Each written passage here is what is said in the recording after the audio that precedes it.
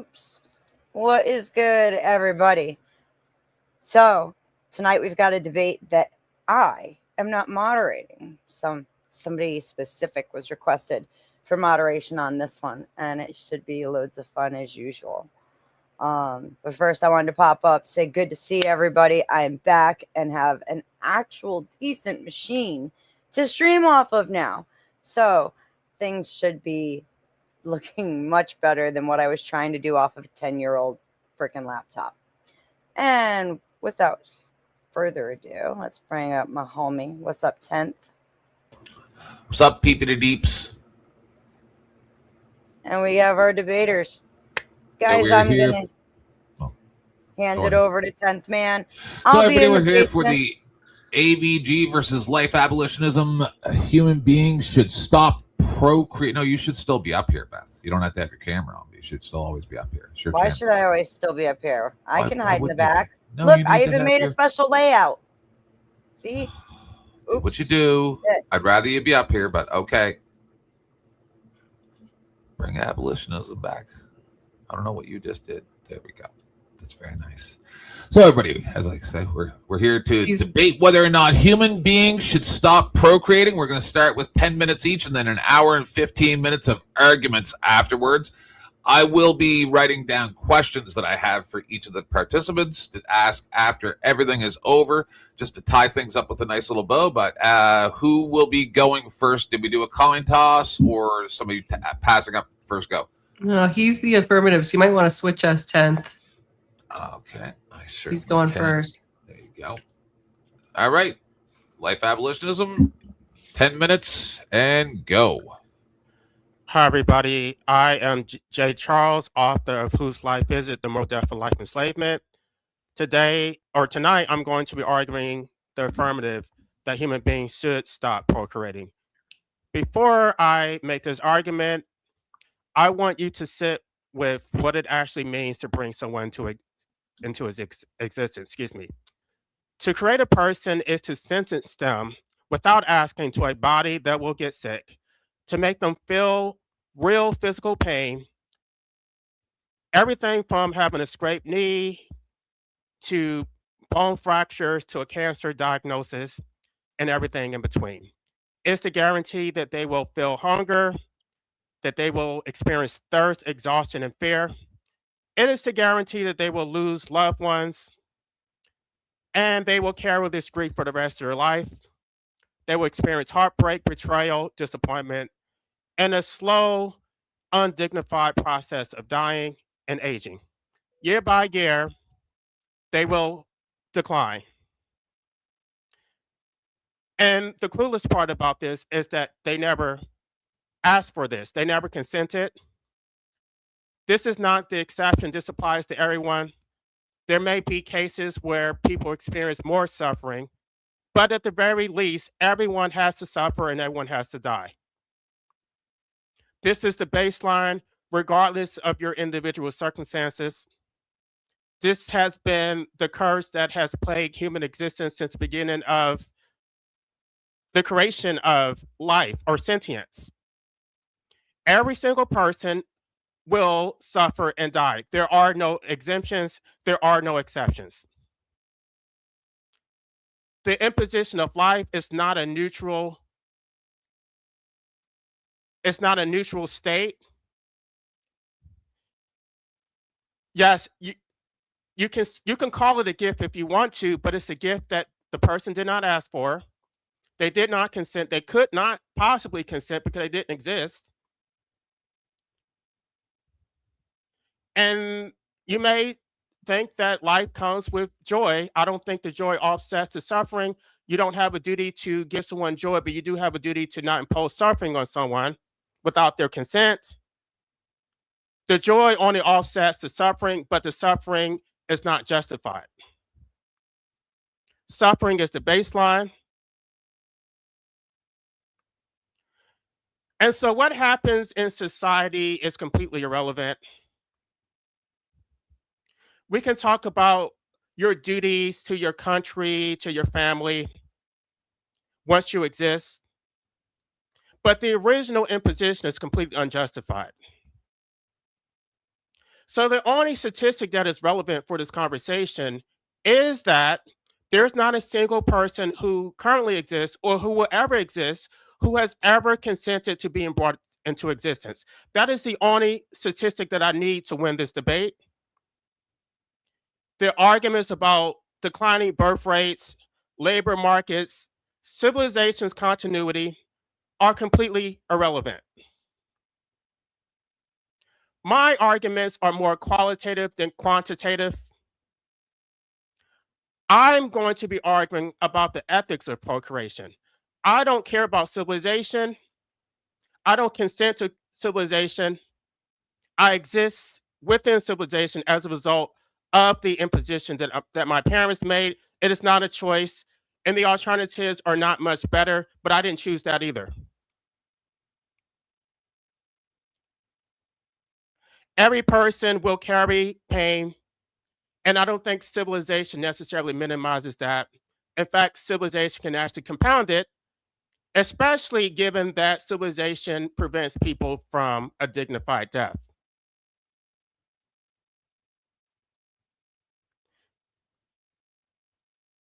I'm not saying that life contains no joy, no meaning.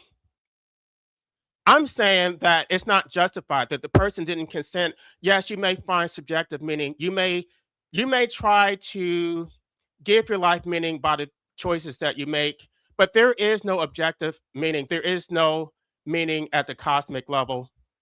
Meaning, the only meaning you can give to your life is at the terrestrial level. Most people will be completely forgotten within 3 generations. For the purpose of this debate, I'm willing to stipulate that procreation benefits society. That is not, I'm not going to argue that. I'm going to concede that point right now. It does sustain economies. It does create a populace to care for the aging. It does preserve culture. I don't need to negate that to win this debate. A benefit to society does not create justification for imposing the serious, irreversible harm on a person who did not give their consent. Consent in every other context would be taken seriously. If you were to have sex with someone without their consent, that would be considered a violation. If you were to force someone to provide labor, you would call that slavery. You would call that a human injustice. Yet, for some reason, when it comes to procreation, everyone seems to ignore it. They seem to forget how you got here, that you were actually created by 2 parents who did not ask for your consent and could not get your consent. The problem with procreation is structural, not incidental. If you were to reach out into the void and ask the person who doesn't exist, would they consent to 80 plus years of suffering and death, obedience to a state that they did not consent to, being subjected to all kinds of state tyranny, having to obey unjust laws, having their reproductive functions controlled and dictated by society, having to work for some corporation, not having any meaningful rights because the state has sovereign immunity or qualified immunity. Yes, you can escape civilization. Maybe you can go live off the grid. There's not a single place on this planet that isn't monopolized by the state. My book, Whose Life Is It? The Moral Debt for Life Enslavement, addresses all of these issues. So regardless of your culture, regardless of your geographic location, you didn't choose all that. And yes, maybe you can do things to try to mitigate your suffering. You shouldn't have to. You should not have to work to crawl your way up, to work your way. You shouldn't even have to maintain your involuntary existence. It's not your life. You don't actually own it. And that is something that no one has ever demonstrated, that it is your life. Your life is owned by the state. It doesn't necessarily benefit you unless you wanted to, but I'm just going to speak for myself. My life does not benefit me. My life benefits society. It benefits the state. And what makes procreation so 2-minute warning. Am I out of time? 2-minute warning. And what makes procreation particularly egregious is the fact that medical assistance in dying has been criminalized.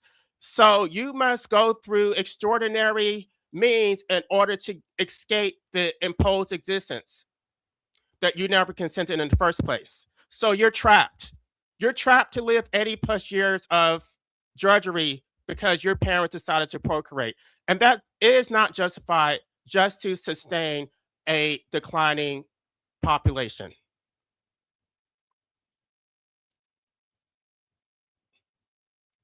One minute. Okay, that's fine. I can stop here. No, you can go 1 more minute. I expect my opponent to argue that declining birth rates threaten civilization. She's going to make appeals to necessity, that we need to procreate. She's never going to explain why we need civilization in the first place, or why procreating absent consent is justified. What I expect is that if I don't like civilization, I can leave. If I don't like life, I can just whatever. I don't expect the consent argument to be addressed by my opponent at all. What I expect is to be told, sorry, your life sucks. What I expect is to be told that this is a personal failing for me to overcome and adapt to circumstances that I never chose in the first place. I don't expect any empathy. I expect appeals to necessity, appeals to religion, appeals to tradition. So my arguments are going to be primarily based on consent. And the only statistic that I need is that no one. That'll be it. All right, let's reset the timer. Remember, we have an hour and 15 minutes after both of you to argue it out. I've already got lots of questions for you guys, but I'm going to fine tune it. All right, sorry, just take me a second here to move to that, and go ahead, Paige, your 10 minutes. AVG. Sorry, AVG, go ahead. Wow, I certainly did not expect my opponent to concede the debate in his opening, for it logically follows that if there is a reason for humans to procreate, such as a societal benefit, like my opponent admitted, then there is no reason for them to stop. The anti-natalist position is a baffling one. It requires an individual to see generations of struggle and victory, heartbreak and love, and to even defy the odds themselves, to be born into a society where things are better than they were centuries ago, and to say, damn it all to hell. Regardless of what they assert, anti-natalists do hold an inherently selfish and at the same time self-defeating view. They frequently discard logical entailments, such as the necessity of societal infrastructure and consent being impossible in all forms of life-changing decisions, in favor of fake virtue signaling and false promises. For instance, all life is suffering. Why not prevent that from even being a possibility? Or we already have enough resources, and AI can easily assume the burden of lost workers. Humans live longer, have access to better medical care and technology, and generally do not face the burdens that our ancestors did in order to survive. And despite what my opponent will likely argue, we do not have a resources consumption-based issue stemming from population when it comes to essential living components like food and electricity.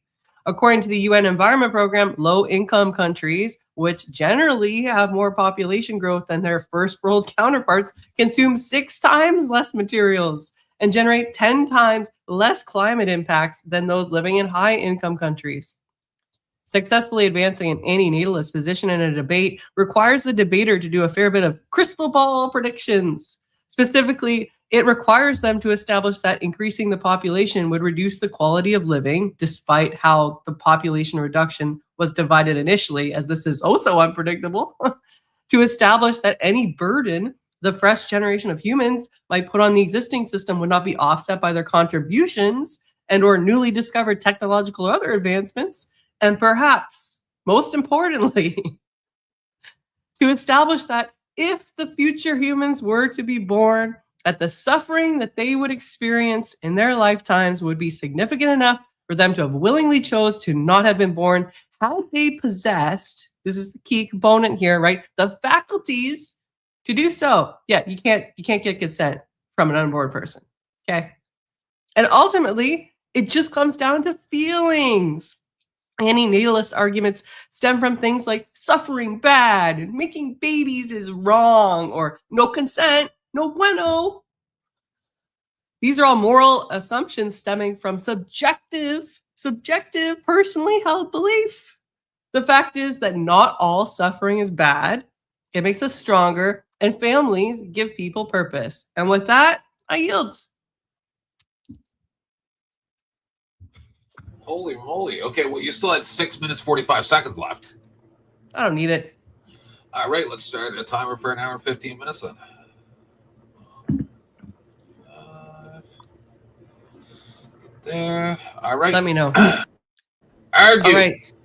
Yeah, so life abolitionism, you said that suffering is a baseline. Can you establish that to me, that everybody experiences suffering and it's of equal and increasing value, and not the worst case?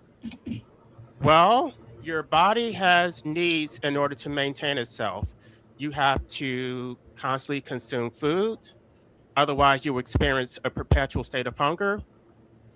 Your body must maintain equilibrium, meaning you're going to need some type of temperature regulation, whether it's staying out of the heat or staying out of the cold.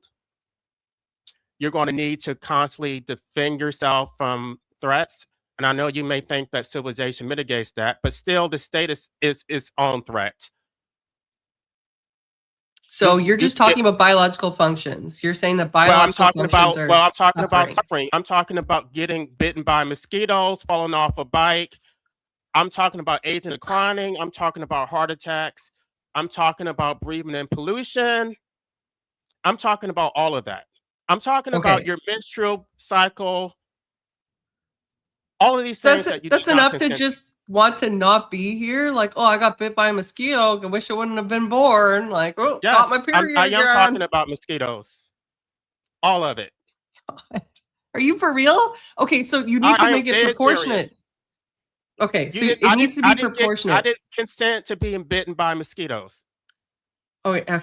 So can I just explain something to you? So there's a proportionality. So what you're trying to convince me to do is to like say to people, hey, don't procreate, right? Stop procreating. Don't give people an opportunity to even be born. So the suffering that you're asserting that they're going to experience has to be proportionate enough that the person would be like, oh, well, geez, that's horrible. I would have rather not been born. Do you really think that somebody faces a mosquito bite that's maybe a bit inflamed for a couple days and they're like, you know what?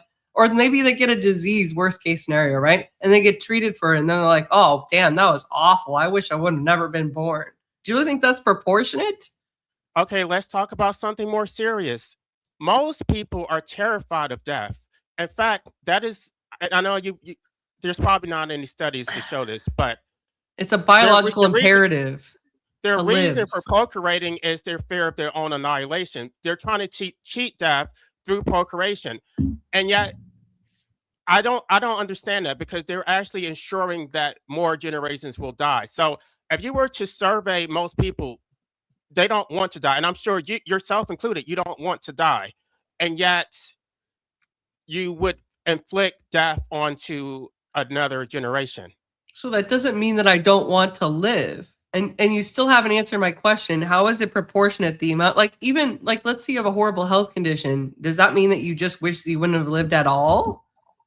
Like, we're talking about total eradication here. Like, there needs to be a significant, like, I'm not denying that there's some people that exist out there that they have a horrible medical condition where they can't even live normal lives and every single moment is pain. But that's not the general experience like you seem to purport in your opening. You said suffering is a baseline. You're leading us to believe that everybody's like stage 5 cancer patient with like horrendous body pains and they can't do anything, right? Then like, that's the general experience. On what you count as suffering. But if I did give you David Benatar's book, Better Never to Have Been, David Benatar counts all suffering, everything as minimal as a mosquito bite to the more extreme versions of suffering, and none of it was consensual. So I know you think that I don't know, maybe this is hyperbole or I shouldn't be taken seriously, but No, the No? bottom line is that when you procreate, you're playing Russian roulette. You're taking risk with someone else's life. There's an endless potential for suffering, and all of it is completely foreseeable. So maybe you did have a good life, but you're not in control of that. You don't know if your country is going to become war torn. I'm sure that the people who procreated in Germany didn't realize there was going to be a Holocaust, but they decided to gamble anyway and then look at the outcome. So I'm not sure why humans are no smarter than cats and dogs, that we can't ignore our biological drives and actually have some empathy for our potential offspring. I'm not sure why humans are less empathetic than or equally as unempathetic as bacteria. And Well, I'm not sure just why this is funny, by the way. I'm not sure why this is a joke. There are people who are experiencing real suffering who's every day. laughing? Is somebody laughing?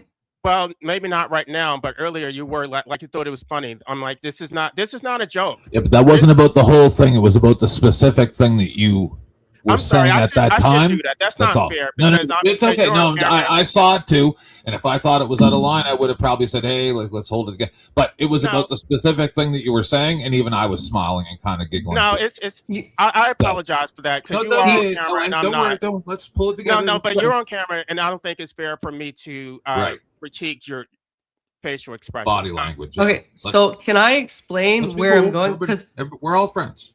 right now, this is how I understand your argument. Okay, we should not have children because there is a chance that that child could get, like the flu a few times. They might be bitten by a mosquito. So the kind thing to do is to just not have them be born. That's your argument, correct? Well, it's the only way to guarantee that they won't suffer and die. Well, if they're never born, they'll never experience joy. Isn't that suffering? Right, but you don't have a duty to Yes, give joy. it who is doesn't suffering. exist. You don't. It is no. suffering. Wait. Someone who doesn't exist does not suffer from not experiencing joy. They only suffer Okay. once they're brought into existence. So If they know that they could have had that life, would that not be painful for them? I provided you David Benatar's book. I'm not sure if you looked up the asymmetry chart. Tell me why I should bring it up, and tell me his specific portion and his credentials, and why should we even back what he's saying? Because from what I understand, he also rejects proportionality logic, because he's saying you told me before, I'm assuming this is correct, that he says that even any kind of suffering, like a mosquito bite, is suffering, and that would justify your position that you're advancing today. And I think that's an argument in ridiculousness, to be quite frank with you. It's not even just the harm that we experience ourselves. It's also the harm that we cause to others. Now, I'm not a vegan, but just by existing, we do cause harm to animals. And so I'm against procreation for that, in that aspect. And I'm sure you're not a vegan either, but if you look at the harm, humans are the most destructive species on the planet. We cause infinite destruction to the environment, to other life forms, and we cause harm to each other. And because humans are so territorial, and because they want to consume so many resources, yes, they have no problem oppressing others in this capitalistic system. They just want to extract. They support democracy, and they want the state to control it and enslave everyone so that they can feel safe. It's like they don't want to make any decisions for themselves. They're just toddlers. They're just perpetual children who need the state to babysit everybody. None of us can be free because these people are too incompetent to have any agency over their own lives. They beg the state to control them. And I know you live in Canada, but I think Canada is just as authoritarian as America. I'm sorry.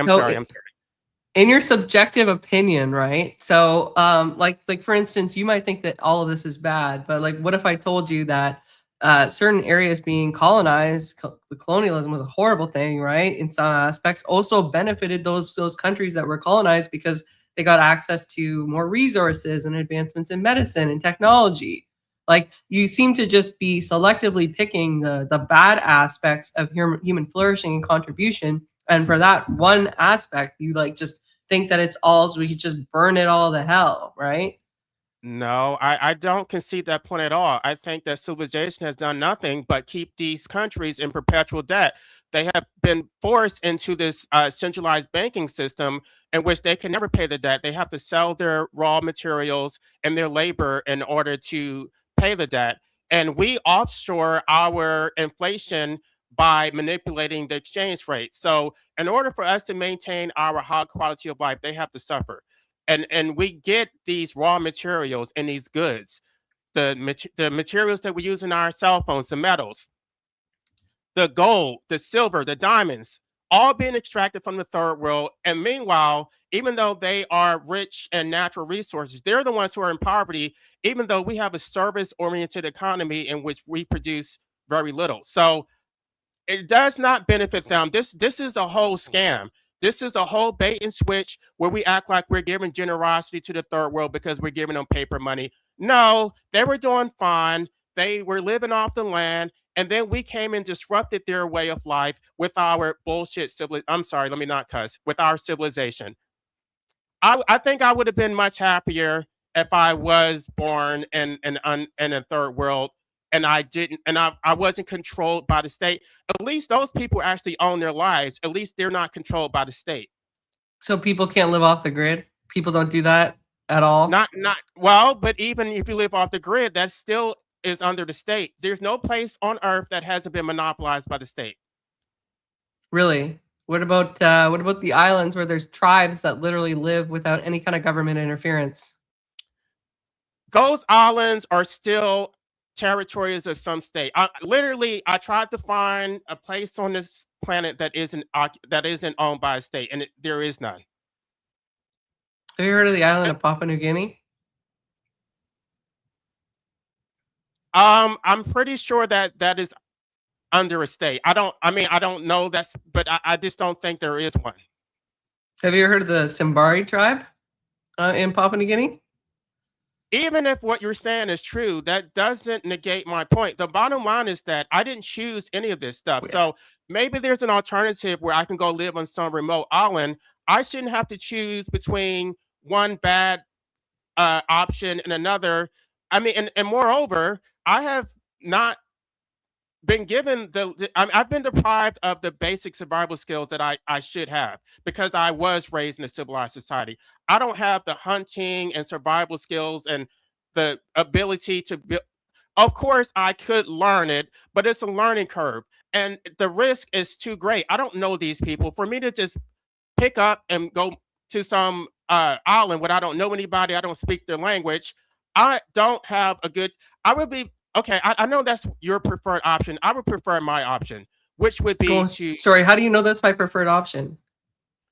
Because that's what you suggested. I mean, you didn't even address the medical assistance in dying argument that I presented. That would be my option. So do you want to talk about that? Oh, absolutely. Okay, great. Why should we support MAID when they're currently advocating for it to be expanded to people with mental health issues where they literally lack faculties to make a decision on ending their life? Well, I don't want to legalize it. I want to decriminalize it because I think it's a natural right. And I don't think the state has any legitimate authority to criminalize it in the first place. We're not slaves. I'm not sure how the Constitution works in your country, but in America, we have a constitution of delegated authority. The people themselves are supposed to be sovereign, and the cornerstone of freedom is self-ownership. If you don't own your life, then you're a slave. So who should be allowed to end their life? And it's already legal in Canada. Who should be allowed to end their life? I think the way you're framing the question Anyone?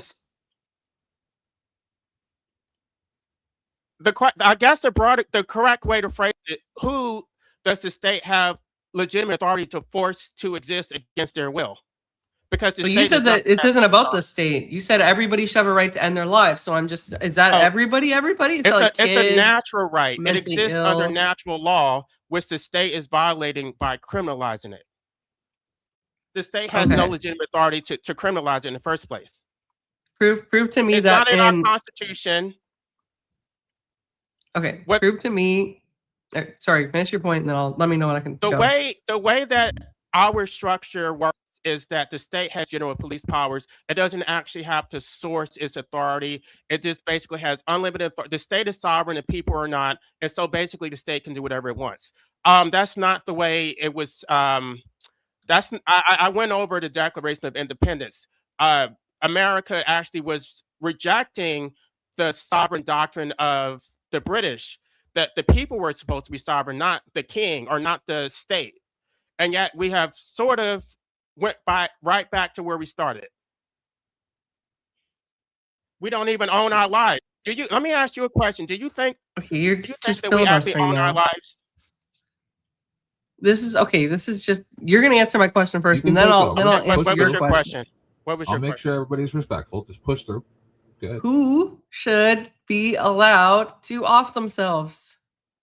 I don't think anybody should be allowed. I think it is a natural right, and the state does not have a legitimate authority to stop anyone from doing it. So it's not a question of being allowed. The state should not have the power to stop someone from doing it. So what about force? What about force doctrine? Is there not an enforcement arm of the government? Are we not bound by laws if we live in society? Right, but did we consent to live in? We didn't consent to that. So that's where you have to start. That we were. Okay. Life was imposed on us. John Locke, social contract theory, right? Right. You No. get something out of You mean society. Rousseau? You mean Rousseau? That's the social contract was Rousseau. There's But I'm glad you three brought up philosophers. John Locke. What John Locke actually said is that we. By the way, John Locke was against self-deletion, but not for the reason that you're saying. He believed that we have a duty to God to maintain our lives, but it wasn't a duty to the state. And what's the other guy's name? Can't think of the guy, the one who wrote. I'll look it up while you're talking. Right. So you're saying that natural law is incompatible with civil law, and to that I say, who the fuck cares? Like, ultimately, we live in a society that is governed by laws and branches of government, including the enforcement mechanism of the state. And if you don't like that, I mean, like I said, there's a little island, right? You can go live with the tribe there. It's called the Simbari tribe. And I think you'd find what they do on that island very interesting. Okay, the person I was trying to think of, the philosopher, is David Hume. David Hume had a competing theory against Locke, that basically we do have a natural right, and it is a right that is given to us by God because only human beings have the ability to do that. Is a natural ability, and therefore the state does not have legitimate authority to interfere. So you believe in God? Do you believe in God? Not the way that God has been used colloquially. I don't believe it is an actual deity, a man in the sky. I consider myself a Gnostic, so it's not a literal God the way that most people use that word. Okay, just curious. What was your question for me? Do you believe that we actually own our lives? Insofar as what? Financially, in being, in essence, what capacity? Okay, well, I don't know if you're familiar with John Locke because you did cite him, but John Locke was a proponent of self-ownership. He said that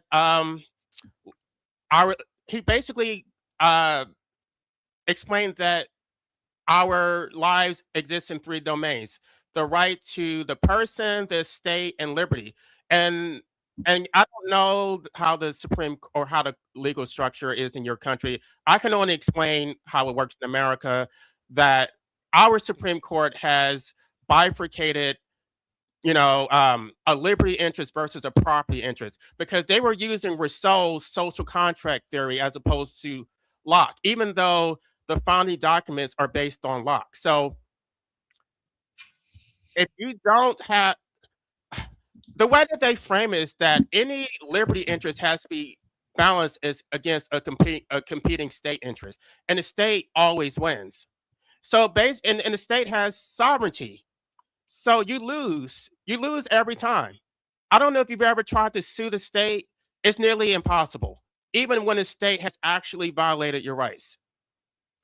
Even when the state has destroyed your property or done something completely egregious, even when the state has deleted somebody, they would claim, oh, he had a reasonable belief that you had a gun. So qualified immunity, he acted in good faith. He didn't violate clearly established law. It's it's so arbitrary. It's just, if you can't sue the state to enforce your rights, then you basically don't have any rights. You And I literally don't know how. can. I'm sorry? You literally can. There's like hundreds of thousands of Supreme Court decisions out there where somebody has successfully appealed and won against the state. Literally. Well, that's the whole clearly established law. And it has to violate a law that where there's actual case precedent with identical circumstances to your circumstances. If it's some variation, even slightly, oh, it's going to be dismissed. Even if it actually Not violates. true. I'm talking So about in there's- America. I don't know how I it know. works in Europe. I know it's the same. There's a factual nexus and a legal nexus that we typically rely upon in terms of precedent in the legal system. And so when we're talking about a factual nexus, I think that's more so along the lines of what you're thinking, that the facts of the case are the same. And therefore, that's why the precedent is persuasive to the court in reaching its decision. But if we're talking about a legal nexus, it can be something as simple as the legal test that was defined in the precedent-setting case is applicable to the new case. So Okay, there's so two what is the- nexuses. So It's what the is the same legal everywhere. standard for? Do you have qualified immunity in your where you are? And if you Yeah, do, it's named something what's the different. standard? It's named something different. It's under the criminal code. I looked it up the other day. If you don't mind, I can take a second, bring it back up. Because in America, well, if you sue, first of all, if you sue certain state actors, they have absolute immunity. If you sue the president, the governor, if you sue a judge, they have absolute immunity. 25.1 to 25.4 of the criminal code. Officers are protected from criminal liability for actions taken during their duties if they act on reasonable grounds, and their actions are authorized by law. What And I'm about still civil waiting for an liability? answer. What about civil about liability? Sorry, we're talking about qualified immunity. In what capacity are you saying? But when you sue a state actor under 42 USC 1983, their defense is qualified immunity. Maybe we need to get away from this because our legals.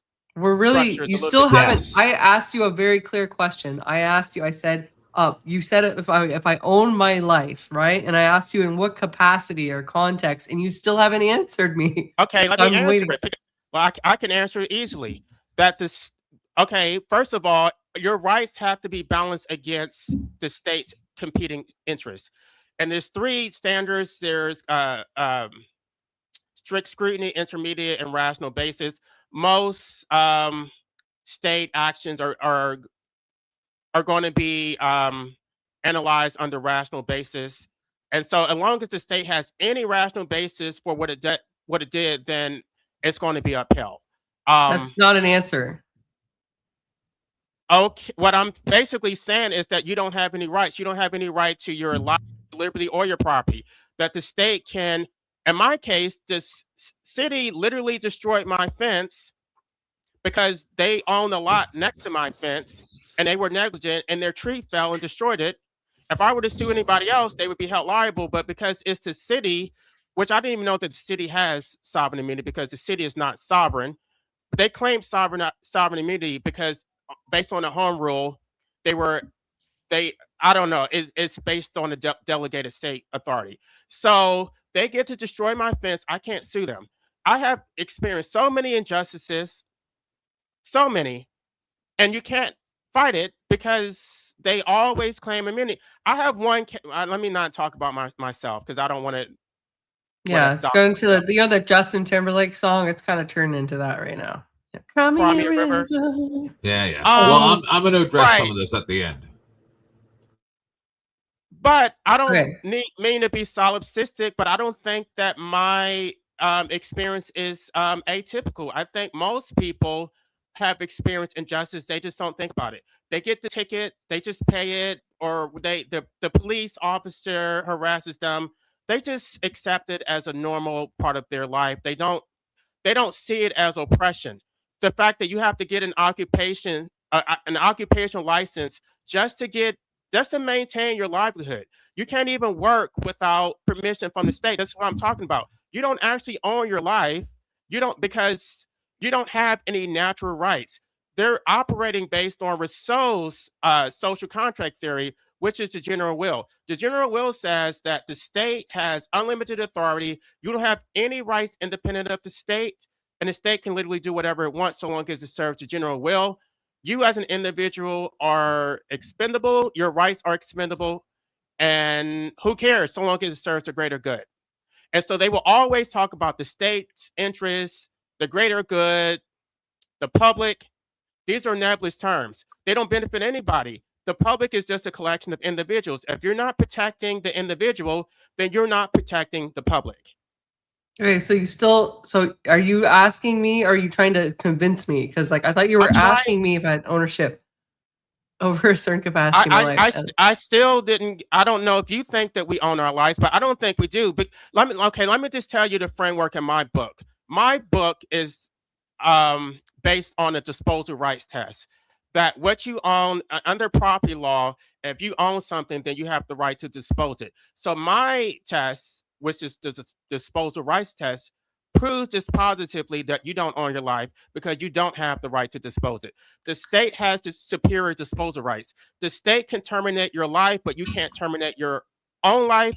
The state can destroy your property, but it regulates your property. So even when it comes to your property, you don't really own it. You just basically have a right to exclude. The state has superior. The state owns your life in every domain, over your person, your liberty, and your property. Everything is based on getting state permission. You're just a perpetual slave. You never really get emancipated, even at the age of 18. You're supposed to be an adult. You're just a perpetual child who has to beg the state for permission just to exist. Humans are the only let me be more specific. The civilized human is the only animal on the planet that has to pay just to exist. Okay, do we get anything in return for that payment?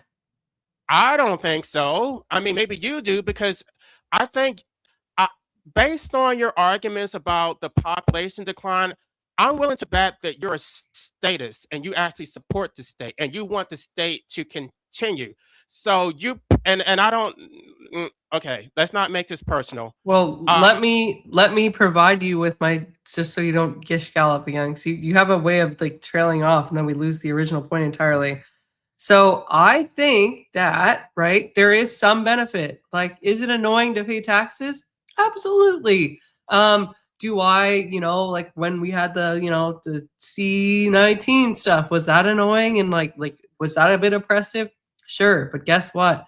I can go outside and I can be safe. I don't have to worry about being injured or hurt or anything by another human. I have access to clean water. I have access to like nice food. I live in an area that's highly walkable. My employer gives me great benefits. And you might say like, okay, these are all like little hardships. But if you were to ask me, hey, would you like turn back the clock right now and just not be alive? Or would you like go through these hardships? I'd be like, I'd rather go through these hardships because at least I would have been alive. If you don't live, then there's no good that comes from it. It's like an unaliving sentence in and of itself, to put it quite bluntly, because there can be no good. You say there can only be suffering, but there can also be no good. It's self-defeating as a logical entailment. So do you think that the continuation of life is always justified under all circumstances? Like, for example, what if you were a chattel slave, or what if you were in a Holocaust just wasting away? Do you think that is worth a life worth continuing? That's an interesting question. I actually recently saw a YouTube video of an individual that was talking about slavery, and this child slavery, specifically in the United States of America. This individual was a black man, and he said, you know what? It was horrible what my ancestors went through, and like the generational trauma is awful. But if that wouldn't have happened, we would still be in Africa in like this village, and the conditions in that village are pretty horrible. And in America, I have access to, like all of these like economic opportunities and the first world country elements and resources that we often take for granted. So it's funny how you seem to take the negative on things, and there actually can be a positive from something that's even very traumatic. let's shift a little bit to your argument Well, about you don't want to and like deal okay, with that. I Is it can you're just address going to that. concede? I think that you're creating a false dichotomy where you have to live in a civilized society or you have to live in a third world. I don't think you have to exist at all. So I When did don't I think I say need. that? It's total straw Well, man, dude. no, you said that this black person was grateful for slavery because at least he doesn't have to live in some impoverished country in Africa. So I'm saying he didn't have to exist at all. So why are we comparing two states of existence? There is a third option. Yeah, the So option I where would there's rather, no good at all. There's just that but nothing. I It's don't think that. Okay, but let me. I'm not talking about him. You would you like to be a Holocaust victim who's starving and skeletal and being abused, or would you like to be whipped and not have any rights and you're picking cotton in the hot sun? Would you like that? I'm just trying to figure out your barometer for what quality life is or a bare life. Because you seem to 45-minute espouse mark. a position of a bare life that as long as you're alive, then you should be grateful. so that's the wrong question to ask. What you should be asking is, would I be fine going through that, or would I prefer to not live? Because that's your position. Would you like to rephrase your question? I mean, if you want to answer that, then I'm fine with that. Yeah, because the other question's stupid. It's like, obviously nobody wants to go through those things. But if it was between going through those things and not even having the opportunity to exist and to survive the Holocaust and to survive chattel slavery and to go on and build something and have kids and, you know, be fruitful and have love and a purpose in life, then obviously I would rather go through those things.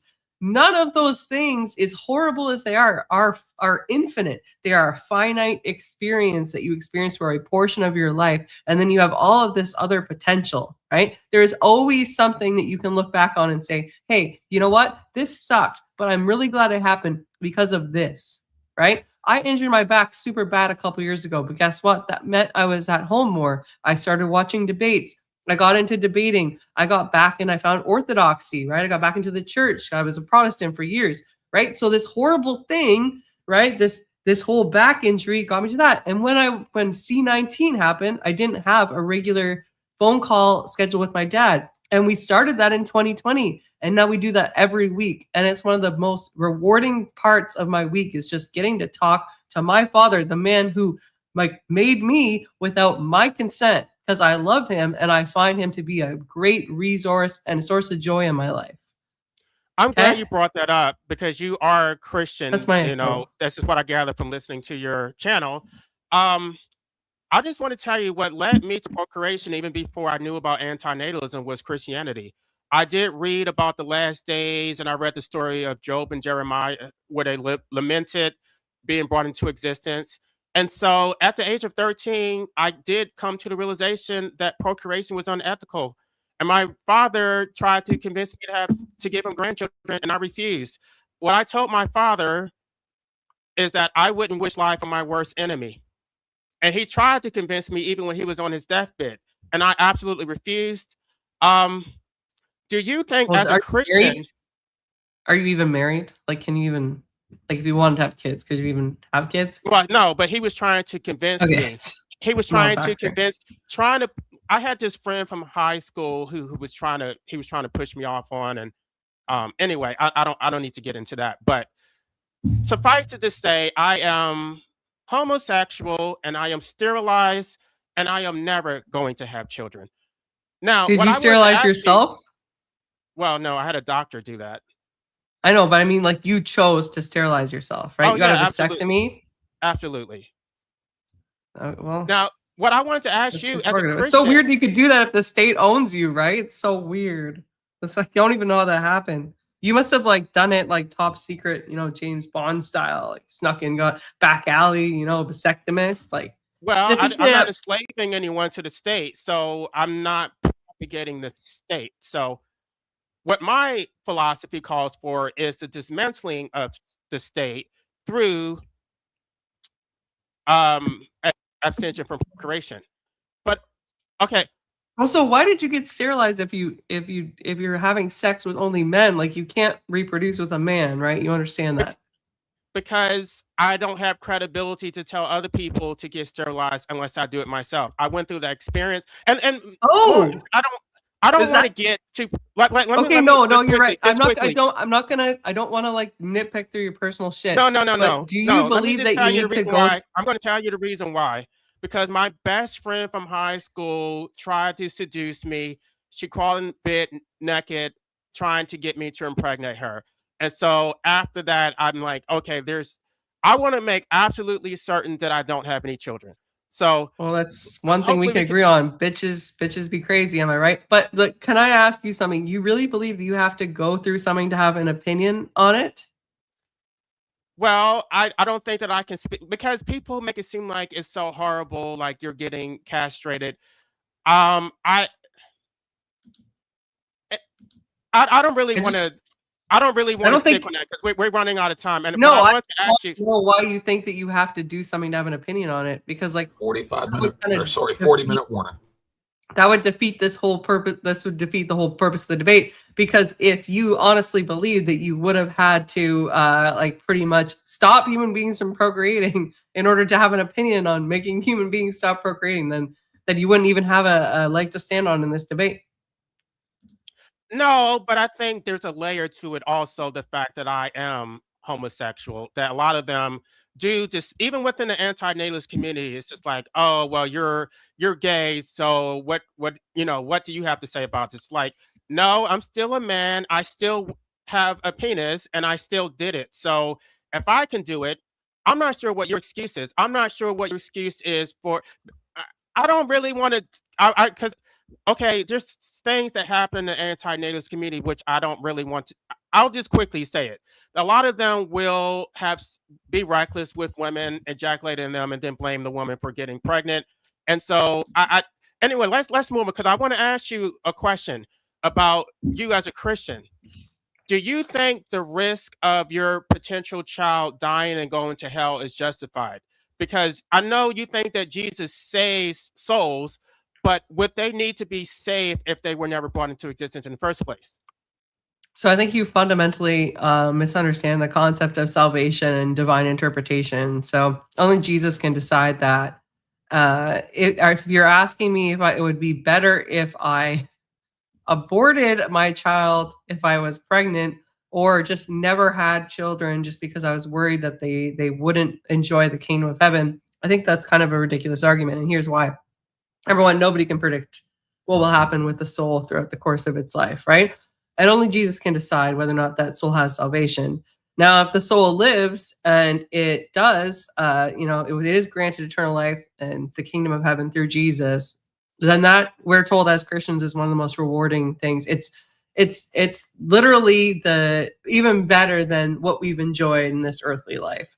So if I was a parent of a child I'm raising, if I have a kid, obviously they'd be raised Orthodox, right? I'm going to give them all the tools that they need to reach salvation and salvificness. And if for some reason they, were successful in that, then that would be the greatest reward. So why would I want to deprive my child of the greatest reward by just Well, not having them actually, or aborting them worse? The Bible says, narrow is the path to the kingdom of God, and few will find it. So the Bible is explicitly saying that most people will not go to heaven. In fact, according to the Bible, most people are going to hell. So there's a high probability that everyone, but most people, you and your child, I don't believe in hell, by the way, so I'm not saying anything to be disrespectful. Interesting. But there's a That seems good ignorant. likelihood, if hell is real, that you and I are both going to hell. Oh, really? You have the ability to make that salvific claim about me? You don't even really know me. That's according to the Bible. The Bible said that most people are going to hell. Okay, and when was the last time you reviewed that specific passage of the Bible with your spiritual father? Not with my spirit. Again, I'm a Gnostic. Do you have a spiritual? You don't have a spiritual father, right? Do you know about Gnosticism? We don't believe that God is what. I know. I'm asking you obvious questions to get spiritual father. God is not my father. God is an energy force that is already inside of me. So you reached this determination subjectively. You read a portion of the Bible and you've made your own assumption about it, and you think that now because the Bible said it and the way that you've interpreted it is such that it must be true. Is that correct? No, I don't believe believe it's literal. I believe the Bible is allegorical. So okay, then how can you then that's a moot point then. You're like, I read this thing in the Bible and like I think it's no, this, but then you're like, oh, still, do you think the Bible is allegorical? It still has a philosophical undertone. It still teaches you something about life. I mean, if you want to discard it, you're making a determining statement. You're saying I read the Bible, AVG, and ergo, right? I can reach this conclusion. Most people aren't going to heaven. You made a determinative statement based on the passage, right? No, but I don't believe in it though. What I'm trying to appeal to. Well, then it doesn't mean anything. It doesn't mean anything to me, nothing. But it does mean something to you. So I'm using your arguments against you that you believe in this book, and so I'm going to. How do you know what I believe? Because you're a Christian, and that's what I mean. Are all forms of Christianity the same? By definition, I mean you believe in a Bible. I mean, by what definition? What's the definition? By the definition of calling yourself a Christian. I mean, let's not play games, because I've listened to your channel and I know you can't until this argument, because you have no Bible. You do believe in a Bible, and you are a traditional Christian.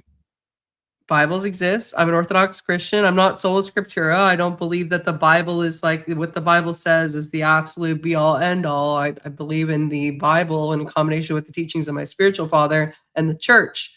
The church existed before the Bible. Jesus tells us this. And so why on earth would I just like take the Bible and be like, this is all word for word. This is what's the truth, right? It's a tool. All right. I don't know that.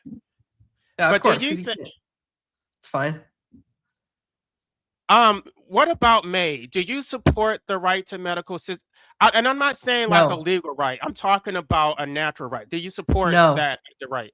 Why? That's a perversion of God's wishes. So do you believe in free will? Yeah, free will is only a test to see whether or not we can follow the teachings of the church and God, right? Well, if you're a Christian, why are you using the state to control people? I mean, if you really believe that Jesus has power, why don't you appeal to Jesus instead of appealing to the state? Why are you forcing people to exist against their will? Because we still exist in an earthly society. So absolutely, I don't disagree. I think there are, divine laws and divine commands, and there's also civil commands and civil laws. And whether or not you like it, this is part of living in society. It's a trade-off that we get for the rewards that we get from society and the comforts and the resources that we get from society. I think you're worshiping a false idol. I think the state is your God. Prove it. Prove it. Well, the fact that you would appeal to the state to force people to exist instead of appealing to Jesus is really all the proof that I need. Why are you trying to control people through the state? I mean, I want you to. You're asking me if I support it. I don't have any. The fact is, I'm just one woman. Okay, 2 14-year-old boys could like BEAT the crap out of me. Okay, like, and I would have nothing to do with it. True. What do you mean? The average woman is significantly less powerful than like teenage boys. Do you not know this? But you have your own weapon. You have your own weapon, which is the state. You are a very, I'm sorry, as a statist, you are a very violent person, and you're using the state to impose your will on people because you're deploying violence. The state is inflicting violence on people. So me preventing or saying that I will not support, for instance, because all I can really do is vote, right? Me not supporting a politician who is advocating for mentally ill people being able to unalive themselves, right? That's me forcing my will on people, and that's evil, right? Like not allowing a crazy person. It's an act of violence because the medical professionals who would like to provide that service, who would like to engage in a private contract, would be put in prison. They would lose their ability to earn a livelihood. And this is all done by your consent. This is what you have to understand about democracy. Who says that they would have to go in prison? I just really want them to like seek the help that they need, because if somebody is mentally ill, they don't have the faculties to make a decision on whether or not they should live or not live. That is backdoor imprisonment also, to stick someone. What do you mean? You're detaining someone against their will and pumping them full of drugs. That is backdoor criminalization. I never said I was going to do that. I would actually like them to get involved in the church, and hopefully the spiritual father could talk some sense into them, because clearly if they're mentally ill, they don't have the faculties necessary to end their own life, right? Why are you assuming that they're mentally ill? Well, that's Why what can't that MAID be is a allowing rational for. response to their circumstances? Because the question that I asked you was in specific reference to MAID being available to individuals who are mentally unwell. Can you tell me how a mentally ill person can provide consent? You're very concerned about consent. All contracts, for any contract, you have to, there has to be a meeting of the mind. You have to have the capacity to enter a contract. So I don't think a mentally ill person has the capacity to enter a contract. So great. By default, so why should we allow them to end their lives? Should we? Sorry? Should we allow them to end their lives if they can't enter I don't into the like contract? your word allow. It's not, they shouldn't. You home policing me? Something. I don't think 30-minute warning. I don't think the state has any right to, like, by the way, there are some antinatalists who are more extreme than me who think that procreation should be against the law, or maybe there should be a license to procreate. I don't believe that. I don't believe the state should have that much power. But on the same token, I don't think the state should have any power to stop anyone from terminating their life. Even a mentally ill person. Well, I actually have a proposal which addresses that. So yes, they shouldn't be able to do that. I think standard contract principles should apply. So if you don't have the capacity to contract, then you should not have the ability to terminate your life. Okay, so the government can interfere. Sorry? The government can interfere then. No, it's the way I worded it is very specific. It's not about the government interfering. It's about the loved ones. I think you should have standing. I don't think the state has standing just because it wants people to be workers. No, if you're a loved one who actually has an interest in that person, fine. But the caveat also is that if the state is going to force you to exist against your will, then the state should be forced. The state should have to pay to maintain your voluntary existence. If the state has an interest in our lives, fine. If you think that you want to protect the mentally ill, then you should have to pay to maintain their involuntary existence.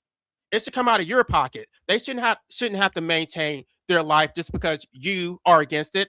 And then I know you're probably against all. The government already does that, though. They already support mentally, like the people are on disability. No, I'm not. I'm sure you probably disagree, but I'm not mentally ill. And you don't no, I mean people are, not you. There's people that are like mentally incapable of carrying on regular lives. They're on disability. Like the government supports those people. What I'm saying is that I don't have that right. It's against the law, and yet I'm forced to maintain my involuntary existence. So for all the people who are against it because they have an interest in my life, they should be paying my bills. They should be paying my mortgage. They should be paying my car. They should be buying me food because they have such a stake. I mean, if they have standing and they're so concerned for me, why do I have to? And if life is such a gift, why do I have to pay to maintain this gift? Because you said it was an opportunity to pay, to work, to toil, to maintain something that you never consented to in the first place. Do you live in a decent house? Is there clean water and food when you need it? Yes. I'm not sure. Have you ever personally had a horrible medical thing happen that left you incapacitated? I have been healthy for like and you live in a society where you can, stick your D where you want to, right? And nobody's like throwing you off buildings, right? Like they would in other societies, right? No, you got that wrong. The homophobia came as a result of the state through Christianity and through a centralized state. There was no homophobia in these so-called primitive cultures. They actually did practice homosexuality and pre-colonial Africa. So I'm not sure why Okay, people so that's got just this a wrong. segue. It wasn't a Western import. Homophobia is the Western import, not homosexuality. Okay, so I didn't ask you that. I didn't ask you where it came from, where the oppression came from. I'm asking you if you currently live in a society where you can have your sexual orientation and not be, subjected to like building throwing, where you can have access to clean food, clean water. You said you never had any serious medical Right. conditions. It sounds to me like you live a pretty privileged life. In fact, I think a lot of people would be happy to have your life. Correct? But implicit in your question is the assertion that I got my so-called gay rights from the state or civilization. And Well, I did sorry. not. If the government changes their mind tomorrow, can we not outlaw homosexuality? Like we can make it like it was illegal at certain points. Can the government not do that? The government never had any legitimate authority to make it illegal in the first place. Oh, sorry. Does the government not have access to an enforcement arm and a mechanism? It has power. It doesn't have legitimate authority. Again, It doesn't goes have back to- legitimate authority. Okay, life abolitionism. Try telling an officer when you like, let's say you violate a law, you like go public streaking or whatever. And as the officer is cuffing you, you try telling the officer like you have no legitimate authority. It has power. Power is not the same thing as legitimate authority. Legitimate authority is based on consent. It's based on a social contract. It's something that I consented to. I know you don't think consent matters, but if you're born Not in all circumstances. If you're born into a state and you never consented to it, and the state has unlimited authority to do whatever it wants, that's not legitimate. Where was the consent? The parents consented. I didn't. I have natural rights. I have rights that are pre-political.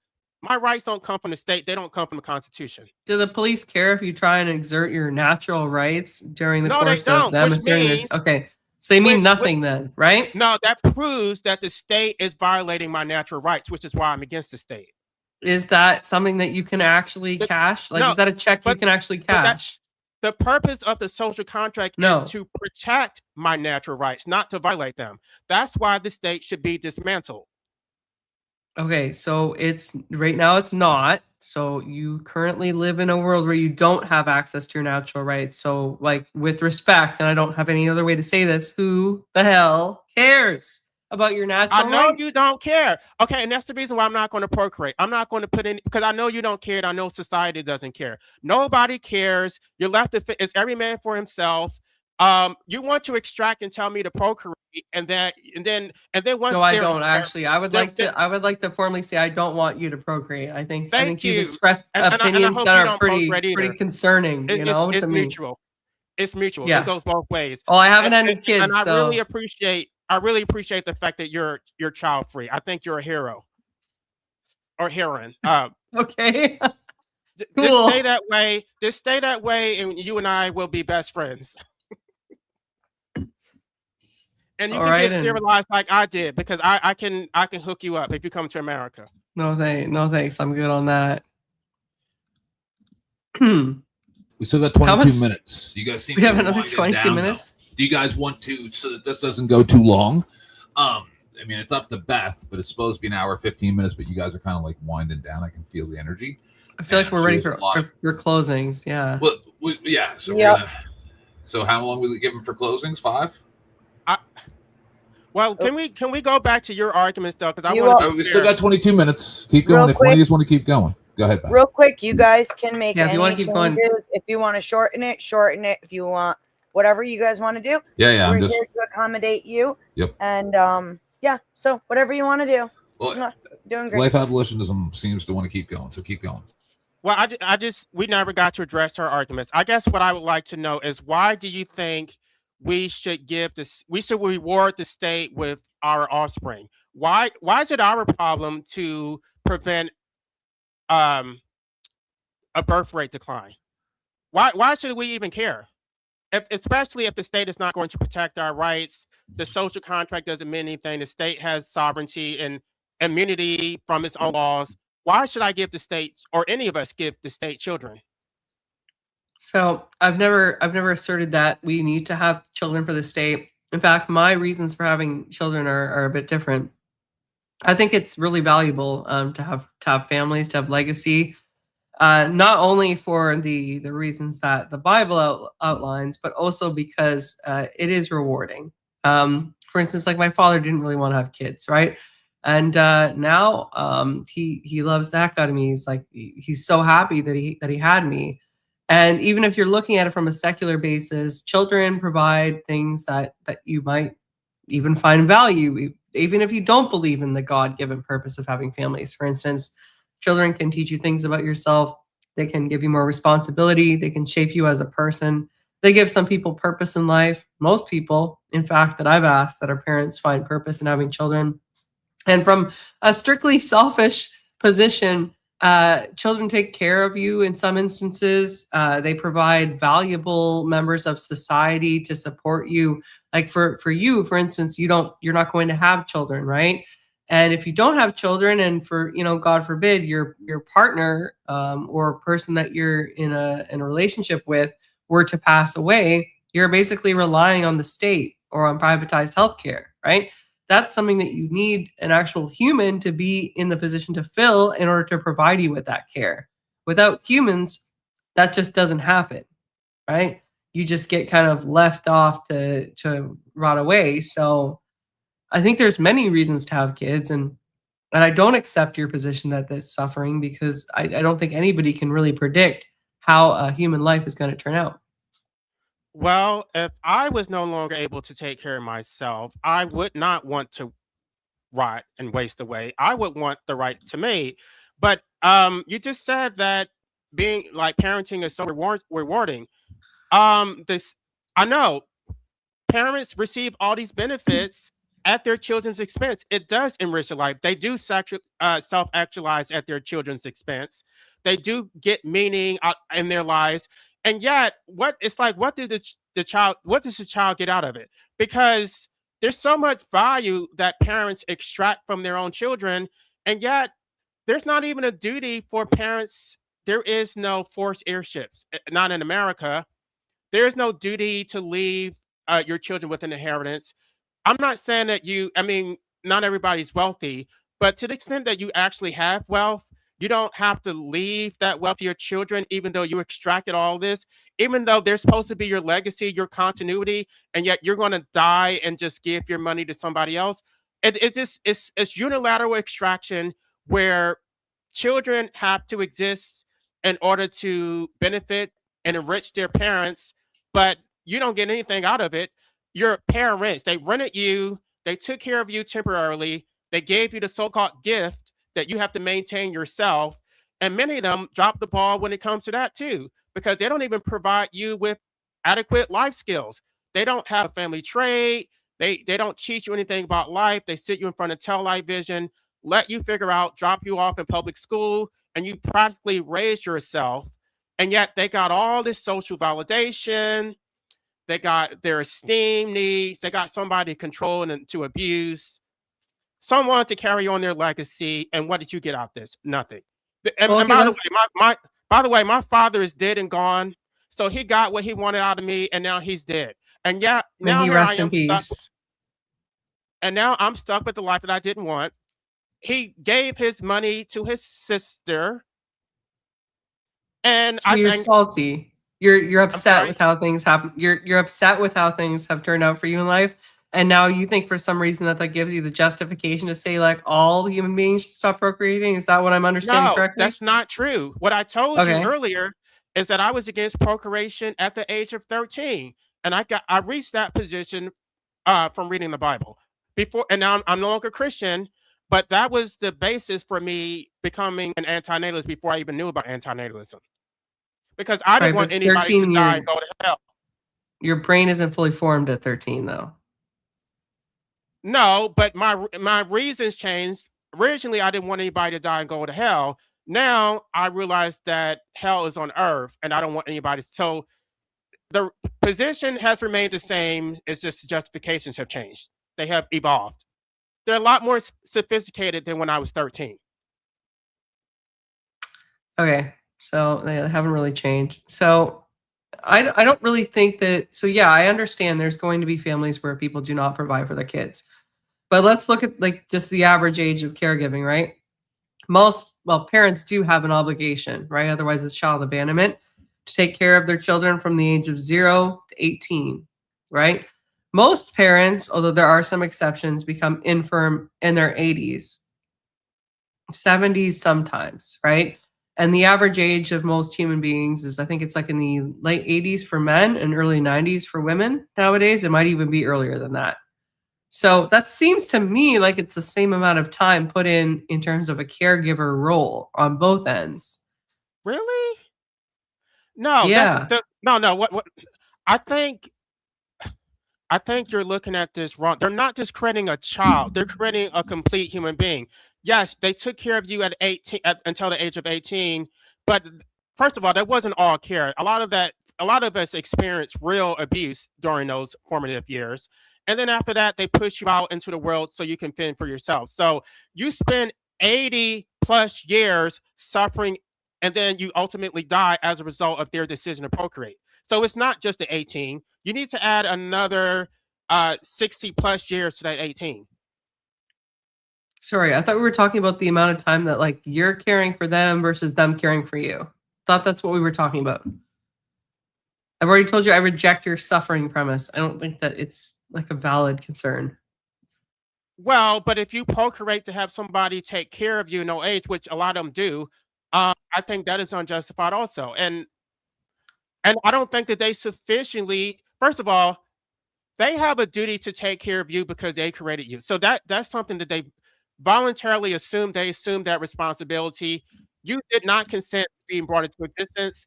So it's not the same. It's the asymmetry can't really be ignored. Do we You do chose things without consent though? Like for instance, like do we do like emergency medical procedures without consent to save someone's life? well, implied consent. I mean, I guess in law there's that, but no, I don't do things without consent. I don't. No, I'm just I don't. saying generally, like, is it socially acceptable to do things without consent?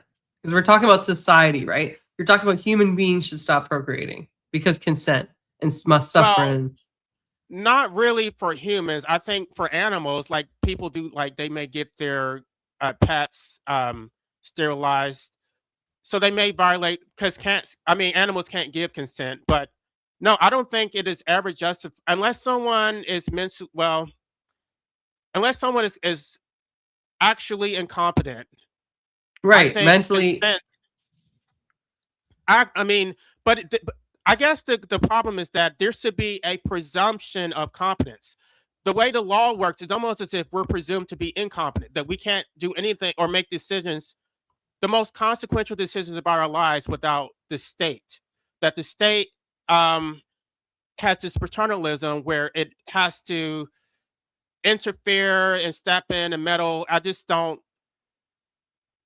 Maybe it doesn't bother you to. I mean, as a man who, believe it or not, I know I'm not the most masculine person, but I am more of a sigma. I don't like, besides sexually, I don't really like being dominated, and that includes the state. I I don't don't like want to the know police. about that, man.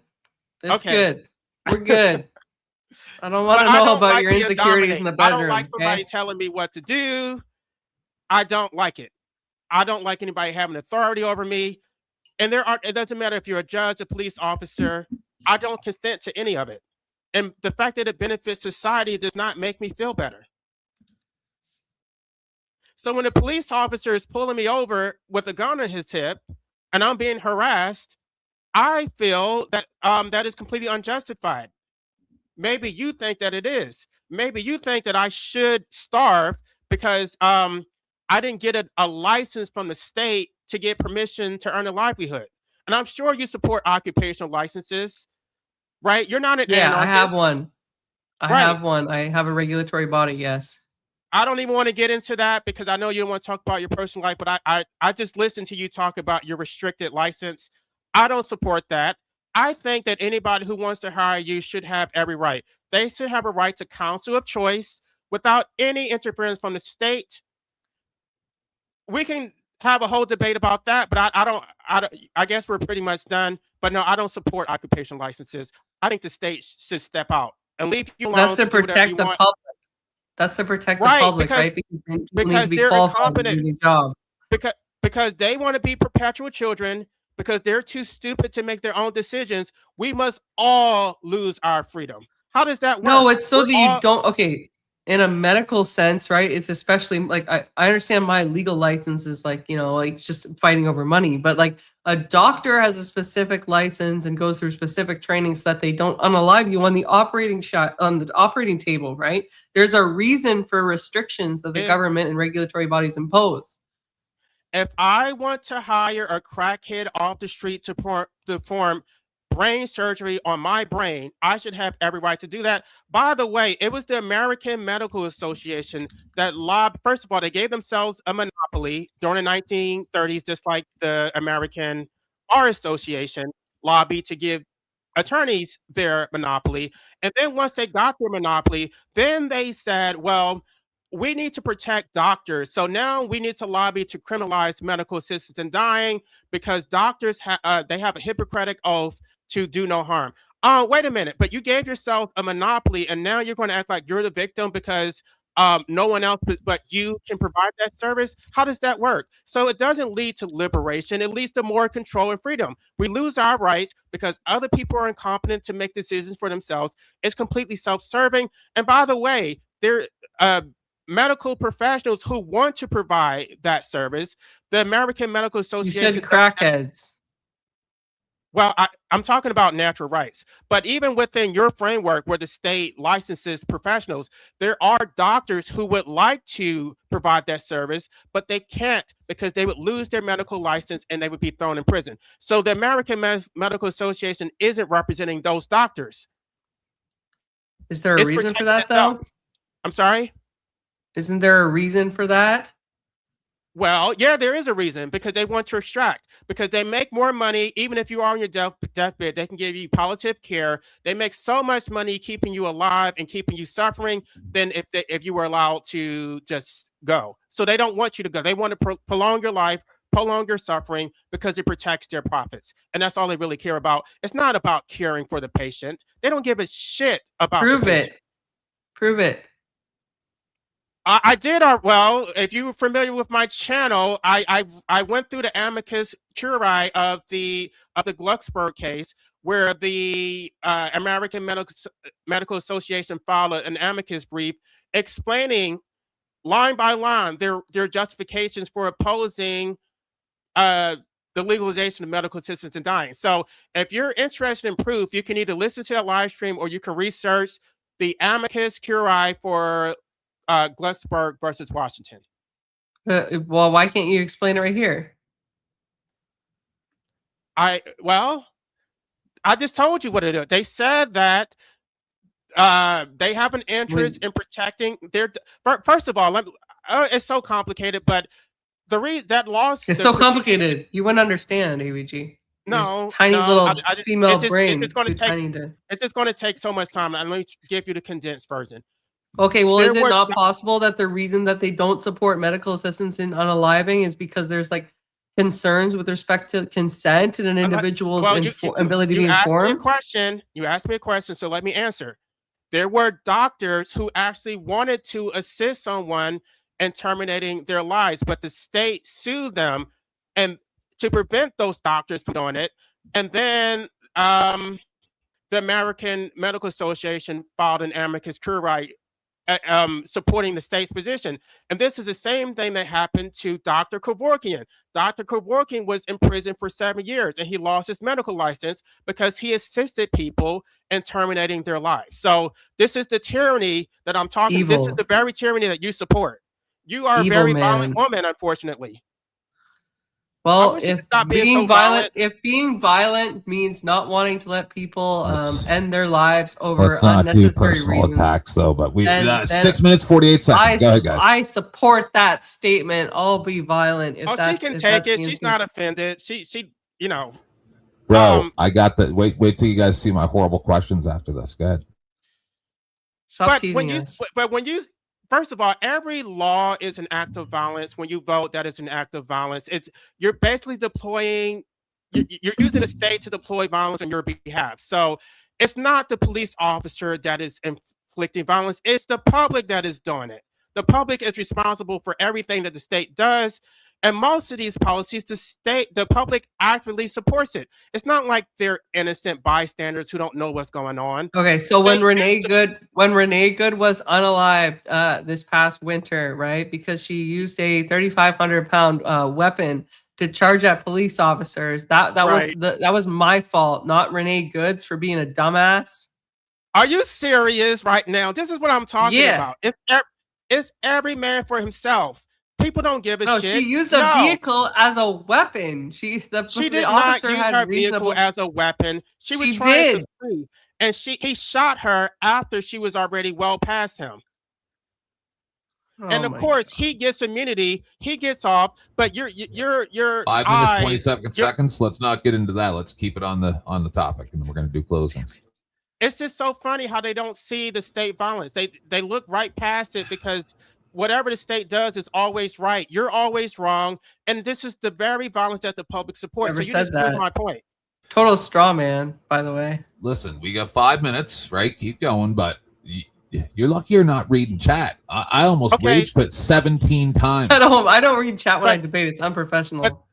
But that's the point that I'm trying to prove, that she would not have the right to terminate her own life, but the state could actually do it in cold blood and get away with it. So you don't own your life. You don't have disposal rights. The state has exclusive disposal rights. You must suffer and die. You must languish and just the state doesn't mandate suffering. No, the state doesn't mandate suffering. Where in the Constitution does it say you must suffer? Thou must suffer at the hands of the evil imperialists. Where does it say that? I think democracy is the most violent political system ever devised. What's the alternative? Well, anarchy. Anarchy. So a state where, like, your complaint is that it's every man for himself. So you want to institute a society where it is literally every man for himself. You're like, hey, it's already bad enough. Let's just go full ass this. No, anarchy would be a system of voluntarism and mutualism, and you would actually have a real social contract where everybody within that society actually agreed to it. There's no contract. Not a social anarchism.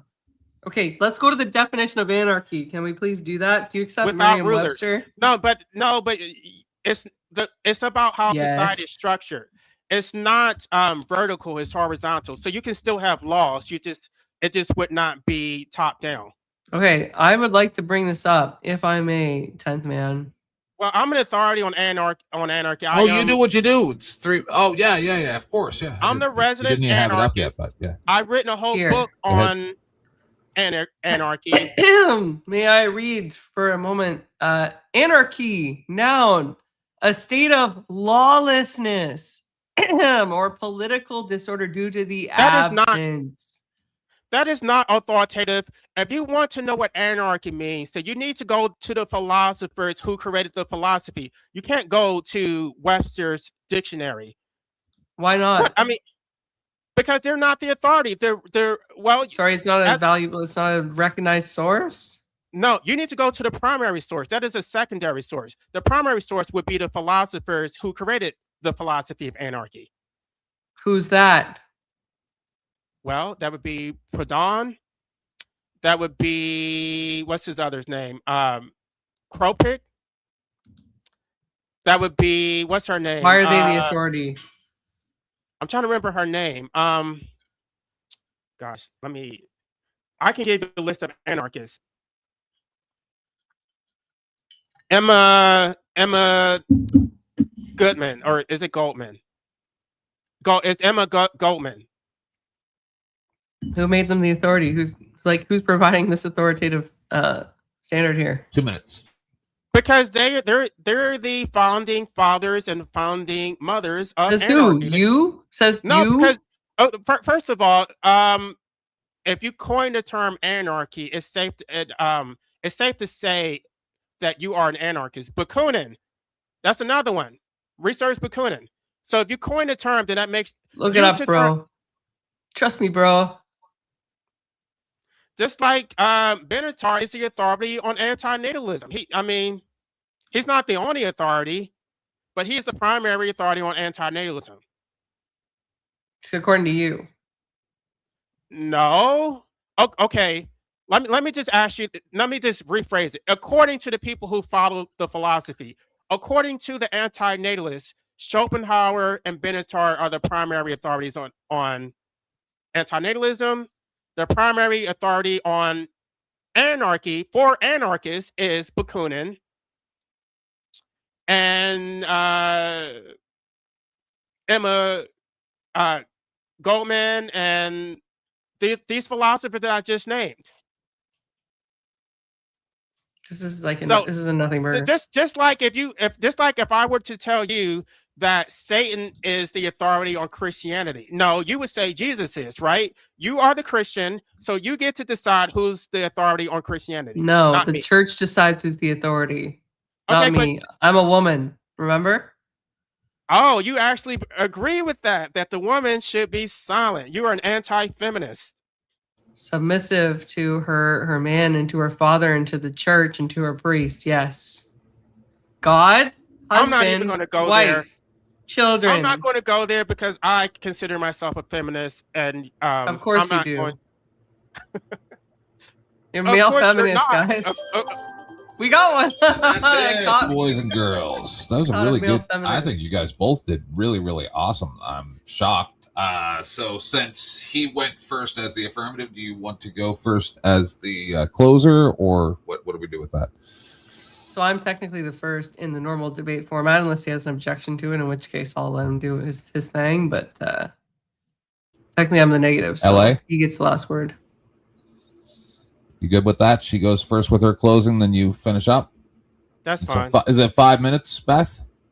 Shake your head, yes or no. 5 minutes? All right, good. Go ahead, guys. Go right ahead, Paige. Or sorry, AVG. All right. So what a debate, guys. All I heard throughout the context of that debate was suffering has been bad for people, ergo end all lives. Who cares about the advancements that humanity has provided and could provide in the future? We know that everybody can suffer, and that even a mosquito bite would be sufficient for one to rebuke their ability to live and exist in this beautiful world, and to make beautiful memories, and to make beautiful families, and to make a life that they can be proud about. And on the off chance, that you might have to, for some reason, rely on the government for services, well, that's just too much of a burden to bear, and we should just send the asteroid. Send the asteroid right now. My opponent provided little to no statistics.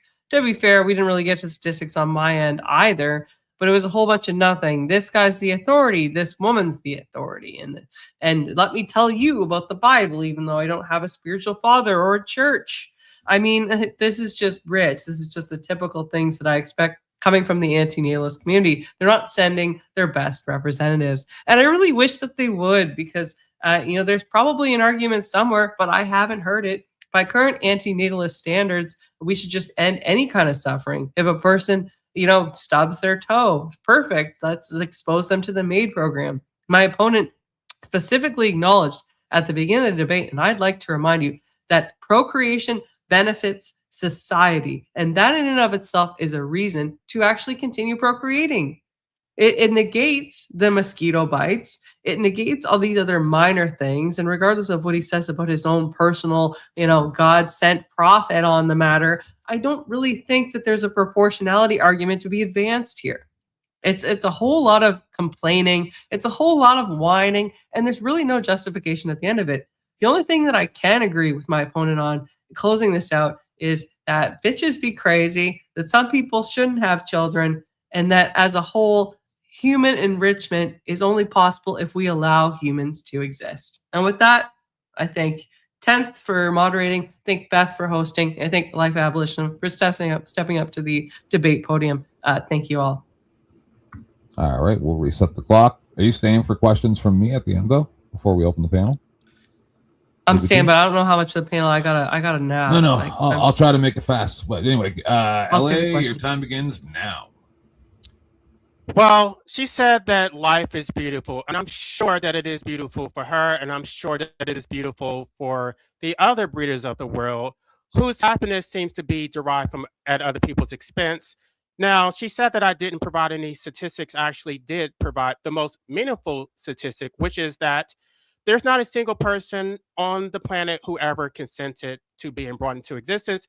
That is the only statistic that is relevant. That is the only statistic that should guide your ethical principles. Society and parents do benefit from procreation, yet they don't pay for it. It comes at your expense. This so-called gift is a gift that you have to pay for. You didn't consent to any of the suffering, whether it's the mosquito bite, whether it is getting a tumor, whether it's getting blown up, or being a Holocaust victim, or being a slave. You did not consent to any of it. All suffering is foreseeable, but of course they have this optimism bias where they only want to focus on a positive. Why? Because they're focusing on their opportunity to extract. These people don't have any empathy. And what's more, they actually are the cause of the suffering. They're the very cause of the misery that you experience in life. They literally make everybody's life a living hell because they don't even want to correct the very institutions they support. They support democracy, yet they do support the violence that is inflicted by the state. They don't want these state actors to be held accountable. They support sovereign immunity, qualified immunity. The state can actually blow your brains out in broad daylight, and they actually support it. They think it's funny. You literally heard this discussion, right? Renee, good. And so what it comes down to is that these people don't have any empathy. They don't have empathy for their own species, for their own children. And so it is every man for himself. And so because it is every man for himself, you should put yourself first. You should not sacrifice yourself, and you should not sacrifice your potential offspring. You should not allow yourself to be extracted by the status, by these life enslavers. You should be the least productive citizen you can possibly be. Don't allow them to extract from you. As long as you are useful and beneficial to society, they will never support your right to medical assistance in dying. As long as you're a good person who contributes, yes, they want you here. And they're going to continue to pump out more people to suffer and die. Now, I'm not an etholist, so I'm not sure. You got 2 minutes, LA. I'm not sure why she said that I'm calling for the annihilation. At least not. I call for the phasing out of the human species, which is David Benatar's position. I don't call for an atomic bomb being dropped on the planet. I don't think any suffering on this earth is justified. The mosquito bites, none of it. The state oppression. And in terms of proportionality, it doesn't matter. It doesn't matter whether you're talking about the mosquito or not, because you didn't consent to any of it. So none of it is justified regardless of proportionality. The proportionality is that, or the asymmetry is that they extracted, they benefited, society benefited, parents benefited. You pay all the costs. If you look at my book, The Life Slaves Ledger, what it shows is that you paid all of these costs for your involuntary existence. You have to work. You have to pay taxes. They got all these benefits. They got all these benefits at your expense, and they don't care. They don't think they should have to pay. So I think the breeders of the world, the people who don't support me, they should have to pay. Not the state, but they personally should have to pay out their own pocket, because they are keeping you here against your will, and they should have to pay for the benefits they receive at your expense. You good? I'm good. 30 seconds. All right. Let's kill that. So, LA, thank you very much for coming. Both of you guys did freaking awesome. I was worried about this at one point there, and I'm like, this is so good. I'm amazed by this. So now I'll say this is AVG is a little short on time. I have some questions, but LA, are you also short on time? No, I'm good. I mean, okay, because I'll save your questions until later on if I get to them, if that's okay. Like, I'm just going to try to make this quick. I was going to take 20 or 30 minutes, but we were running late and everything, and so I'm going to try to compress this into like 10 minutes or less between the two of us. So I'm going to go with LA first. And I just want to ask a couple questions. But first, I've got a question for both of you. I want to ask Paige first. Sorry, AVG first. I'll try not to do that again. I'm very sorry. AVG, have you ever been in a predicament throughout your life until the age of 18 where you ever had your power or any utilities turned off for non-payment, or been evicted or anything like that? No. Okay, that's that. And LA, same question to you. Not as an adult, but as a child. No, yes. as a child before 18. Yes, we did have our electricity turned off. So that's just to set a point here right now. LA, I'm going to go with you first. Or sorry, I'm going to go with AVG first. Just a couple quick things here. So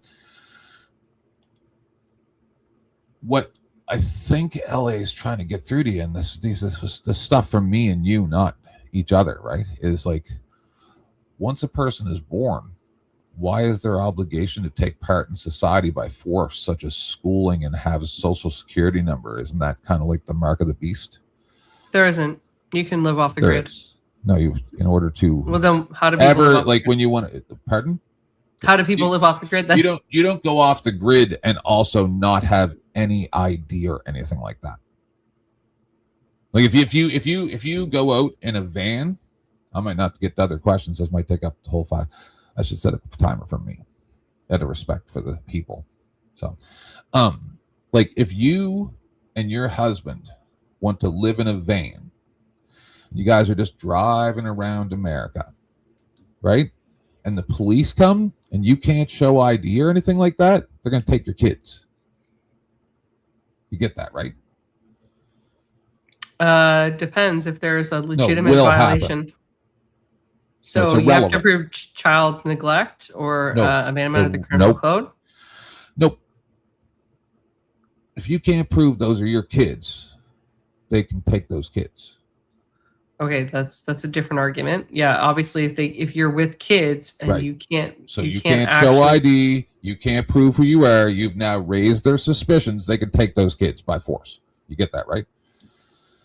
So what you're saying that I just want, because I've seen the videos online about it, right? Like I followed these stories for years, and it happened to a friend of mine, and he had ID and all that stuff. It just I that's what I mean is I can understand where LA is coming from, but trust me, I got some stuff for him too. So now, we're gonna skip that. Yeah, and then another thing about like with the unaliving babies in the womb thing, right? And him saying that, you know, if to prevent harm or whatever. Like, isn't that pretty much the same as like a woman having a double mastectomy because she knows that every woman in her family had cancer, and she just does it to prevent having to go through that? Sorry, pretty much the same thing? How is abortion not the same as a double mastectomy? I'm saying she's trying to prevent future harm, right? And so she's getting it done, even though she doesn't have any problems right now. She's pretty sure that she's going to have problems. So I've seen people do this, right? And then, so why is that different? Just because it's a different life? She goes, yeah, one affects you yourself, and the other one affects like possibly generations of people. Yeah, I'm going to go through this fast, Beth. Let's see here, because I don't disagree with you on that. I'm just trying to nail down a couple points here, right? Yeah, and so as per his vasectomy comments, right? Like it may not be the same everywhere, but I know a person that I know in my personal life, and many other people, like they won't give you a vasectomy until you're a certain age. Right. Yeah, so once again, you're asking permission from the state of your own body, but then it's my body, my choice. But those people don't care about that. Anyway, we won't get into that. Yeah. So like, can you not understand? Like what? So I wrote that. Sorry. Go ahead. So as long as you need somebody else to do a certain thing for you, be it an abortion, a vasectomy, tube tying, if you will, tubal ligation, I think is the professional medical term for it. As long as you need somebody else to do that, and in Canada, obviously, you need to do that through normally the public healthcare system. The government has a hand in that, right? I understand. Insofar as I could do that myself, right? It means fuck all. I could literally, snip my husband's, my future husband's, I give him a vasectomy. I could, if I could theoretically do it, I could tie my own tubes, right? The issue is like you need somebody else to do it, so you don't have control over something you need somebody else to do for you. All right, and so I'm just gonna. I've got a minute left, but I'm gonna make this really fast, and I'm just gonna put it right to the end of what I just had to say to you. Is like, listen, I get it, dear. I got to argue both sides of this to the two different sides, right? The affluent and the people who have, and I also have to talk to the people who don't have. And I have to argue with both sides, right? So I get it, but like, it's an interesting judging or moderator tactic, but I'm here for it. I think, because this is the way it always should be, because the way that this is done is ridiculous.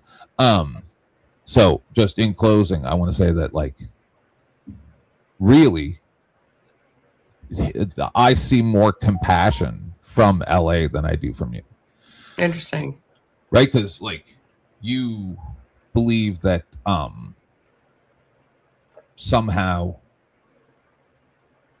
like, you didn't acknowledge his did you put the poll up, Beth?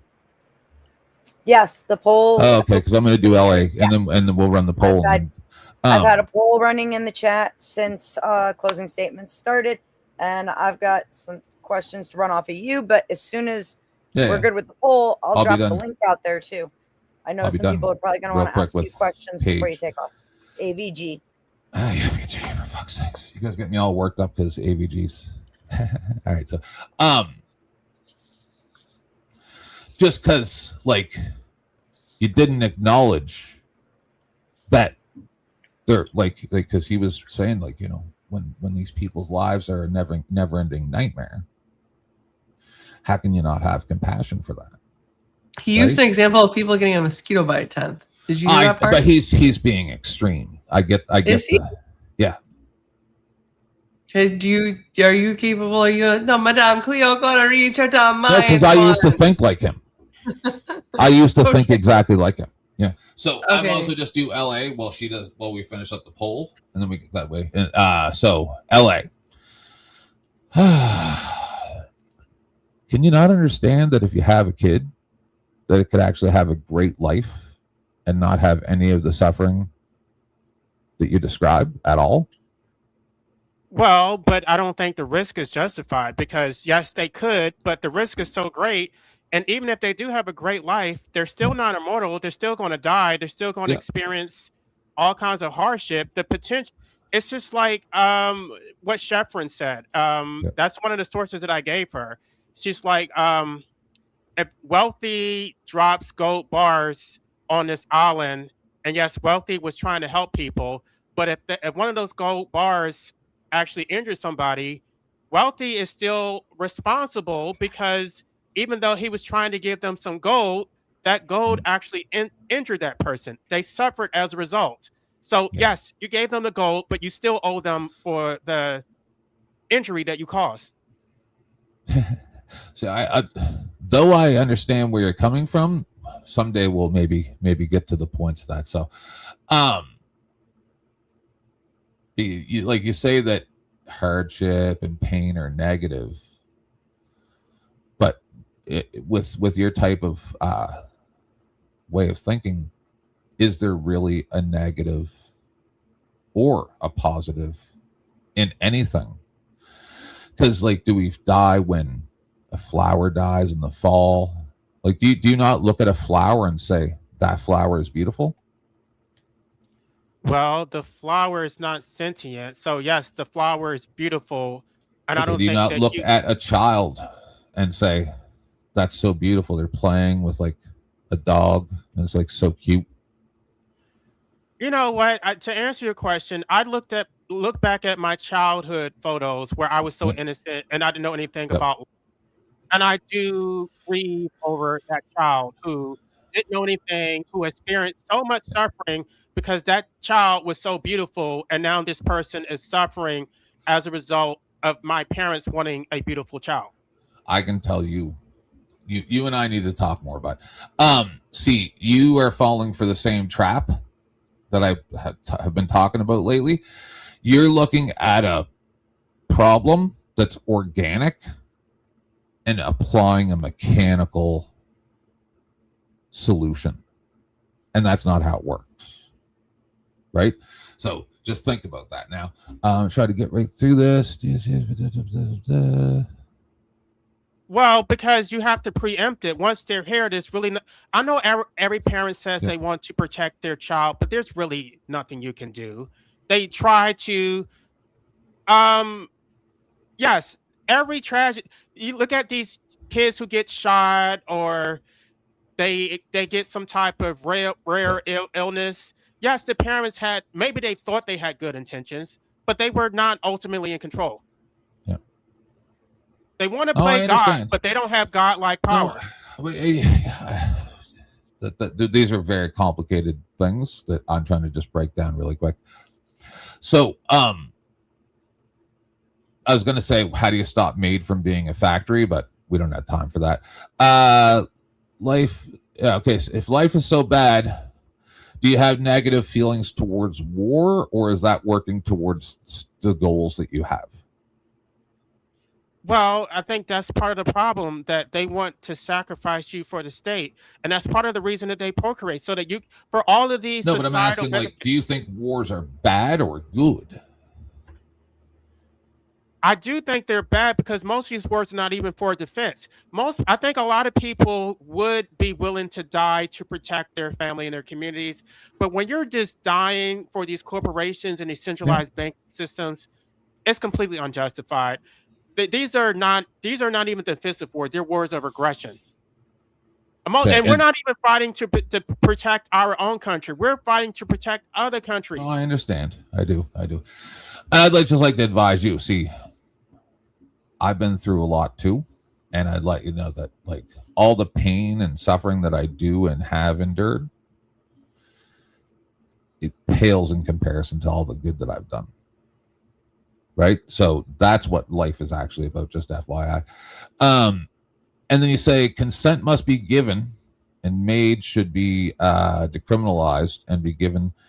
Then should we protect a child from harm if given the chance? Well, you should protect a child from harm by telling people not to procreate. No, I'm saying if you see a child about to be run over, would you jump up and run over and grab it to stop it, or does it matter? Well, no, that I'm assuming that child, there's implied consent in that situation.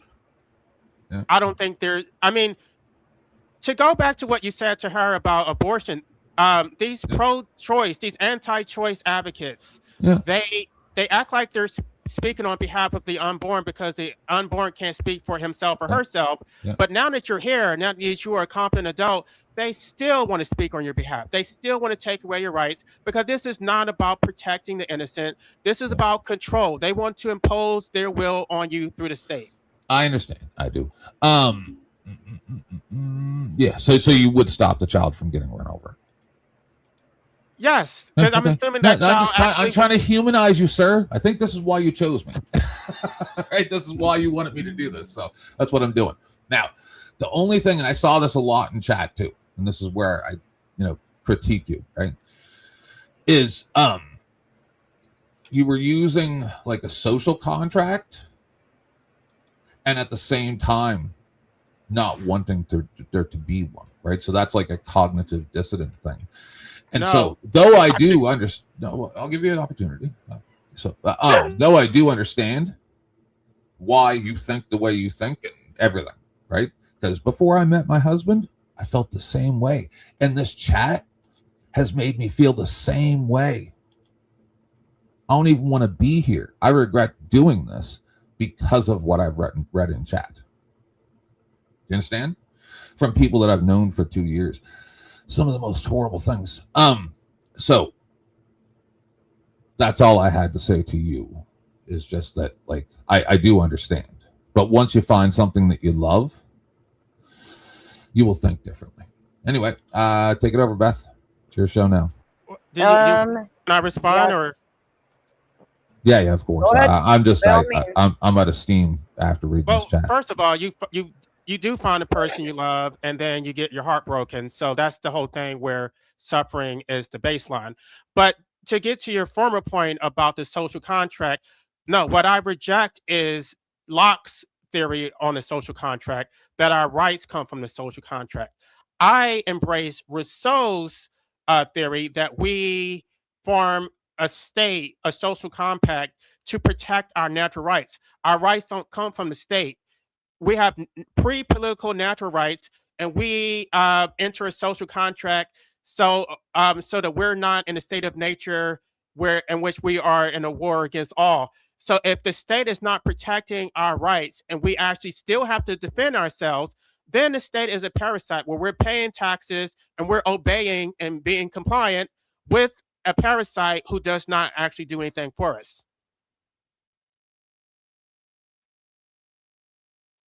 Take it, Beth.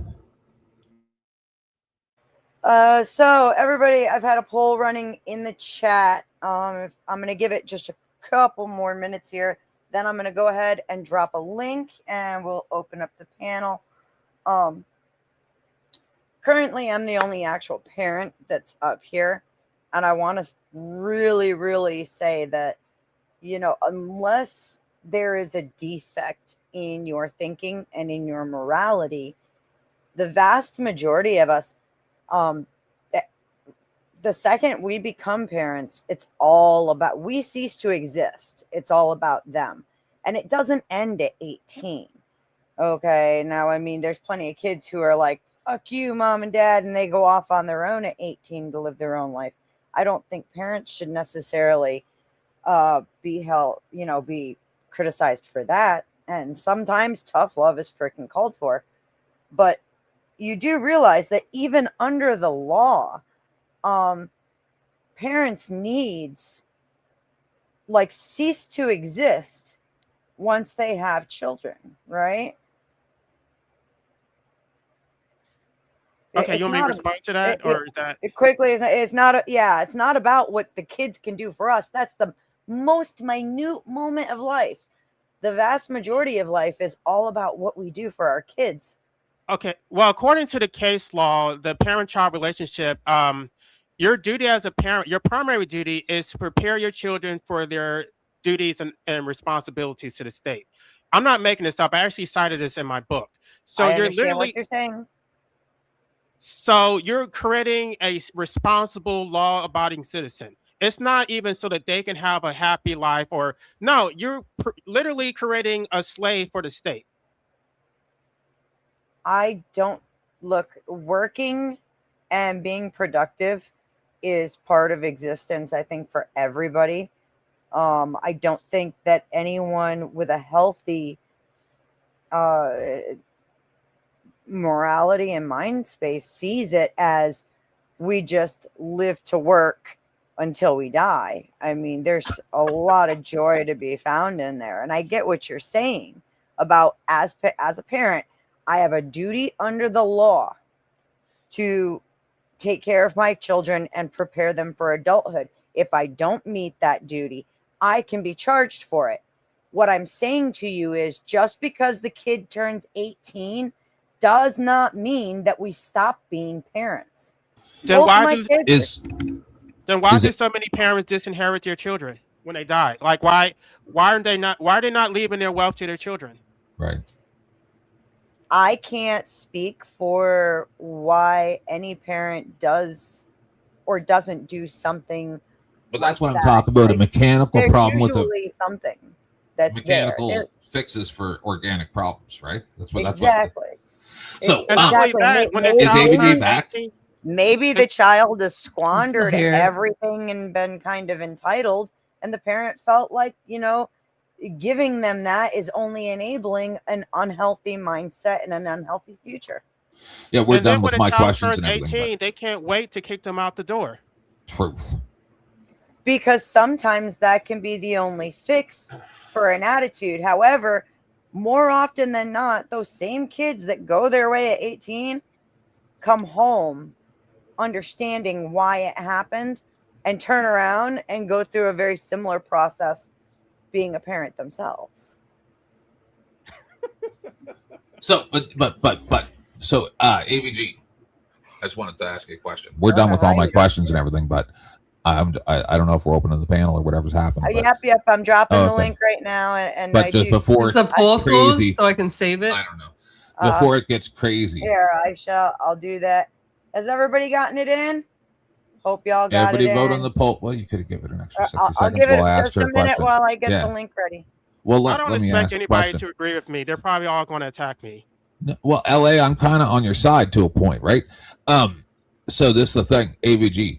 Do you not agree that the child welfare system in Canada is abominable? The child welfare system, I don't have enough experience to Here you go, AVG. Well, I do know a little bit about it because, like, I had a couple different girlfriends that lived in halfway houses. Now, that was a while ago, but I can't imagine it's better. And like, just, you know, if you have thousands of children that grew up in these group homes, right? Because I had numerous girlfriends that grew up in group homes. My friends had, because we had numerous group homes around near where I lived, right? And like, it's not good.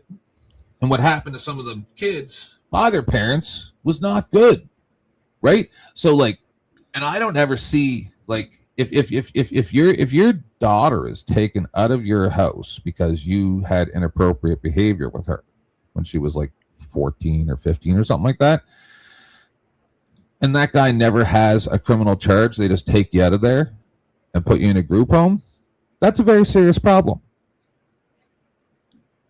Right? But these are the type of agreements that our legal system allow to happen. So because where they're not really your children, they're right, where I do understand your points on a lot of this stuff, AVG, you're leaving out the fact that some of these children are literally born and treated like a piece of livestock. Some. And that, but okay, but that's where I'm saying the lack of compassion that I see from should a lot all of people. suffer for the sins that are the experiences of the few? Yes. Yes, you most certainly should. You should not be able to just turn a blind eye and benefit from that horrible nightmare of hell and just go, well, at least it ain't me. Because then when there's too many people that bad things have happened to, that's where we are in society now. You people say, oh, why do these people do these horrible things in society? Because horrible things were done to them for 20-something years. Why would they change? Well, you expect them to not be a product of their environment. It's ridiculous. Anyway, that's all I have to say. So you misunderstood what I said. I said, so should many suffer for the issues of the few? Yes. Okay, so we should just stop producing kids because there's a chance that they might. I'm not saying that. I'm just saying. It kind of sounds like that's what you're saying. No, because he's an extreme. Like, maybe he wouldn't have that type of mentality if there were actually repercussions for parents who didn't raise their children properly. If you have parents and your whole family makes enough money for everything, but they spend all their money on booze and crap, and then your life really isn't nearly as good as it could have been, those people should be held responsible for that. And if they're not, then why would a person give a F about any of you people? I don't disagree. I just don't think that necessitates us stopping people from procreating. Thank you. I got you, Sass. But do you think the minority of us should suffer so that society can benefit from? That's the part I don't understand. I would argue that the majority suffers for society. That's kind of the point of the majority. Right. So we're just sacrificial animals for everybody else's pleasure. You are a peripheral consolidation consideration. You don't even really register high enough in the statistics to be counted as a statistic. Exactly. So you don't care about us, so why should I care about society? It's not that I don't care about you. It's that society has belittled you to a point that your suffering has no meaning to society itself. Okay. If there's a problem, I realize that, and I realized that. That's how I came to this conclusion. If there's a problem with the state, you fix that. Okay, society as a group will move together much easier than freaking, if the state's the problem, what the fuck are you even talking about? Why not fix that? The point that I'm trying to get to is that even if I agree with every single premise that you give me, I still don't find it convincing to stop reproduction as a state operation. The state Right. doesn't care because the people don't care. It starts at the root. Oh, so then, Like I said, so you would rather seed- poison the root than fertilize the tree and have something great? No, they just want to throw you out to the Yes, wolves. that's what you're and leave doing. you to You're fend for poisoning the yourself. root. They don't care. They have no empathy. And they're the root cause of the problem. Everything that the state does is with their consent. Then you change the state. We as a group exercise, we have the force doctrine against the few to make the rules should we choose to. If the problem is the state, you fix the state. You do, okay, so that the tree can flourish. You don't poison the root of the fucking tree. You change the state by changing the people. That's why I'm taking my case directly to the people. I don't need to go to the state. I don't need to file a lawsuit. I need to debate people on YouTube. And by doing so, what you're talking about is stop having people and poison the root. So there is no tree to change the state. That's actually his entire opinion, is there shouldn't be enough people around for there to be a state. Right. Demographic collapse. Yeah, he's an accelerationist of the highest order. I've talked to him a couple of times, and it's what it is. If you're worried about pain, right, and suffering, then why would you endorse abortion? Because you do understand that's pain to the fetus, right? The baby. What up, big dog? It cuts it off at the pass so that they don't. I mean, it's barely sentient. Maybe they'll. I would rather. Let's put it like this. I wish I was aborted. How about that? Babies aren't humans. I wish I was aborted. That's why I support it. I used to too before I found my husband. I feel you. He this gentleman here I think, and I've listened to him a lot. Then correct me if I'm wrong. Life abolitionism. But I listened. I want to prove to you that I listened to you when you were talking. I was just poking fun. I was poking fun, but I was also listening. The number of people available on the planet should be equivalent to the number of people that are sustainable without having major overarching legal anything. There should be a small enough population that they could deal with everybody personally. Am I about right? Well, yeah, we definitely should procreate below replacement rate. I think this is not really sustainable. Not in a way that is organically sustainable. There's a lot of consequences for the hormones and food and pesticides and the way food is produced, and it leads to more authoritarianism too, because you need a state to manage the limited resources. You need housing regulations. We all have to be crowded in these skyscraper apartments. Eventually, it's going to get even more dystopian. Eventually, they're going to start. Wait. It's you. If you have 3 people, okay, that is not enough hands to accumulate what you need to survive. And even with 3 people, you're going to make rules, aka laws, in order to control each other's conduct, so you can trust one another, so that you don't knife me in my sleep for my piece of bread. Come on. You make really good bread. It's an appeal to necessity. It's an appeal to necessity because people can't protect themselves. We all must lose our freedom to protect you and your children. What are you? Say that again. You just said you need the state to protect you. I mean, and it's like no. Under the Second Amendment, you have a right to form a private militia. That's what the whole Second Amendment was about. But nobody wants to do that. Nobody wants to actually defend themselves. They want to rely on the state. Well, no. The problem is that the state embeds officers into every militia across the U.S. And so inevitably they end up in control of those militias. And so it becomes a by proxy shadow organization of the federal government, because every single one of the leaders is literally wearing a dive watch, a pair of fucking Oakleys, and a pair of Congo pants. It is disturbing how similar these men are. Kraut, But we flash were me never real supposed quick. to have. Real quick, housekeeping. If you're gonna come up on panel, please at least flash your camera behind the scenes. Once I see that you're a human being and you're not gonna prawn bomb us, you can turn your camera off and I will add you to the stage. Thank you very much. I apologize for the interruption. What's up, Kraut? Hi, Clay. We were never supposed to have a standing police force and a standing military. They formed Minutemen to defend the Revolutionary War. I don't know how the government became so powerful. What's up, Where everyone? this state You ever is heard of just John Paul everywhere. Jones? That's how the government became so powerful. Well, Well, it's just their laziness. The reason why democracy doesn't work is because people are lazy. They don't want to think. They don't want to be responsible, and they want to put all the blame on some bureaucrat to say it's not my fault. It was Oh, that you politician, mean even like though they somebody voted. whining because they didn't get an inheritance? What? No.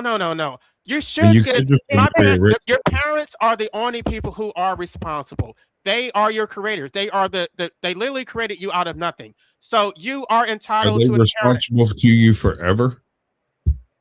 I'm not talking about forever. I'm talking about when they die. If they have any property, for them to go out their way and give it to somebody else is completely egregious. No, it's not. Not in the slightest bit. After you If have I to, have, if I you have ex- two children, wait, but you said that I'm your legacy and I'm here because of you. I enrich your life. That is so rewarding. It's only if you act right, bro. It's only if you act right.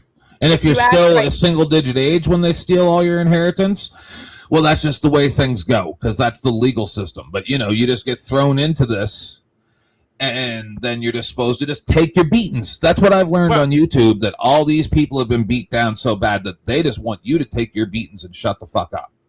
What As a that parent, really it's means my is job. that you have to tolerate their abuse forever. And even if you No. tolerate it for Yes. the majority of your life, if you decide to go no contact, then they're going to disinherit you. Oh, Never mind the Yes. fact. Never taking mind the all fact of- that.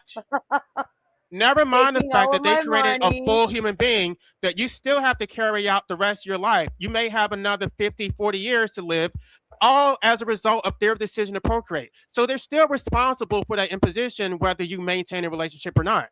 No, that's completely untrue. Listen, look, it's my job to raise my kids to a certain age. Now, let's say one of them wants to be a little entitled SOB that freaking needs to get tossed in to figure out how to be independent because someday I'm going to die and I'm not going to be there to bail them out. Once they figure it out, we're kosher. We're good. I'm going to do for that kid.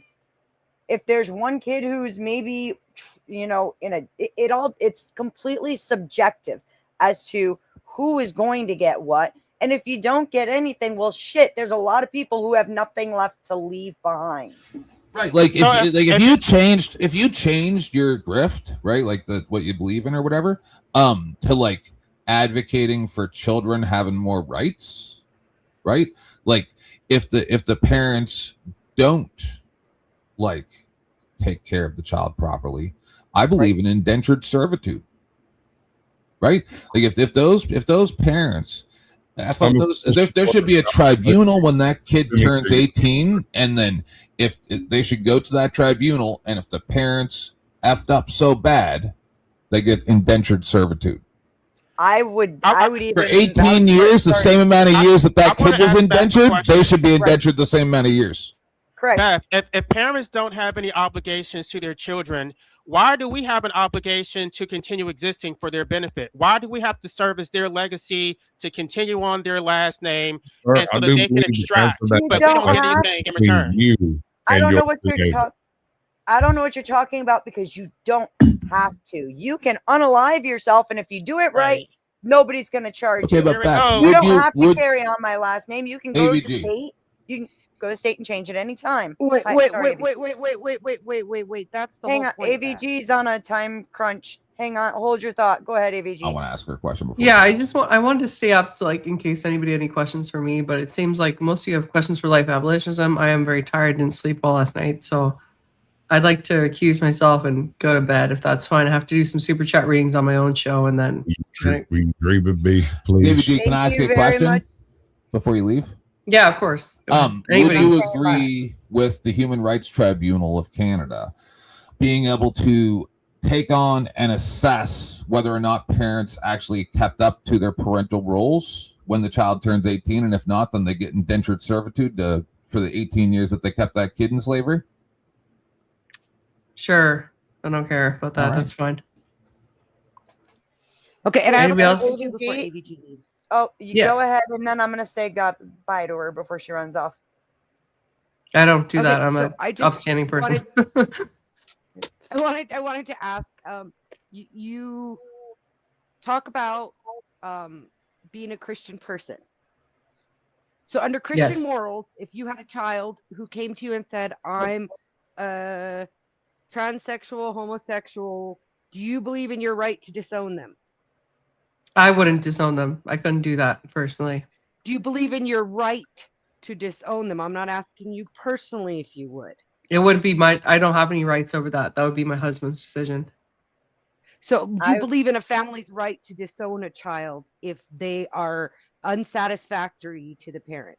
If my husband decides to do that, that's his decision. That wouldn't be mine. So you would stand by whatever decision your husband made? Correct. I would submit to my husband's rule and authority. Yes. So then your husband has the right to make that decision? Correct. As long as the child is over the age within the law. You proved LA's the point thing entirely. is That's where he's coming from, is this idea that parents have a right to bring you into the world, and then if they don't like you, just to cut you off. Not until you're 18. Hold on. When you're an How do you adult. Bullshit. They treated us like crap when we were until we were 18. And that's wrong. And okay, that's wrong. but they don't get held responsible. Are they ever held responsible? No. They should be. But they aren't, and there's no legal system that can. Yes, there None. is. No, and the there's problem not. is the application of it is fucked up.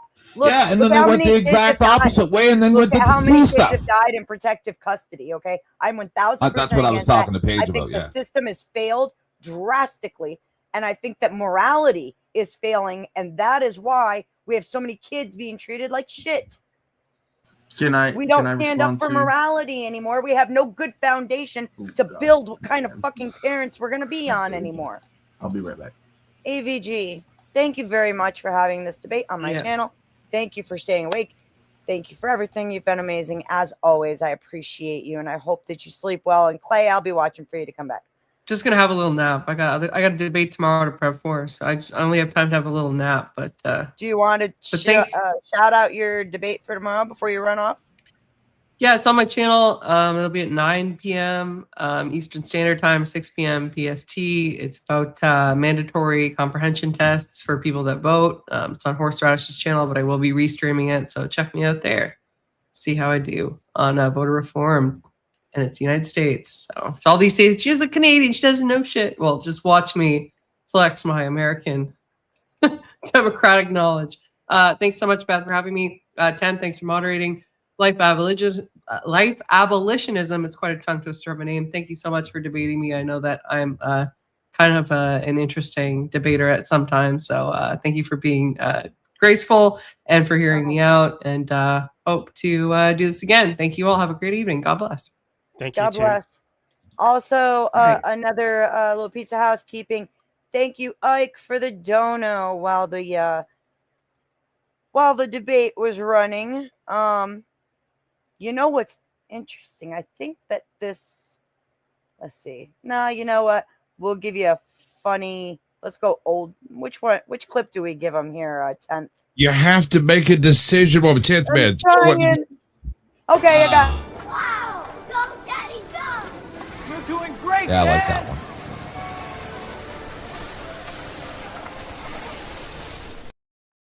I like that one too. Nice. Thank you very much. I appreciate it. I don't know how to set a goal, 10th man. So you can either help me or you can leave. Oh, I think you need to be monetized to do that. Like, you need to be. Oh. Yeah. Yeah, that's monetization. I mean, you can set a goal. Like a regular. Use the little ticker at the bottom and be like, here's the goal motivators.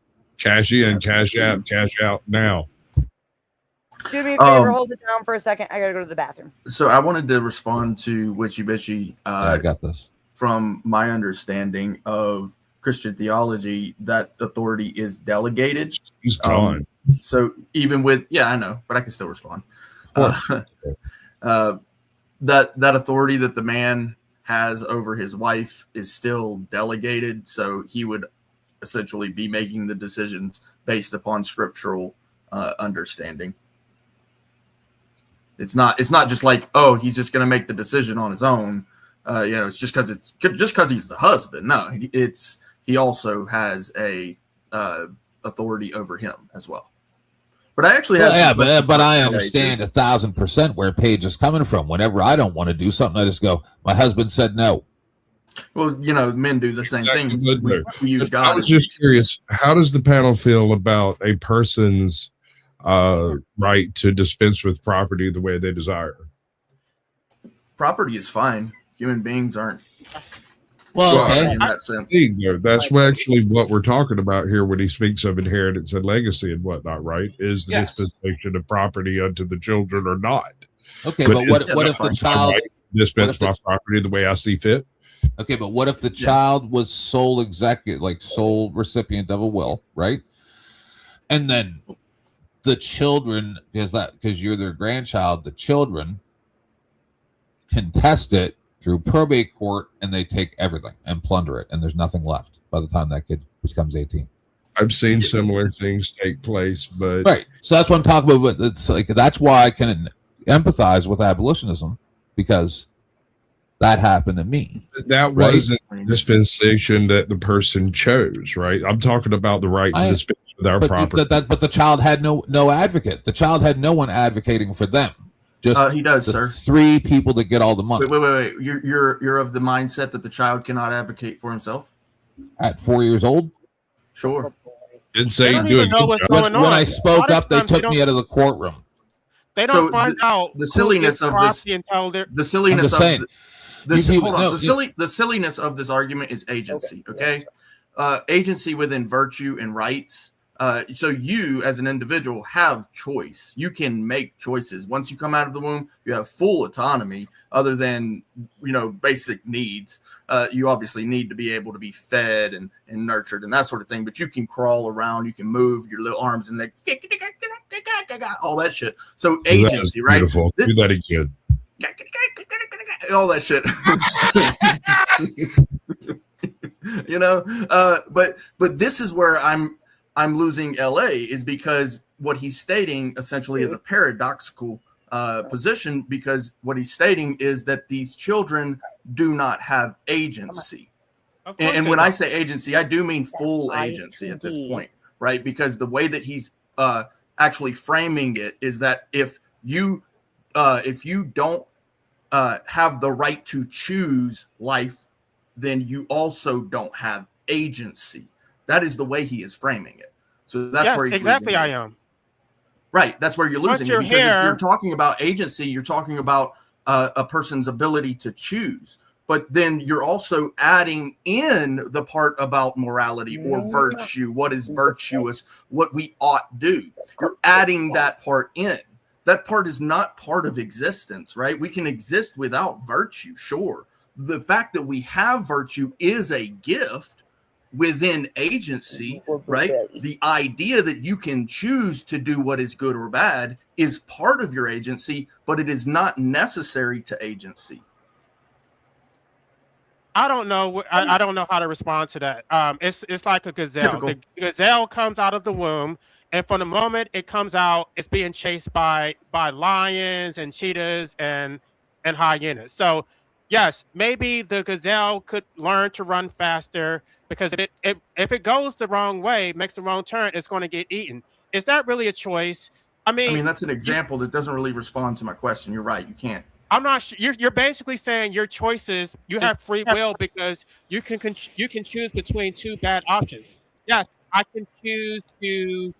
No, I didn't say 2 bad options. That's another example, not responding to my actual. I know what you're saying. What you said. I'm trying to respond to the best of my ability, but I have no idea what you just said. Okay, let me clarify then. Justice. Okay, agency within virtue requires justice. but without agency requires no justice. So you're advocating for no justice, which means that your position falls on its face because you cannot say ought within your position. It's gone. It's done as soon as you say there is no justice in my position. I still don't know what you're trying to say, but I know I'm you don't, because anyway. you've never considered this. Yeah. So like what my response would be, introduce you to Clay. Clay does this to everybody at some point. My response would be that once life is imposed on you, justice is impossible. Is life not silly? an opportunity? That is the original injustice that cannot be rectified. Well, then where is virtue in this? Where is virtue in this? Do you understand what virtue is? There is no virtue. There is no virtue. Now there's no virtue. You have to have virtue to get justice. So you're saying there's no justice and virtue doesn't exist within your framework. How do you there's get no justice? Morality. There's no ought. Sir, How do you get your justice? position is silly. How do you get justice? How do you get your non-existence returned to you? How do you get your even if you get your life terminated, it still doesn't address the suffering that you have already experienced. Justice is impossible. Justice is okay. So that's a wild claim. Go ahead. Tell me how I can be compensated for all the suffering. I can't hear you, LA. Tell me how I can be compensated for all the suffering I have experienced as a result of having life imposed on me. Life is that gift, sir. Well, you just said it was absurd for me to say that justice is impossible. So tell me how it's possible. Life. Cricket. There you go. Life itself is how it is made possible. I want compensation for life. Look, okay, I'll give you the opposite. Okay, without life, justice is not possible. Does that make sense?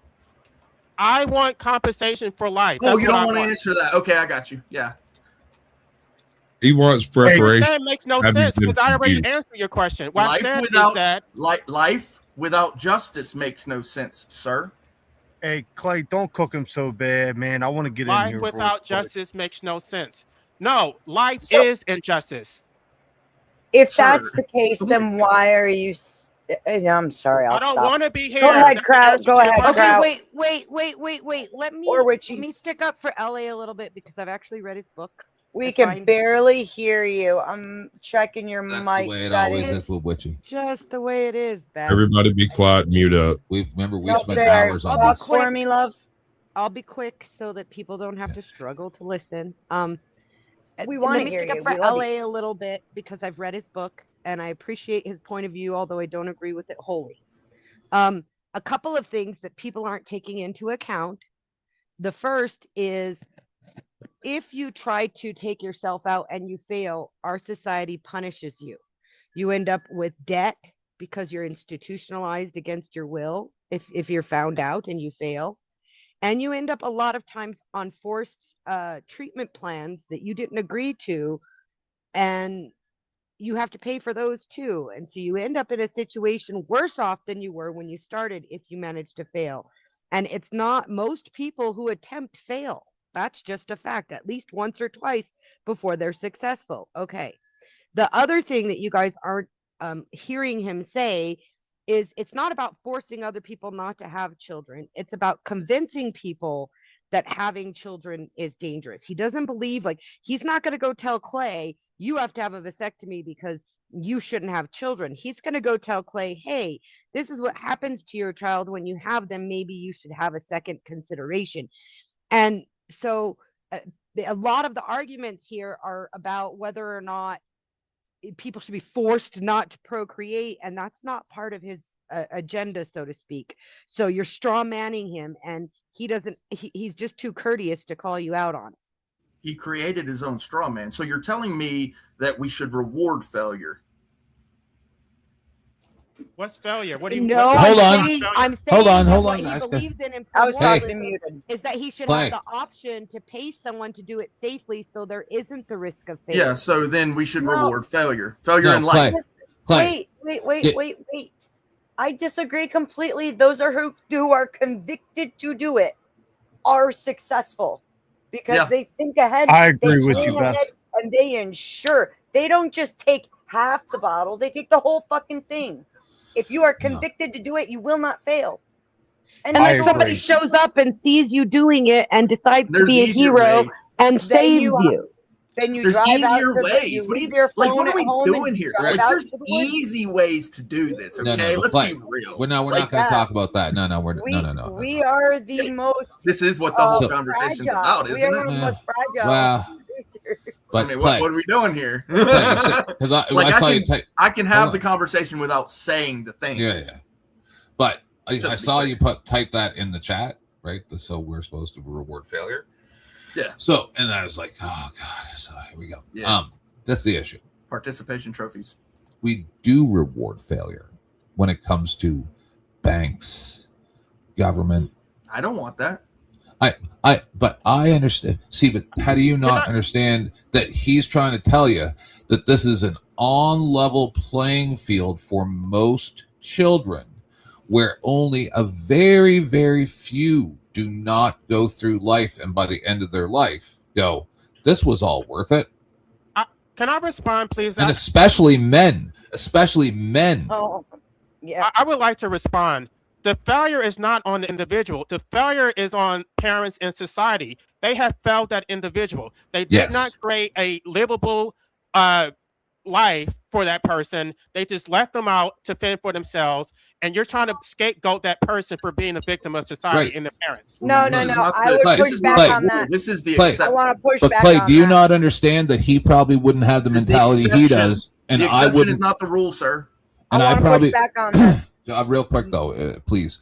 I wouldn't have my mentality, or he probably wouldn't have his, if the wage gap wasn't so big between our grandparents. See, they probably didn't have as many people that thought like us then. Do you understand? But where we don't have the same prospects that anybody else had, and then we have the majority of society going, just work hard. That's not how this works. Look, you're right. That's not how that works. But let me tell you something. All right. One of the most valuable things that I ever got from my parents was the encouragement and the push to take care of myself. I learned how to be independent, how to move in the world and make things work, even if it's just to barely get by. I get by and I do it with a smile, because you know what? I was fucking successful. Okay. I don't need to be rich. I don't need to be all that shit. And I don't need a handout from my mommy or my daddy or anybody else. I make it fucking work. But everybody didn't get that. Everybody didn't get that. Some of us were actually sabotaged by our parents. Some people were given everything until then all of a sudden the parents had nothing left to give, and then the kid wants to cry about it like an entitled little brat. And it's like, I'm sorry, we're all out of Cheerios. What about those of us who were sabotaged by our own parents, who didn't want us to succeed because of their own narcissism? So this is why I keep talking about, you give examples. When you give the examples, you're talking about the exceptions. We all know that the exceptions are not the rule, okay? Correct. Everybody has hair. If a guy comes around and says that he doesn't actually have, like this guy, he doesn't actually grow hair. He's just not capable of it. We don't say all of a sudden that that's not a human being, right? We still say that's a human being, even though he can't grow hair, right? He's still a human being. That's the rule. The exception is that he just can't grow hair. He's a hairless human being. So when you're saying these examples, can you give me an example within the rule of understanding why it is that morality, justice, the ought, because your claim, sir, is should, right? The should is the ought claim. You have to give me an example within the rule of all of understanding of the ought. I don't understand why you think the exception doesn't matter. I'm not sure why you think that individuals should be sacrificed for the greater good. As long as most people are happy and most people I never said that. Wait, hold on. Wait. So when did I say that individuals be sacrificed for the greater good? When did I say that? Did I ever say that? You talk about the exception. But you're making a claim that I didn't say now at this point. Because other people enjoy life, then the rest of us basically fuck us. We don't matter. You can do whatever the hell you want to do, bro. You can literally do it. I just and I don't need your permission the to other do way it. around. I would tell you what the ought is. That's right. You can learn some independence and not need that fucking inheritance to be happy. He's not just talking. No, we're talking about society failing children as a whole, though. We're not just talking. This is not. I'm not like. I don't mean to direct it directly at you. This is actually a common theme that we see over and over again with kids. Look, I have a younger sister. It's the same story. Mom didn't give me enough. Mom didn't whatever because her mother passed away, and my sister got everything while my mom was still alive and pawned it all. And then she wanted more when my mom died, and there was nothing left. Why didn't anybody respond to what I actually said? I said that there are parents who sabotage their own children. Yes. You're just talking right past I that. don't see. That's the I exception. see there are exceptions to this. Okay, there are some parents, and I started off saying this. So should those parents be held responsible in any way? Then? Yes. If they are bad How parents, come they're not? Their children, we need a better Because we system. got shitty people in leadership. I don't know. I mean, Yeah. because you're not The holding them system is accountable. fucked up. What do you Well, want me to do? maybe because when people talk about it, you guys go, "Won't you cry more than pussy?" Well, yeah, kind of. Kind of, we do. So then you don't actually care. Essentially, what you're doing is you're talking about You're it and punching not doing down. anything. You're punching down. You are talking about No. it. Great. Okay, then do something about it.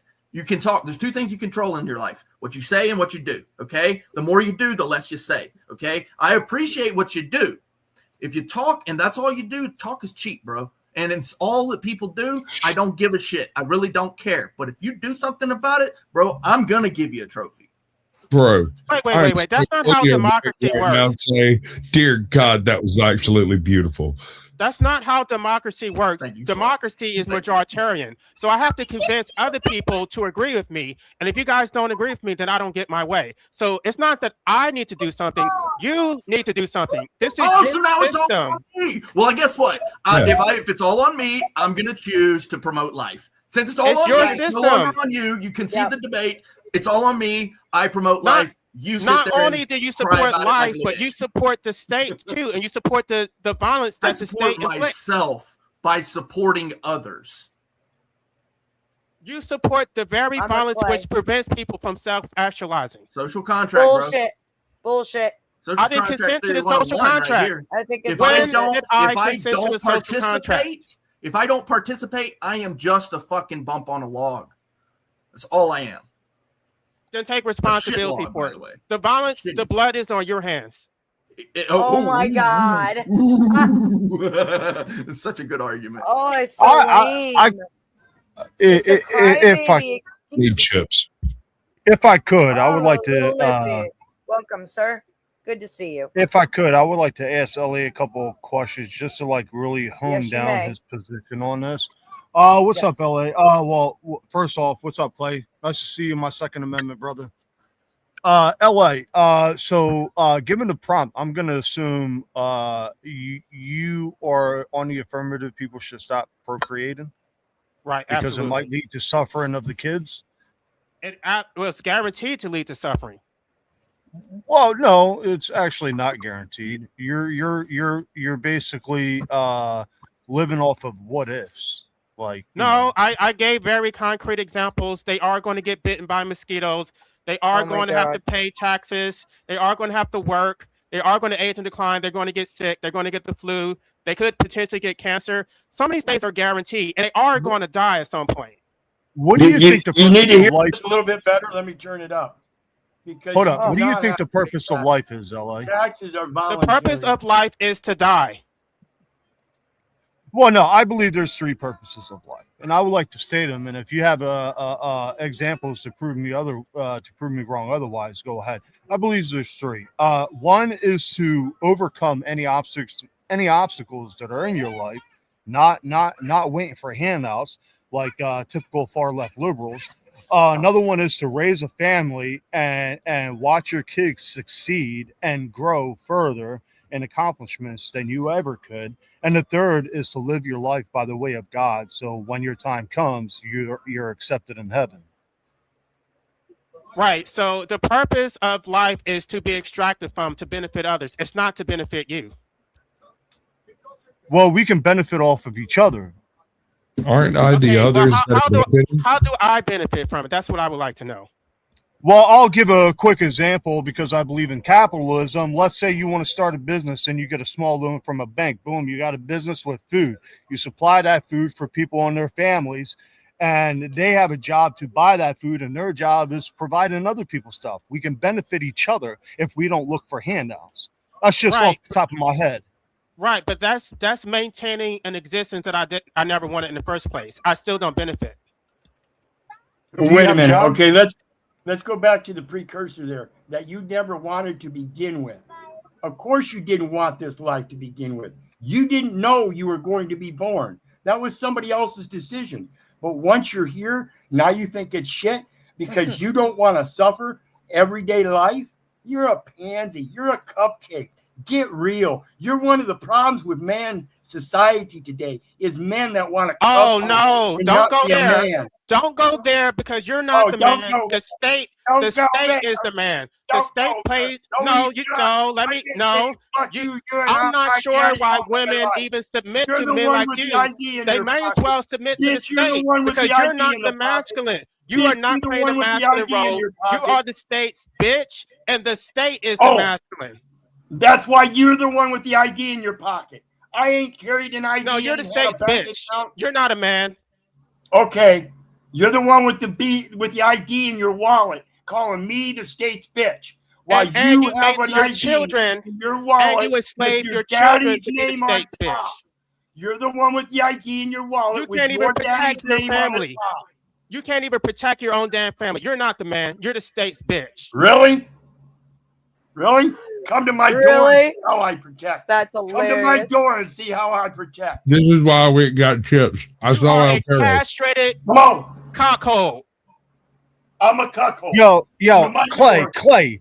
Is this fucking Rocky's brother or cousin or some shit like that, bro?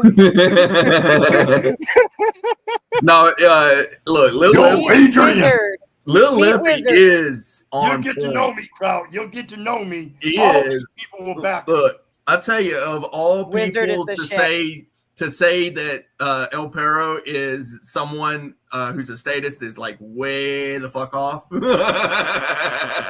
If you I'm in fact got a civil rights case going on right now, and on the heels of that, I'm going after the court. And if the Judicial Commission doesn't want to straighten their ass up, they're going to be in that civil suit as well. And guess what? The Iowa Office of Civil Rights and the state's Attorney General are already on my side. They're the ones pushing this through. To piggyback off of what El Perro is saying too, a lot of people will sit here and cry about what they had happened to them, but then not do anything within the system that they live. And so because of that, they end up getting run over, right? And that's why they keep this. It's like a snowball effect. It's this compounding thing. Well, this happened to me. No, this happened to me. And then another thing. Another thing happened. Like it's over and they have no clue how to fix it. That's their problem, right? They don't learn. They don't learn what life is really about. They don't have the courage to make the change which is required to get up and step out of the way. It's not true. I spent the bulk of my majority of my adult life trying to change the system, and the opposition is not even. What have you done for yourself? My opposition is from the people themselves. They are against their own liberation. They want to be enslaved. They support every authoritarian policy from the state. So then why are you not saying fuck them all and just doing for yourself? Because democracy is majoritarian, and as a minority, I cannot impose my will on others. You don't have to participate, sir. You can make your own happiness. You know that, right? Well, that's the reason why I want made, so I don't have to be forced to participate. With a judiciary, you actually have a judiciary where you can actually bring these things up to the do you know that they have immunity, that your case is going to be dismissed because they're above the law? Yeah, I got a friend who's working on that one as well, by the way. But regardless of that, you can appeal to their better nature, right? Set scales. I need to see. Thank you, sir. Give me a peace sign and then a middle finger. Oh wait, is that Steel Man? I can't believe Thank you, babe. I'm here as a special Welcome. guest host type What's thing, up, my brother? and I don't feel comfortable losing my mind on here, but I'm so close.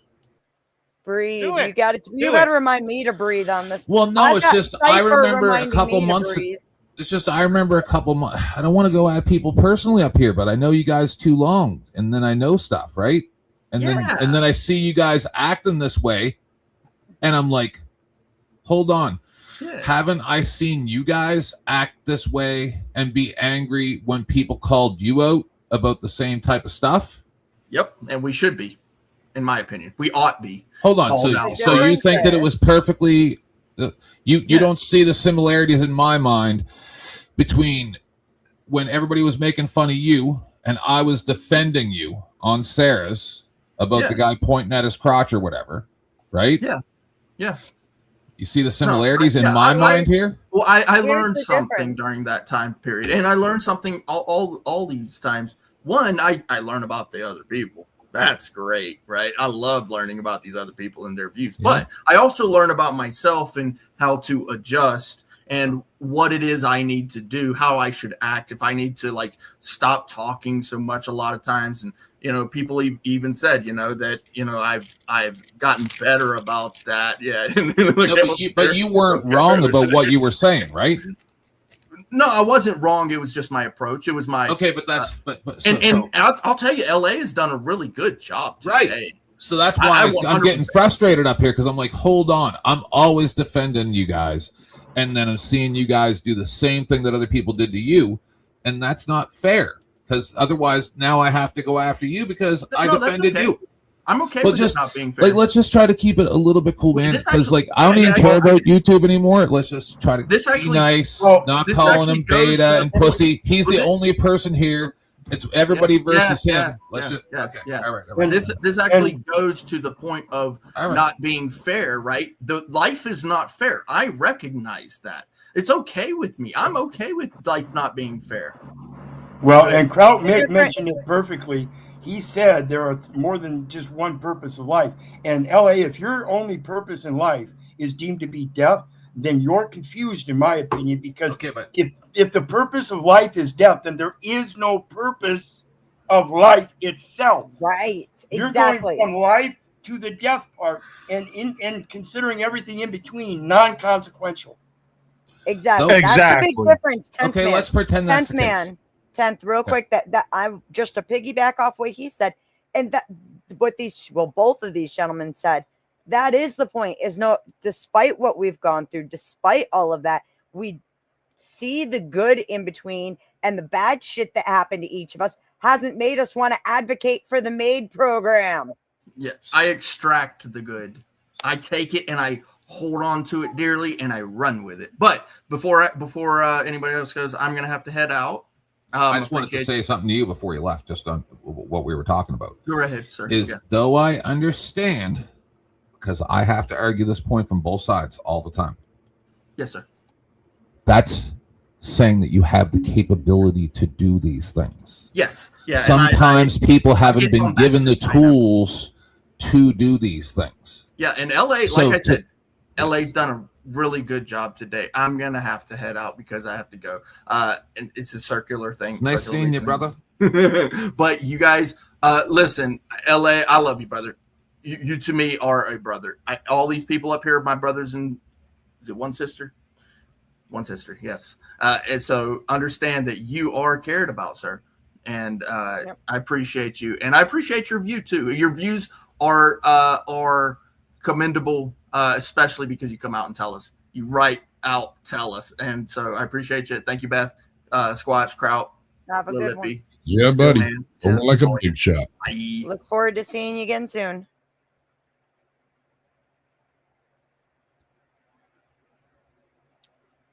Well, does Seth Scouts have anything to say? He's the only one who hasn't spoken. Well, I think Mick still had some stuff he wanted to. Oh, so, hi, Scales. I was listening earlier when you were talking to AVG, and it sounded like there was a confusion about the difference between liberty and sovereignty. I don't think many people know the difference. Liberty is basically a set of privileges granted to you by a authoritative body that usually is the government. Sovereignty, on the other hand, is just the fact that you exist, you own yourself, and you don't need anyone to tell you how to live your life. And the moment that you step in and you try providing privileges for people based off of forced doctrine, you're basically stripping away their sovereignty, because who determines what is right and wrong? Not you as an individual. You're now conforming to the standards that others have set for you through what they call liberty. But that was the point. Can I answer that question real quick, Seth? Absolutely. And I just well, I think that question was at abolitionism. I literally was talking about self-ownership, and I was basically saying that our rights are not privileges from the state, that they're pre-political. And if you have to beg the state for permission, then these rights don't exist. Absolutely. So I don't think I was conflating sovereignty with liberty. What I was saying is that your liberty should come from your sovereignty. It's not you that was conflating it. I think it was more so AVG. Okay. And I think a lot of other people may have got the wrong idea, because she kept saying things like along the lines of what I said, that who's going to grant you this? Who's going to allow you or determine who gets to enact and made, for example? And the answer is always the individual. It's not some group of people saying that, okay, we've determined that your life is so messed up, so now you have the ability to go and perform made. You know, you're basically trying to bypass that by advocating for decriminalization, but then she talks about legalization, and I'm not sure many people know the difference personally between the two. Right, and that's an important distinction, because so many people have been trying to reframe it to say that I'm supporting legalization. No, I support self-ownership, so it should be decriminalized, not legalized. Squatch, back chat. Right. But yeah, that's just what I wanted to mention. Yeah, I mean, I mostly agree with LA. I'm just not an anti-natalist. I think that life is a gift that we will not experience ever again. And we're here to develop characteristics which will last eternally for our spiritual self, which is beyond the physical. Well said. I got to give a shout out to our fabulous Caucasian Sasquatch. Thank you very much for the dono, sir. Thanks for tipping, Beth, y'all. This roast is getting so juicy. As requested. I need new food prawn videos. This, by the way, Beth. Squatch, did you know there was a roast in that clip? Whoa, whoa, whoa. One more time, LA, I apologize. What'd you say? I apologize. I couldn't hear you. Over. No, I said, did anybody up here notice that there was a roast in that clip except for me and Abolitionist? Shut the front door, dude. That's not true. I did. Oh, Beth did. She's hungry. Yeah, I'm gay, so I don't look at women like that. So I'm only 51% gay. I look at women like that. My whole idea was to do a whole line of like food porn videos. You know, beautiful roasts just getting sliced up and tomahawk steaks with the juices running out of them, and then it evolved into more. Yes. See, but Abolitionist, doesn't it intrigue you when you have these discussions, and you might bring up that whatever that kid's name was there that about 5-6 years ago, and he was really failed by the system, and even when there was terrible abuse, it just went on and on. There was a whole documentary on Netflix or something about it, and then people will be like, yeah, but look at Stephen Hawking, he overcame all odds. And it's like, so what you're saying is the good of the many outweigh the good of the few, as if you've never seen Star Trek, and then all of a sudden those rules all change when it's someone you care about. Right. I just think that they get defensive, and they don't. I mean, he literally is talking about the exceptions don't make the rules. So the exceptions don't matter. They don't care. I mean, I know that already. I've debated enough people to realize that.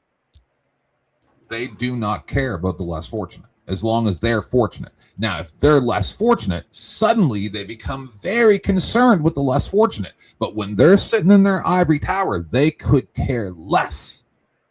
Right. And that's the reason why I think that I tell my subscribers to put themselves first, because society does not care about you. All these people keep talking about how you have all these duties to society. You should help other people. No, forget that. Don't put yourself first. And whatever resources you have, you should try to live the best life possible, but don't focus on other people when they're not focusing. Oh no, you should. Like if your neighbor is struggling to carry their groceries, go help your neighbor. This is what life is those things that you do for people. Well, you can focus on people who you know, who you value, but don't focus on society in general. Don't focus on the state or the city or the county. Don't do that. We all hate the stuff.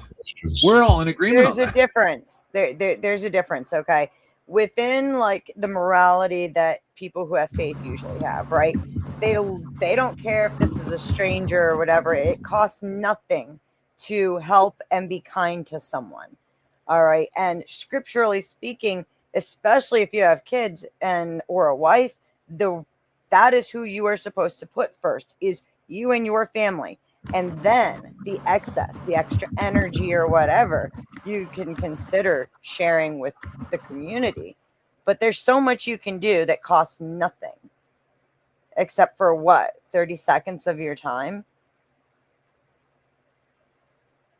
I think it's a moral foundation that we need to rebuild in order to fix a lot of these societal problems. It'll make better parents. Right, but when you're a child, help fix the system.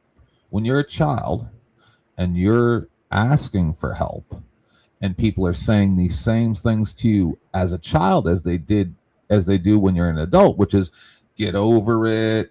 Right. That's probably why nobody ever realized that I was dyslexic, and I had to figure it out myself when I was like 29 or something like that.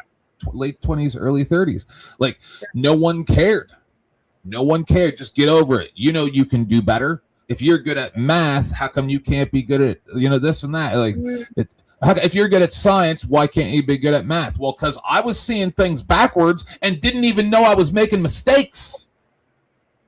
I didn't know. I literally did not know that I was making mistakes or why I was making mistakes, and no one cared. Instead, I was dragged through the school system by force, by draconian nightmare force, with police showing up at my house with a half-dead leg from someone that stabbed me in the leg when I was 8 years old that no one gave an F about either.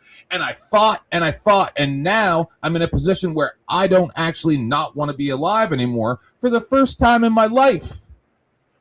And that's the thing, is I agree. The school system is just as fucking broken. Right, but so to tell a person that it's my responsibility to now be a productive member of society in any way and not want everything to burn is adorable, because no one gave a F about me. And then that's what I mean is that you're saying that when you're saying these things, pass it off to the next generation to fix that. Is what you're saying. These things, if a child hears this, they go, "Oh, well, then there's no hope for me either."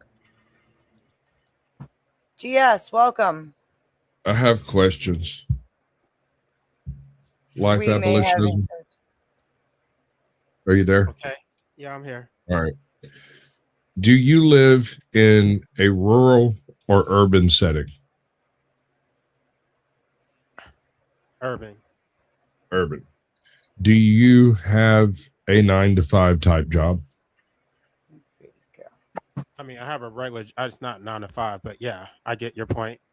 Okay, you have a job. Yeah. Do you participate in any entitlement programs? No.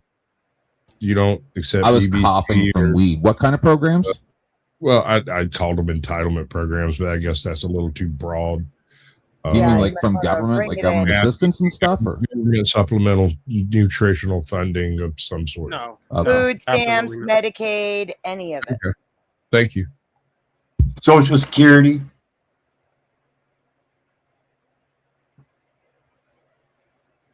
Is that a no? You don't. You get none of that.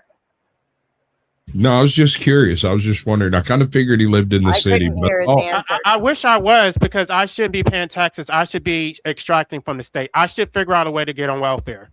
They should be paying but to you get maintain nothing. my involuntary existence. But you get nothing. I should be.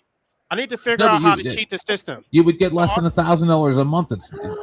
That's what I mean. That's why it upsets me, because you should figure out how the system works. To say something like that as a disabled person, that's directly insulting, right? Because I had to fight for years and years and years to be able to get disability and prove to them that I was disabled before. And I don't get it from the government. I get it from stuff that I paid into for decades, right? You know what I mean? Like, right? Me too. No, my point is that I don't take it. I mean, I don't take pride in being a productive member of society and going to work. Like, if I was smart, I would be cheating the you're system entitled. You want to be provided for. Slave.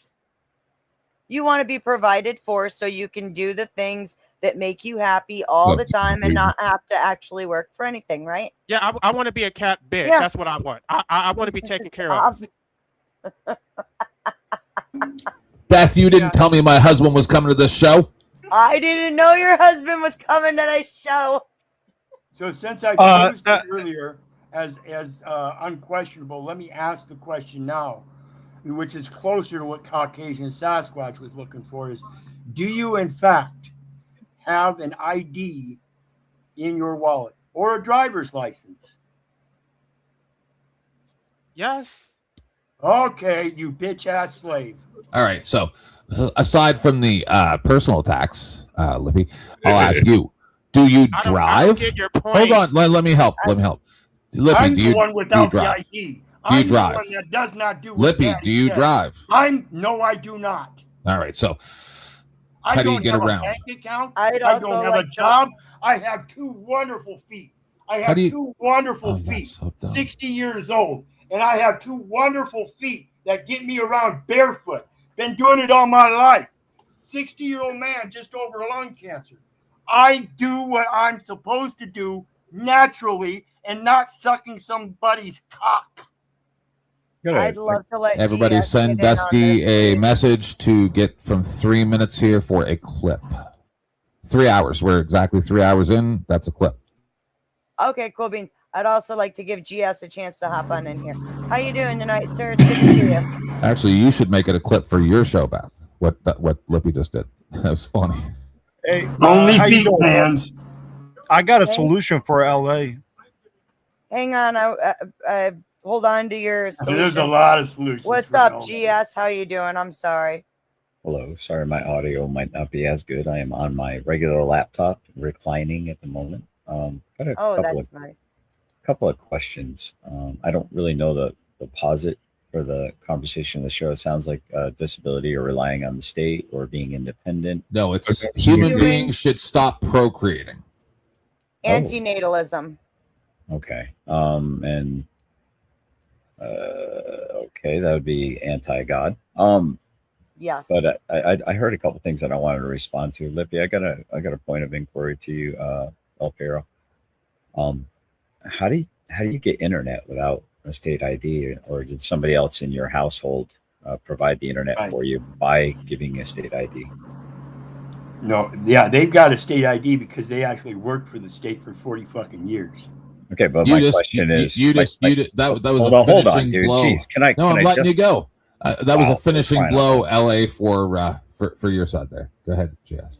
Yeah, for your side, huh? Everybody's got to have a side. They can't be individual and just do what's right. Go ahead. Well, it sounds to me like you're every bit as gentrified and invested in the system as anyone else. Would you like to go out to the Appalachian Mountains and hike with me with a tent and a backpack for 7, 8, 9 months through in and out of the winter? How about down to the okay. Forest? Now you're gish galloping. Now you're gish galloping. No, I'm gish galloping, huh? I'm telling you the reality of how I live my life. How are you living your life right now? Me and my relationship with my companion, I came back to take care of her, ended up with lung cancer, sat for 3.5 years on my ass with lung cancer, just got over lung cancer. Now I got to take care of her. When she's gone, I'm back out there. Okay, no, I'm back out there. I don't know why you're so angry. I'm just asking questions, bro. Oh, I'm not angry. That's just he cured his illness with herbs from his yard. Yeah, you people come at me as if though I'm the bad guy. I'm trying to point out to you the reality of life, and everybody says, "Oh no, you're wrong," and tries to question me. You don't want to question me. I'm going to tell you the truth, and then you're going to go running. Well, actually, it's you're the one who runs from me because I'm being quiet.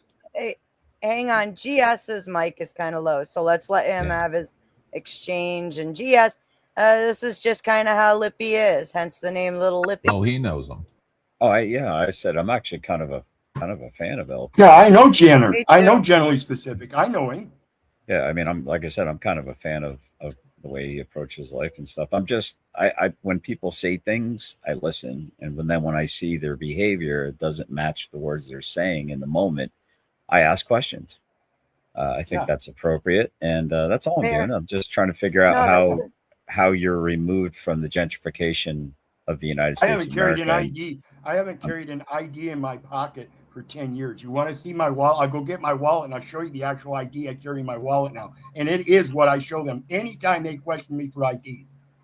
GS, if I could, Lippy, GS is trying to get to the point where you're claiming you don't have an ID and you don't benefit from the system, but you're using other people that live with you. They're not living with me, and I'm not using them. I love your rhetoric. I love You're your missing rhetoric. the point, bro. GS, you missed the point. You said I'm using other people. I do not use people. I understand this is a usufruct, and I got rid of all the other usufruct instruments, and I educate people. You would not believe how much my wife appreciates me in the situations we've been through, that people have tried to take advantage of her. Lippy, how are you using the internet right now? Off of her.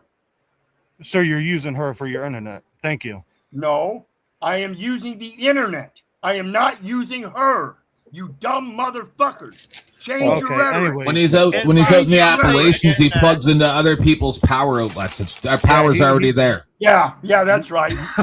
You're and by using the internet, you're using her ID card. You're using her driver's license because she had to use it to get her internet. Yeah, I'm using her. Keep that idea in your head. You're not self-sufficient. You're not self-sufficient. I am. No, you're not. You want to go out? You want to go out to the woods with me and show me self-sufficient? Careful, Anyways, you're gonna have to do all the hunting. LA, I got a solution for you, bro. I agree. He's got this. He didn't even go to the hospital to get better. He just used dandelions and shit. Yeah, no, he used his own pee, man. It's got a. That's right. He's like those UFC fighters. Kraut. Yes. You guys don't have any idea what you're talking about. Yes, Mike, the link is good. You're welcome to come up. Kraut, what is your solution for LA? And then I would like to kind of clue GS in a little more about how the debate went and specific ideas that were proposed in it. Because, I'm very interested in his thoughts. Can I say something real quick? Sure. I'm going to tell you right now. I understand where this guy's coming from because he probably works in some type of call center environment or something like that. Imagine that all of these people are calling an employee that's given barely any resources to address your concerns, right? And then you call, and these people that have been on this panel today are the ones yelling at you. And they don't care how your day is after you get off the phone. And you do that for years and years and years and years. And then all of a sudden you're just like, let it burn. I think that's almost in ways a mischaracterization of what this entire night has been about. Okay. It comes down to, life is a sacred thing. And the idea that children don't consent to be here, so we should not have them. And that, we've sat here and listened to him say that he wishes he was aborted. Like, that is a heavy load. That's a heavy load to be carrying through life. And I would not want anybody to feel that Okay, miserable. but when I was 14, my mother said that she wished that she had done that.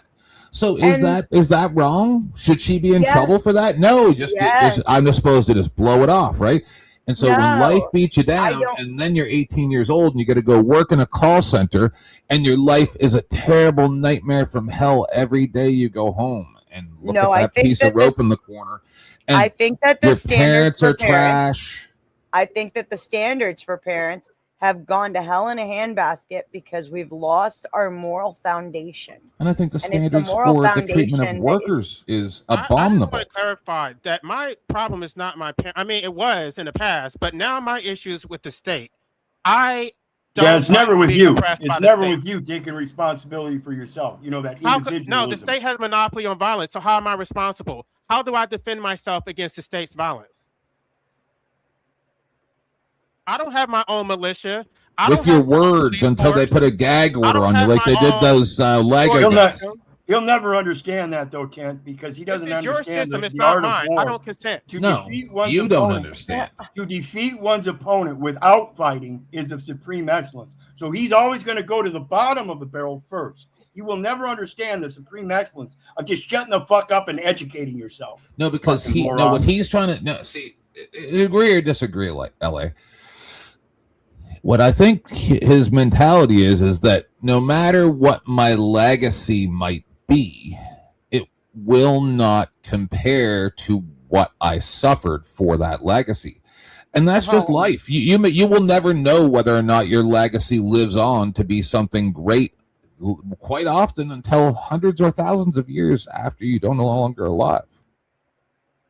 I mean, I could struggle. I could, I don't know, sell out in order to be successful. I just don't see the point. I just don't have the desire to do that. You'll be happier. Money does not appeal to me. Social validation does not. I just don't. But the money will get you what you want. You can supply condoms Well, to I people. would need a lot of money. What I want is for the system to pay for destroying my life. That's what I want. Open a condom. Make some condoms that it feels as good with it as without it. Put more lube in the inside of it. Trust me, you'll make $1 billion. It's got to be lubricated more on the inside. A lot of people don't know about that. Okay. GS is trying to talk, and you're kind of overpowering him. No, it's You're okay. loud, Ten.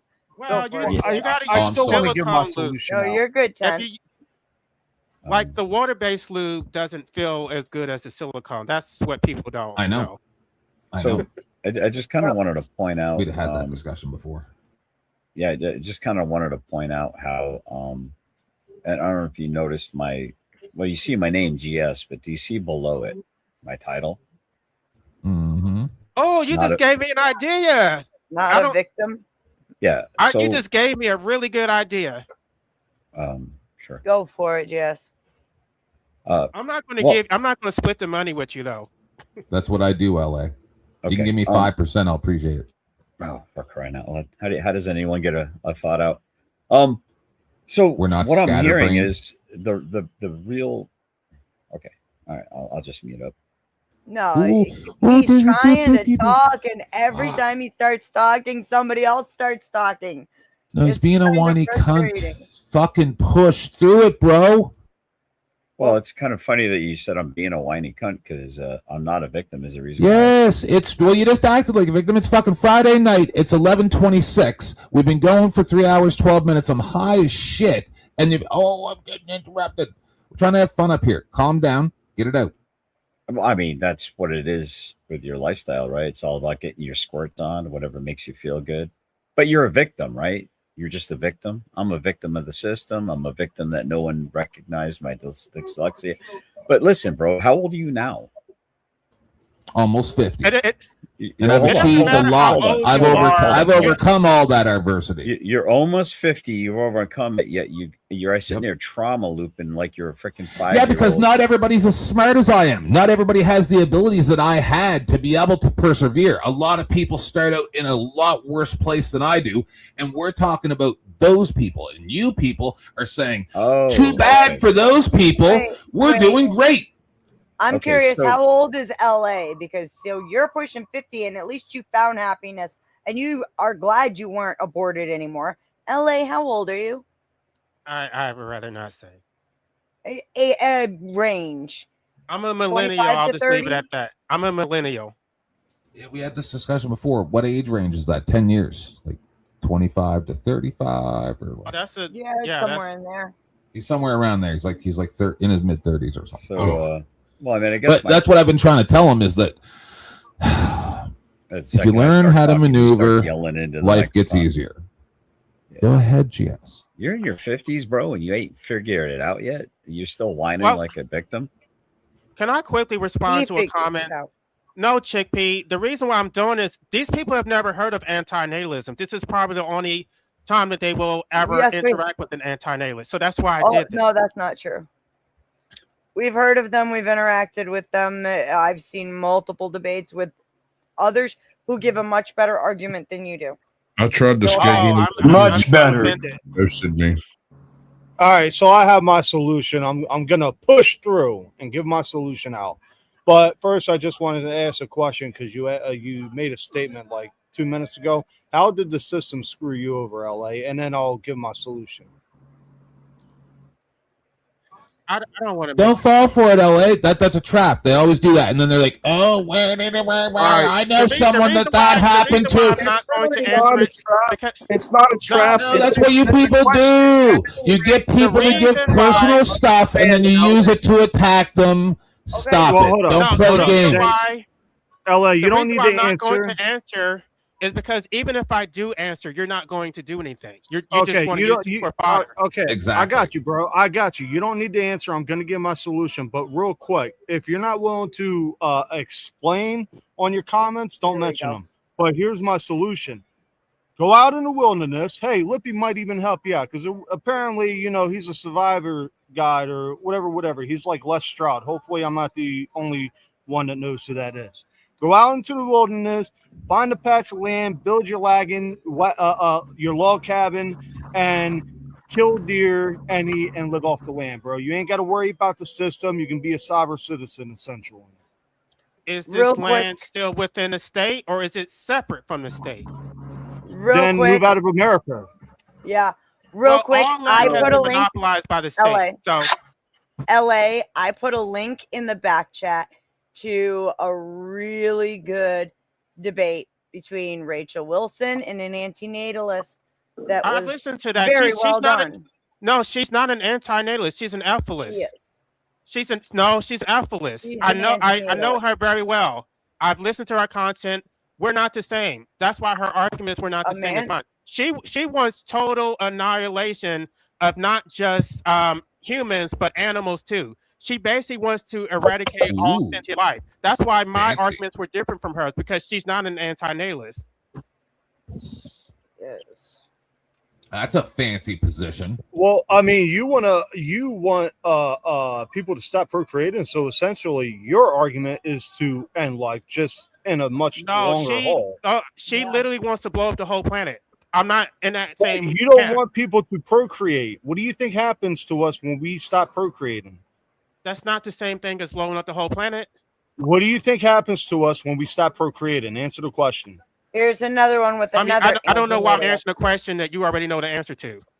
No, because sometimes you got to treat people like a little kid. You got to have them answer themselves. They're not going to do what I want. It's not as if everybody's going to stop procreating.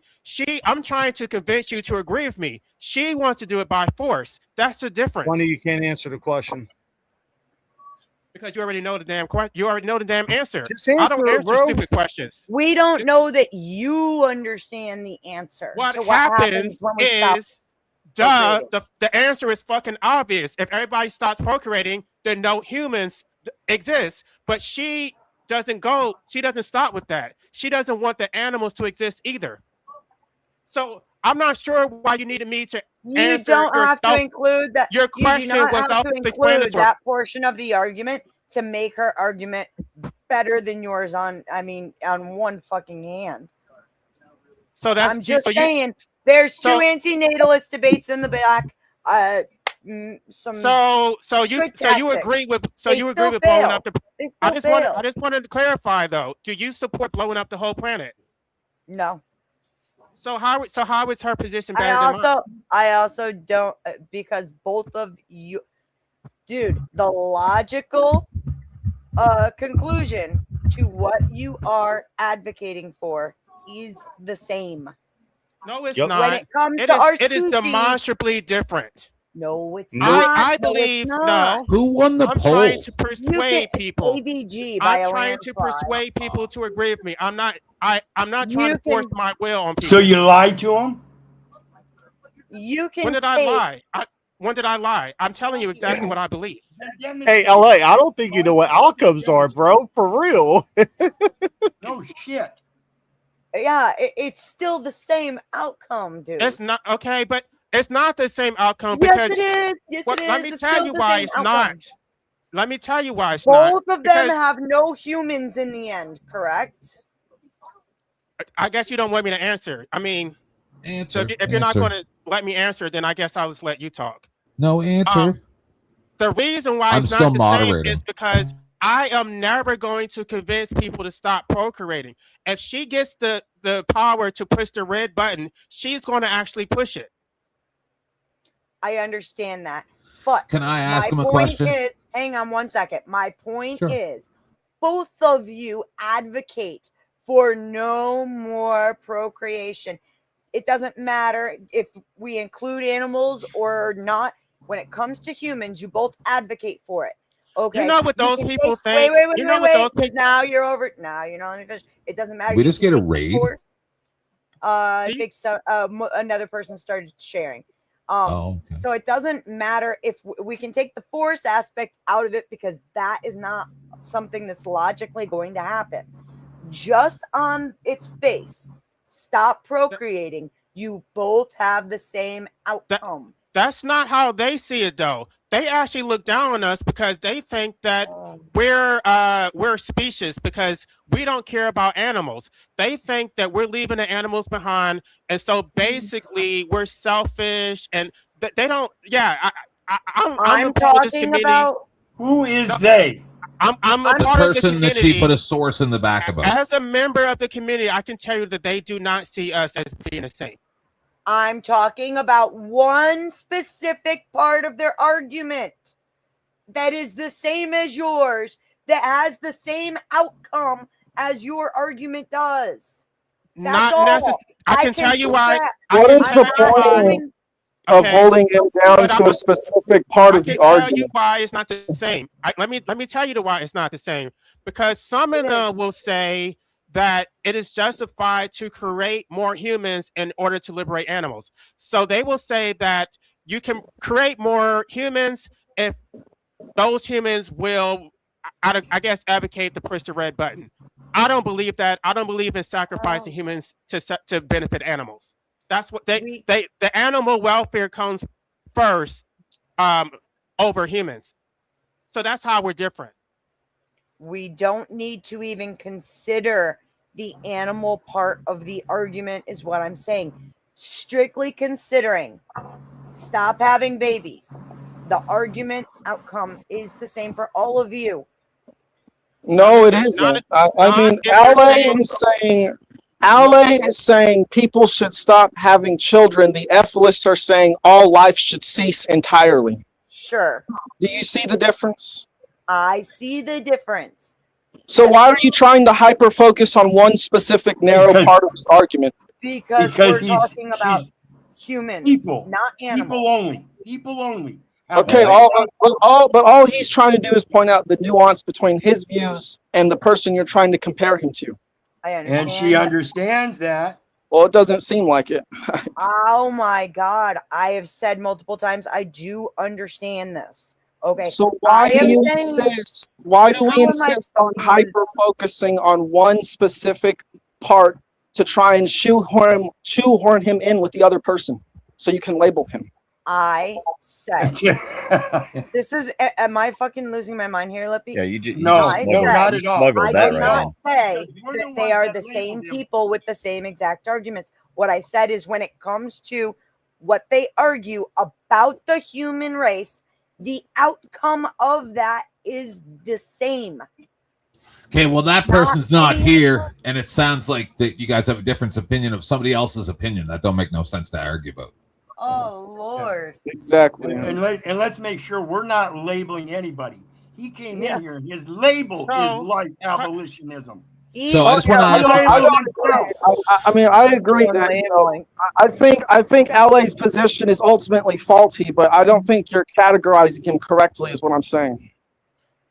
I agree with you. I didn't categorize him.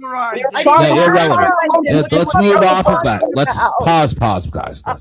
Let's not argue about something. We haven't even watched that video. No, literally, anybody in the audience has no idea what we're really arguing about right now. So let's just pause that for a second. Let's reset for 1 second. I just want to ask LA a question because I've had time to refine this entire discussion and try to understand something. Do you believe that? And this is to abolitionism. Do you believe that like pain or like the things that you say are the bad things, like getting bit by a mosquito or any of these things that are bad, have something that's some substantive at all and is tangible in real life? No, the only reason why I point out the mosquito bites is to No. If you don't understand the question, ask what I mean, and I'll. So I'm saying, all the things that you're saying are negative as to why you believe, like the pain of the person and all the things that they have to endure throughout their life. Do you believe that those things are tangible? Do you believe they're real? Do you believe these things actually exist in reality at all, or are they just your perception of how those are endured by others? No, if you let me finish, I can explain why I'm making that point. The reason why I bring up the mosquito bites is because of the Pollyanna bites, that they underestimate the suffering and they don't even consider the small things, and they focus on the joy as if those smaller things are irrelevant. That all these people are going through life without any suffering, and it's like, no, you just completely. But wouldn't you take 100 mosquito bites for an orgasm? The better. Let me how anti-natalist. No, I'm just asking. If you're out in the woods, right, and then it's the only place, right? Like you're visiting family or something. You ran into a guy up the road while you were swimming. You're like 30. You're single, and you're like, this guy is hot, and then you're like, but I'm gonna get bit by mosquitoes. You're gonna do it, right? Okay. So like that's what you're failing to understand is that yes, the good actually does outweigh the bad. Almost always. Let me ask you a question. Would you take 1 minute of excruciating torture for an orgasm? Sometimes we do. So I can chop off your foot if you get an orgasm after the fact. Well, no, that's extreme. See, ridiculous. That's the whole point. That's the whole. No, it's not, because no one's getting their foot chopped off. Having children is not an extreme. Yeah, that's not like getting your foot chopped off. There's a potential for it. There are people who get blown up. There's people who get hit by buses. There's but people. That's rare. Shit happens. Yes, shit happens. It's rare. But yes, those are the outliers. The outliers. But that's what I asked. You refused. No, hold on. You didn't answer my goddamn question. Do you believe that any of that pain that you're talking about is tangible? Yes, I do. Because okay, so then how do you not understand that the joy of life outweighs? It's cumulative. It's cumulative. If you add up all of those mosquito bites, then the bad necessarily outweighs the good. They discount those small things. Nobody discounts anything. No one likes getting bit by a mosquito. Because when I have these debates, these are the choices that you make and the chances that you take. No, when I have these debates, I have to constantly define what I mean by suffering, because they're not counting that at all. They're just talking about the extreme stuff. But I hear what you're saying. But I disagree with you. I don't believe that any of it is tangible. This is why people need to get out in the fucking woods. And I'm saying it's not tangible. Can I ask? Of course, yes. We've been waiting hours. Yeah, let me has the floor. Let me have a moment of inquiry here. Trying to figure out a worldview. I recall a line in The Matrix. I understand it's a movie, maybe it's not real life, art imitates life, or vice versa, where they were talking about the first couple iterations of The Matrix had to be redone, reprogrammed, because they were rejected. Because there was no strife, there was no struggle, there was no pain, there was no suffering. They rejected it because it just didn't seem real. That which we might consider to be heaven as a Christian to the system, to the machines, to the people plugged into it. They rejected it because there was no suffering. I think Christ, for me, I'm a Christian. Christ taught me that to live is to suffer, is to sacrifice. Life is about these things. So with that said, it's kind of an interesting thing. Life, abolitionist, do you make your bed in the morning? I don't even know if I should answer that.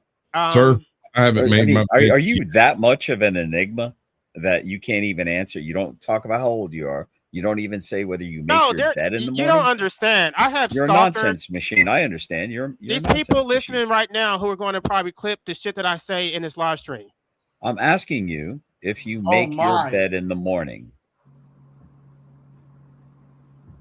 I'm sure you can make your point without me saying that. But let's say for the sake of your question that I do. Okay, why? It's just going to get messed up when you get in it at night. What's the point? Right, but the reality is that I don't make my bed. Okay, I change my sheets, but I don't make up my bed. I don't know why that's they're relevant. going to get dirty again. So, do you wash your clothes? Yes. Why? They're just going to why they get dirty again? Are you going to lie about that? I don't get your point. The bottom line is that I didn't choose any of this. Yes, I want to wear clean clothes, but that's a part of the monotony and the drudgery that I am against. Hold on, Lippy. If you didn't choose all this, then maybe you make a different choice. I actually wrote about this in chapter 9 of my book. All the stuff that you're missing, the taking showers and getting you're maintaining your body and eating and maintaining health. That's a part of the cost of imposition that I don't consent to. I don't do this stuff freely. I do this so I don't suffer health problems, because if I don't change my sheets, I'm going to be breathing in dust and I'm going to get sick. But you want life to be abolished. Why would you care if you survive? So it's not the people's fault. It's the dust's fault. It's the world's fault. It's the imposition. This is just another guy. This is just another guy. Life was not imposed on me. Real quick, I'm not sure, ladies and gentlemen. The anti-intellectualism is stunning. I like this guy. Anti-intellectualism. Real quick, if life was not imposed on me, I would not be breathing dust. Ladies and gentlemen, quick interruption, housekeeping. I'm giving it 30 minutes, and then we're going to be done, because we're just rolling it around. I want to say that I think what El Perro's doing is an effective way to get away from the state, because I am an anarchist, just like LA is. That's where I agree with him. But I don't think that we need to do away with life to do away with the state. Personally, I think if people did learn to be more self-sufficient and learn to live in nature, it would be a struggle, but it would be a necessary struggle and suffering. Because for too long, people have reaped the basically pleasures of civilization, which comes at the expense of all of their life on the planet. Civilization does not actually give anything back to the life around it. All it does is it takes, and it makes life safer for those within civilization, while basically infantizing, turning them into infants, dependent on the state, versus where if we did mirror societies like the Amish or even people like El Perro, who were self-sufficient, that would be a great step in the right direction. And not everyone needs to be self-sufficient either. Like El Perro's choosing to take care of someone who is not self-sufficient. That's a good thing, right? It's not. You could say, yes, our purpose is not to serve others, but if we choose to serve others, we will make the world a better place pretty much instantly, at least for one person. We have a society now that is so developed onto society rather than the different stages of living, which is communal, agrarian, sojourner. You have a circle where it's a compact society of community where you have your markets and everything. Then outside of that community, you have your agrarian farm life where they get their local commodities and stuff. And then outside of that, you have your mining and forestry. And then outside of that, you have travelers and sojourners from other lands that bring their wares and goods. This is the way it's supposed to work. Today, everything is corporatized. We no longer have the agrarian farmers. Remember the 70s when the farm mortgages all collapsed? Now we have industrial farming. Guess what? It's happening all around the world, and it's going to be one big happy society. What I would like to ask everybody on the panel is, does anybody on this panel want to die? Because I'm sure everybody's going to say no. I did right up until a couple months ago. There will be no point in rejecting it. I absolutely want to die, because that means I have completed my mission here in this world, and I get to return to where I came from. Oh, that's madness. People of faith, this is how people of faith tend. This is how we think, okay, and this is what we believe, and that's part of our faith. However, by the way, speaking to what Scales, what you were saying, my solution was a matter of the state is broken, the state is fucked up. There are more of us than there are of them. Why are we not fixing it? Because the people are the problem. That's the reason why. Because the people are the problem. That's why the state is so fucked up. Yes, but they're also the solution. That's bingo. Right. The problem, the biggest problem that we have is that the moral foundation that our society should be built on, that makes us good parents, that makes us good people that care about one another in our community, is been degrading over time to where faith is just something that's become a mockery to a lot of people, right? However, it's that same fucking faith that makes it's that same fucking faith that makes sure your parents. Well, when you go around calling people biblical curses on a regular basis, that might not help. Yeah, take it easy. I'm an atheist, and I think I treat people better than most Christians. Correct. All right, I got a point of inquiry to the one person on the panel that seems to be anti, I guess, what other people are for. Are you for or against reparations, life abolitionist? I mean, I don't want to have a long discussion about that, but basically, it's just a yes or no. I don't support cash reparations. I want land. I want sovereignty. I don't think that we consented to be a part of the social. We were never part of the social. But then you're going to have to plow the land and tend the land, and that's going to be you're going to have to suffer, dude. You're asking for your own suffering. No, but you do that out in the woods. You don't bring food with you when you go out in the woods. You will go out and survive off nature, right? You got it all like the pine nuts and bottles and stuff that you made yourself. I bush blueberries and raspberries. Well, he asked you don't even use containers from civilization. Yeah, I would like this to be answered and not go into nonsense. He asked me a question. I'm just saying. Okay, so Abraham Lincoln's plan was to give us sovereignty. He was you got Liberia. So you got your 40 acres and a mule. That you never got materialized. No, we did not. Yeah, Liberia. And even if we did, it still was under the state. Hold up, bro. I have to call you out on that. No, hold up. You're nonsense, dude. The capital of Liberia is Monroe. I'm not talking to you. I'm talking President Monroe, who actually made that whole land purchase happen. You got a free ticket over there. You got your 40 acres and a freaking mule. And then within a couple of decades, your people enslaved the local black people into Southern-style, plantation-style slavery. So don't fucking tell me slavery's bad. Oh my gosh, what are you talking about? No, as a matter of fact, okay. First of all, yes is right. Real quick, let me point out how he's right. You know how human beings were suddenly identified as being property under the law? That was because of a black slave owner. What I specifically, I don't think you guys understand what I just said. I specifically said that I don't support cash reparations. What I want is self-determination. Well, how are you going to take that land? How are you going to take that land if somebody don't want to give it up?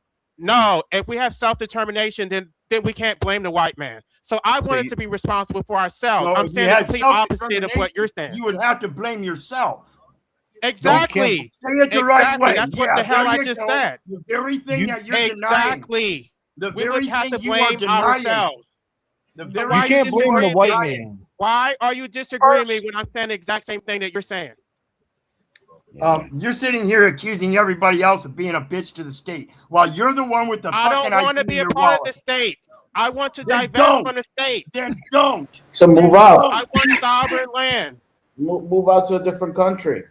Then go take it. That doesn't give me sovereignty. That still makes me a subject of another state. Wait. Who gives you sovereignty? You're either sovereign or you're not.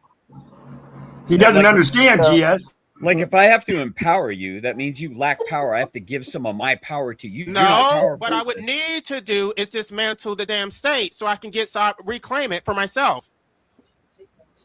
Yeah, but somebody's gonna have to do that for you. If you want land, well, what if that person doesn't want to keep it up? I mean, bottom line, dismantling the state is a collective effort. It's not one person. The bottom line is that the people are not going to do that. So that would be my plan A. But since they're not going to do it, my plan B is to get made so I can escape the damn matrix, because they're not going to liberate themselves. They want to be slaves.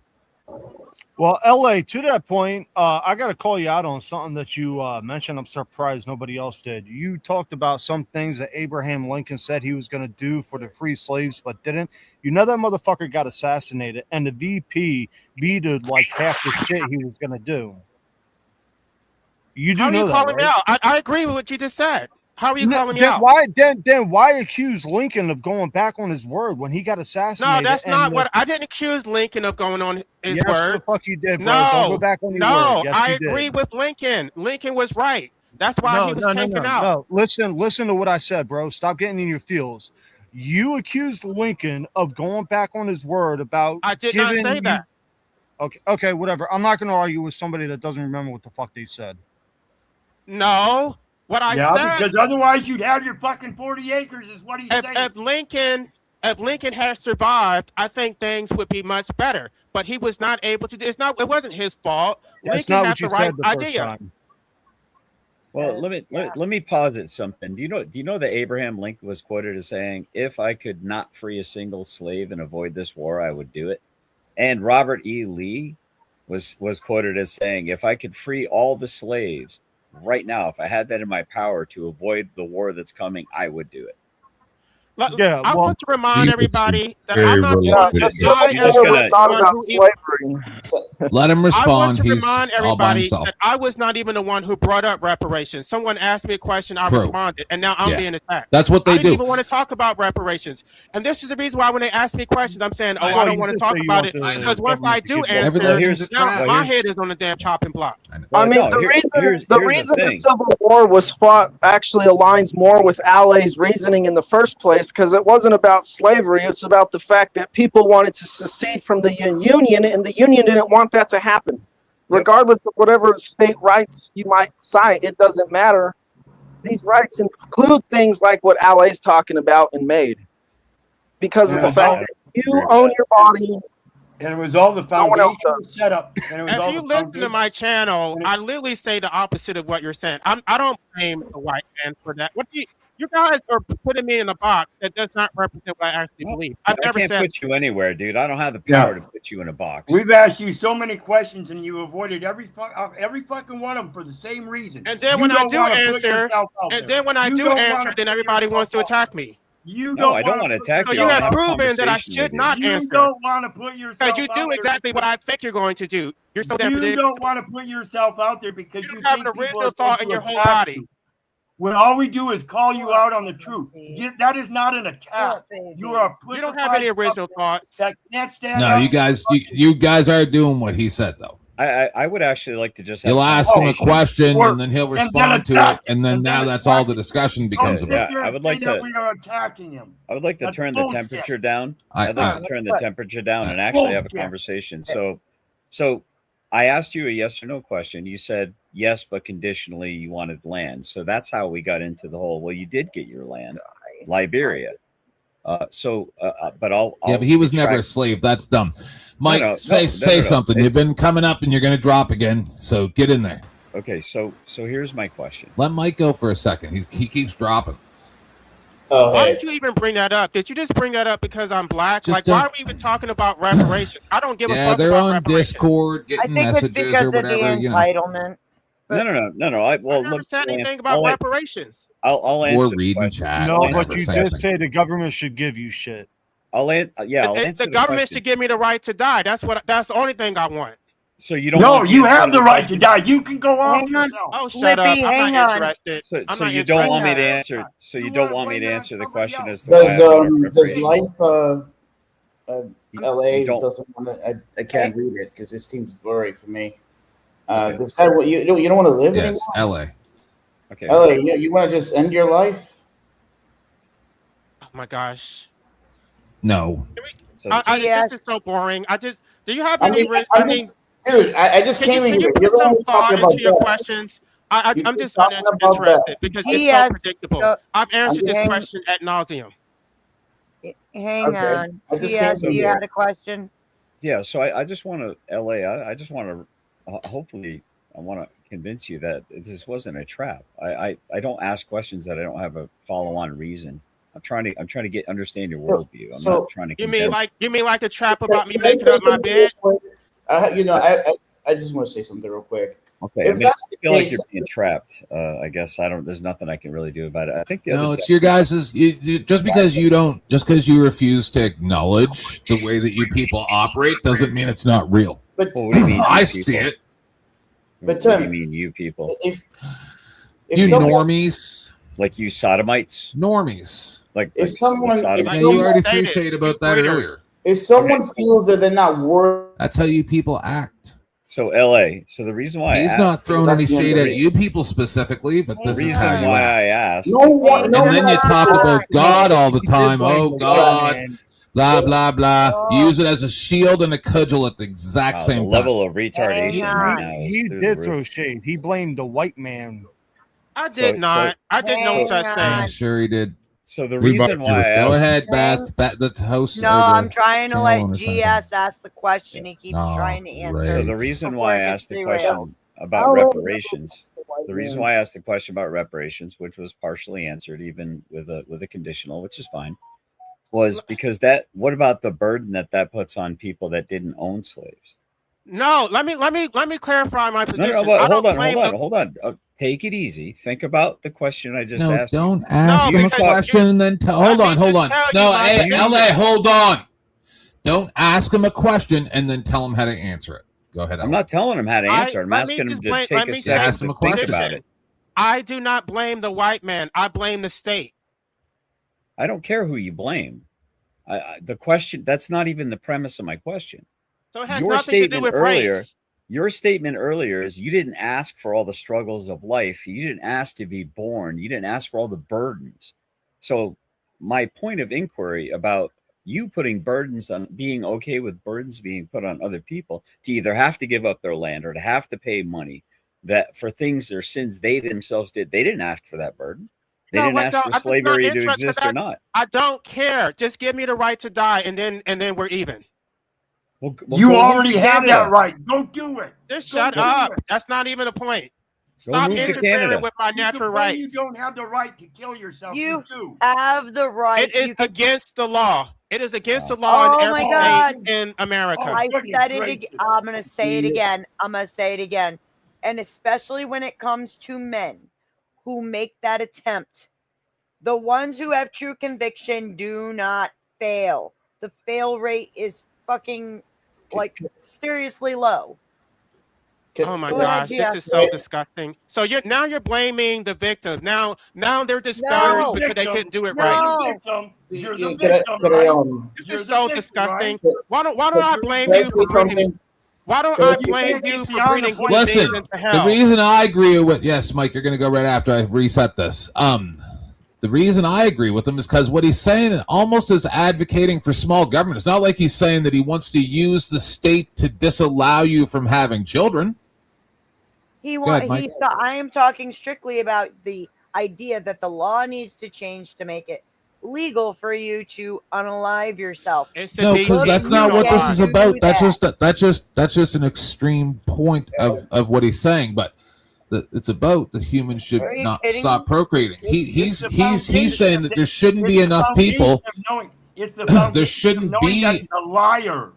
He's saying that there shouldn't be enough people that we need to rape the play. But see, and this is what I was going to say earlier, and Mike needs to get in, but he's a product of what we were taught in school for 2 or 3 generations. Oh, we're overpopulating the earth. And then you guys are going at him like you guys didn't allow the school system to teach your children this. Go ahead, Mike, get in there. By the way, 10-minute warning. I'm killing this in 10 minutes. I want self-ownership. If you guys want to own me and force me to, then you should pay for everything. I don't, bro. Get in there, Mike. You want self-ownership, then get rid of I'll be your friend. I'll be your friend. You absolutely deserve it. If you need a friend to talk to, I'll give you my phone number. I'll put it in the backstage. It's my public phone number. If you need to talk to somebody, I'm always around. If I'm not talking to Mike or Beth, I'll talk to you. I'm gonna say something and then get off. All right. Now I'm gonna say LA, as a Right strategy, this, Mike, as a strategy to disempower the state, anti-natalism can be a good thing. And I would say that there are a lot of people who are having children who are not ready to have children, or they're having them for selfish reasons, and I don't disagree with this, but this does not mean that everyone is incapable of having children. Yeah, okay. Bro, now we can't even hear your mic. Mike, just get in there. What about the people who are not ready to be born? Yeah, hold on, LA. Oh, I wasn't ready to be. Mike hasn't had a chance to say anything this whole time. Go ahead, Mike. You know, so I knew someone that wanted to kill himself. He just did it. He didn't tell anyone. He just specifically did it. And I'm not saying that I want this guy to do it, but if he had intentions of doing it, he would have done it. Congratulations. I'm just letting you know. What I'm does that have to sorry. do with me? It sounds fucked up, but that's the reality of it. But the thing is that listen, buddy, I didn't make you, man. You know, it sounds more like you're trying to be more of a victim here. Sorry. You're literally trying to tell me, okay, that's the most insulting thing you can possibly say. And you think that I should just be respectful and not? No. All right. You basically tell me go fuck myself, and then I'm not supposed to interrupt. Hey, go fuck yourself. Don't interrupt him. Exactly. So if you're going to tell me go fuck myself, I'm going to say the same thing to you. I'm not going to sit there and tolerate that shit. Tell him to go fuck himself, Mike. I don't even know how old he is. Probably you're not going to answer. Early to mid-30s. Mid-30s? Somewhere around there. Early to mid-30s or late 20s, something like that. I'm getting off. If I can just say something real quick, I'm getting off. Real quick, by all means. LA, you did in fact blame the white man because you said if you had self-preservation or something like that, you cannot blame. Hold on. You cannot blame the white man, indicating it's not the that white because man's state. Hold up, bro. I'm getting off. Let me finish my point. You're indicating that because you don't have whatever you sell, the self-preservation or whatever lip you just corrected me on, you're indicating because you don't have that, you blame the white man. Beth, I'm losing brain cells. I'm losing brain cells because it's literally the opposite of what I said. I never said anything about the white man. I said the state. Now, if you want to conflate, no, you said the white man. I watched it back. I watched the video back, bro. You said the then white that's the man. you problem. Okay, Crowd, bro. I mean, give me the crowd. When you get off, send me the timestamp in Discord. I'll make sure to clip everything. Oh, cool. I got you. Because right when he said it, I stopped it. So I'm at that point. The reason why it's not correct is because most anarchists are not even black. Most anarchists are white. So why? So I'm not blaming. What you're saying makes no damn sense. That should tell you something. An anarchist is one that can work his life without government. But evidently, if it's mostly white guys doing this, it's because the black guys are still slaves in their fucking minds. Right, exactly. Exactly, you're right. Most black people are hardcore status. And that's why you have that ID in your pocket, and I don't. Imagine that. No, I'm literally saying the opposite of what they're saying, and then you're still blaming me for being like them. How does that make sense? I'm not. You still have that ID in your pocket. No, I don't. No, I don't. I'm an anti-status. The fuck you don't. The fuck you don't. You've got an ID in your pocket to have that job. You've got an ID. How do I have the same ID as them? You have to have an ID in your pocket to get that job, to get that bank account, to have that car and that driver's license. You have to have that state ID. You dumb cunt. And you use somebody else's ID so you could get internet. No, I didn't. They have the internet. I am currently here with her. Otherwise, I am out there. In case you don't understand. I want to ask a question. Earlier in the night, you were asked about your religious beliefs. Did I hear you say you're agnostic or gnostic? Gnostic, or like, yeah. There's no way. Oh, he's I'm sure you don't. You probably don't know what gnostic is. I do know what gnostic is. Go back and rewind it. He said he was an atheist. Okay, which books are in the Gnostic books? Which books are in the Gnostic Bible? Thomas, Adam and Eve. How about hang on, homie, I got you. Oh, here, fucker. You got to understand that the Christians Would you like to question me some more? Because you see, I actually fucking study religions. So you can eat a dick all day long. But congratulations for having down, it. I'm sorry, you're seeing it backwards. This is the Gnostic Bible. I also have an entire collection of the Dead Sea Scrolls. does that, bro. It mirrors it. Okay. This is the Gnostic Bible right here. I mean, so how does your idea conform to Gnosticism when they are way more about creating life? No. They were actually against poker or sex altogether. They were. No, they weren't. The fuck they were. Yes, they were. No, they weren't. They were some freaky deeks, is what they were. No, my gosh. I don't know which book you read. I don't know what you read, but they believe that procreation. The Gnostic Bible. Have you ever cracked it open, or are you just holding it? Oh, that's not what it says. Jesus Christ. I even have a bookmarker still in it. That book looks pretty new. I don't see any creases in it. I have paid note cards. I think Sash wants to also say something. You're out of your mind. Sash, you want to say something? Could I ask? Yo, Mike. I was just thinking that I've never seen a crackhead on earth wake up in the morning and not have a plan. Like every single one of them is not only up in the morning, but they are looking forward to their day and they've got it worked out how they're going to do it. So if you lack motivation, this is why Dusty supports the legalization campaign, and I agree with him 97%. Beth, we can have a separate. Beth, we can have a separate conversation about Gnosticism. If he got some good loving, he'd be all right. This guy just needs a boyfriend. Beth, if you're right about that, but I know. But Beth, if you want to have a separate conversation about Gnosticism, we can do that. But I can tell you the verses. I mean, not right now on the spot, but yeah, they didn't. Of which book? Because they were all about sex. Hold on, not all of them. It's the Gnostics. It's the Gnostics that have actual sex rituals. Beth was raised in a cult and then found out there was other religions in the world and became obsessed with them.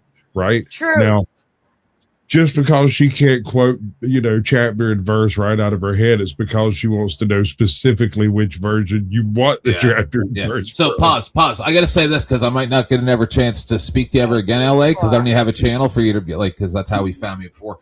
And you never know if I'm ever going to come back. So, this is the thing. I like the Cathars. I've talked to you before about some really deep stuff. We got really into all kinds of stuff. And I don't think you're gay. I thought about you since we've talked previously. I think that maybe you need to try to date women. There's a lot of women out there okay with dating an effeminate man. You don't think that I'm gay? What are you talking No, because I talked to you about being gay, and I actually don't think you're gay. It depends on how you're defining it. I'm just telling you. No, that's irrelevant. I'm telling you would be happier get a woman. Trust me, I'm a very experienced person at this. Here we go. That's all I have to say. Wait a minute, how am I not gay? What are you talking? I'm like the gayest person on the damn planet. That's not relevant. No, you're not. No, I've met 10th man's husband. Trust me, you're not, sweetheart. Yeah, you're not. But 10th, have you ever asked this guy if he dated a woman? No, but I talked to him about a lot of stuff. No, I have never been with a woman. I haven't touched a woman with a 10th. You need to. I mean, titties Be honest with her. I mean, she'll know as soon as she talks to you for 4 seconds. But now on Grindr, there's a plague of women because they're like, I'd rather deal with a gay dude than all this straight dude nonsense where they're like getting Botox Like the straight Did you dudes not getting hear what I Botox said is at the weird. beginning? Sash, what How were my you saying best- about titties? Sash, what were you saying about titties? Well, I'm just saying they're almost as good as crack, and they could be a life changer, bro. I if you agree. get to work, it motivates me to get up and go do the shit that I do right this second, right now. I am cooking sausages and cabbages because my wife likes them, and I get to play with their titties. I just had a deja vu right now. The fuck? This type of thing happens quite a lot. It seems like I've been here before. I've been talking about this before. You know what? I have to agree with Sash. Maybe if you get pussy, maybe you're like, wow, all these years. I'm telling you. No, No, because he doesn't even like gay sex. He doesn't like gay sex. Against me. And no, we've discussed. Against me. And Mike, this is the guy I told you about that doesn't like gay sex, and I told you, I said I don't think he's gay. I never said that. I never said that. You You didn't said talk going good about it. backwards. You said about like using the system, and I think you have a job, right? You have So a if normal I'm job, not gay, correct? then what you're saying is I'm an incel. I'm an incel. I just can't get a woman. That's not true. No, you never tried, I don't think. That's not true. Did you listen to what I said at the beginning of this debate? No, you got to try now. Not whatever about happened how 10 my years best ago. Did Forget you about the hear what I past. said about Forget my best about the friend? past. No, trying it's to convince me- 2026. Forget Chicks about want it. to have a gay boyfriend, bro. Just do it. Just let a woman suck your cock, and that's it. Trust me. Trust me, dude. No, I'm going to tell you this. I've said this a million I times. can get a woman. I can get a Sir. woman. It's not hard. Listen to a 51% gay man. Before Vagina sex is the best sex. I don't like Wait vaginas. for that. You don't know how it feels on your penis. Try it. I don't like the way it looks. You got to try it. Don't matter. It matters how it feels. Just close your Sorry, eyes. Beth. No. Come on. The channel owner won't stop. You Go know ahead, what? Beth. Just Sorry. close your I eyes really like to talk. and just for get a in second. there. So, Let her spit on you first. By the way, And I object to using a woman's body in that way. I think it's unethical. I'm not. I going know to she exploit a likes it. woman. Trust me. I'm not let having Beth sex talk. with a Let woman Beth that I'm talk. not married So, to. by Let the Beth way, talk. see, here's the big thing about when it comes down to Gnostics is that they actually believe in reincarnation, and therefore you must be born again, because each time you are born again, you are healing something from your past life in the pursuit of reaching perfection. You're right. You're It is right. in their scriptures. You must have babies because you are healing a life that needs it in order to reach that state. So, dude, you're going against the very fucking belief structure that you claim to Can you hold. let me agree with you? Gosh, you're right about the first point. They do believe in reincarnation, but they believe that you trap a soul into the material world, that you're basically enslaving someone to the demiurge. And so the only way to defeat the demiurge is to not procreate. But it's not all the books, because all the books don't say that. So again, I would like to have a separate conversation with you so we can actually discuss it thoroughly if you're interested. Otherwise, Absolutely. I'll bring some backup for this and why Gnostics are in favor of having children. It's all moderated for you guys. Y'all ever hear any Sam Kinison work? He was a Reformed Southern Baptist preacher who went into comedy, and he had this bit where he talked about how I was a eternal shade of flaming light spinning off into the vast nothingness of the universe when you two decided to scrump. And on that night, in the back seat of that 57 Chevy, my mom conceived me. And from that day forward, I've been forced to suffer through every scandalous bitch on this planet. He's talking about like 7 ex-wives or some shit like that. Right, It's it's all your hilarious. fault. Of course, he ends screaming because that's how they all end. Nothing to do with the you like to fuck crazy.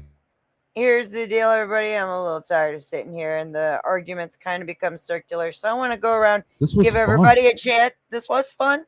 I want to give everybody the chance to say their last piece, and then we're going to get out of here. We're going to skedaddle, make like a prom dress, and take off. So, Mike, you Are first. you raiding anybody? Yeah, Dusty is supposed to be going on. And then also Sasquatch has a show coming up. I highly recommend everybody to jump on over there as well. Take your pick. They're both great shows. Scales Set is back. Scales, I'm bringing you up literally just to say goodbye because we're about to get out of here. So, you first, sir. Your last piece on the that's fine. last thoughts. You want to give your last thoughts? Go for it. Yeah, the thing, Ale, if we actually did apply his solution, the demiurge would actually cease to exist and the Gnostic problem would be solved. But it's not a solution that I think that I would agree with. I think there are other solutions, but it is actually a viable solution under the Gnostic paradigm. Thank you, Seth Scales. Somebody has done their reading. So that being said, I had a great time talking to you all. If you guys want to check out my channel, I recently created my own philosophical framework, and the video is nearly 5 hours long. It's called the Unified Topological Ontology, and I think it relates to just about any type of subject that you might want to talk about in the debate. Are you still working on your book? If you want to put your link in the back, I can drop it in the chat, by the way. This is going to be my book now, Ale. I think it's way better than the idea I had before, personally. Sorry to interrupt. I just want to say thanks for having me, Miss Beth, and I'm going to be going live on my channel here in a minute, but I appreciate the conversation. Thank you very much for coming. I want to encourage the chat to please subscribe to Generally Specific. He has some excellent conversations over there, and we still got to finish reading Habakkuk. I'm excited for that. Yes, ma'am. I'll see you soon, sir. Have a great night. Thank you for coming. Scales. Should I talk shit about him to his chat while he's gone? If you want to put your link in the back chat, I am more than happy to post it up front, just like I just did for GS. Otherwise, Mike, you are up. Are you all done, Scales? Okay, I got yours. Hang on. Coming right up. I got it. Actually, I can just get that link again. All right. You all have a nice night. Thank you. Nice to meet you. Yep. Like what? Come on. Oh, my Lord. Okay, everybody. Here is Scales' link. By all means, feel free to sub. Mike, your turn. Go ahead, Tim. I just wanted to ask Abolitionist one thing. Do you not see that human life has brought more beauty than not? I don't see that. Oh, okay. I got it, Mike. Mike. Oh yeah, no, so much. But the one thing I have to say is that sometimes you just need a cold shower and just fucking relax, go to a beach. Yep. Stop trying to win, especially when you're. See me, I get talked over. Everybody says shit. I'm always the quiet one. I'm like, oh, let them beat themselves up. I'm like, and then everybody's exhausted and tired.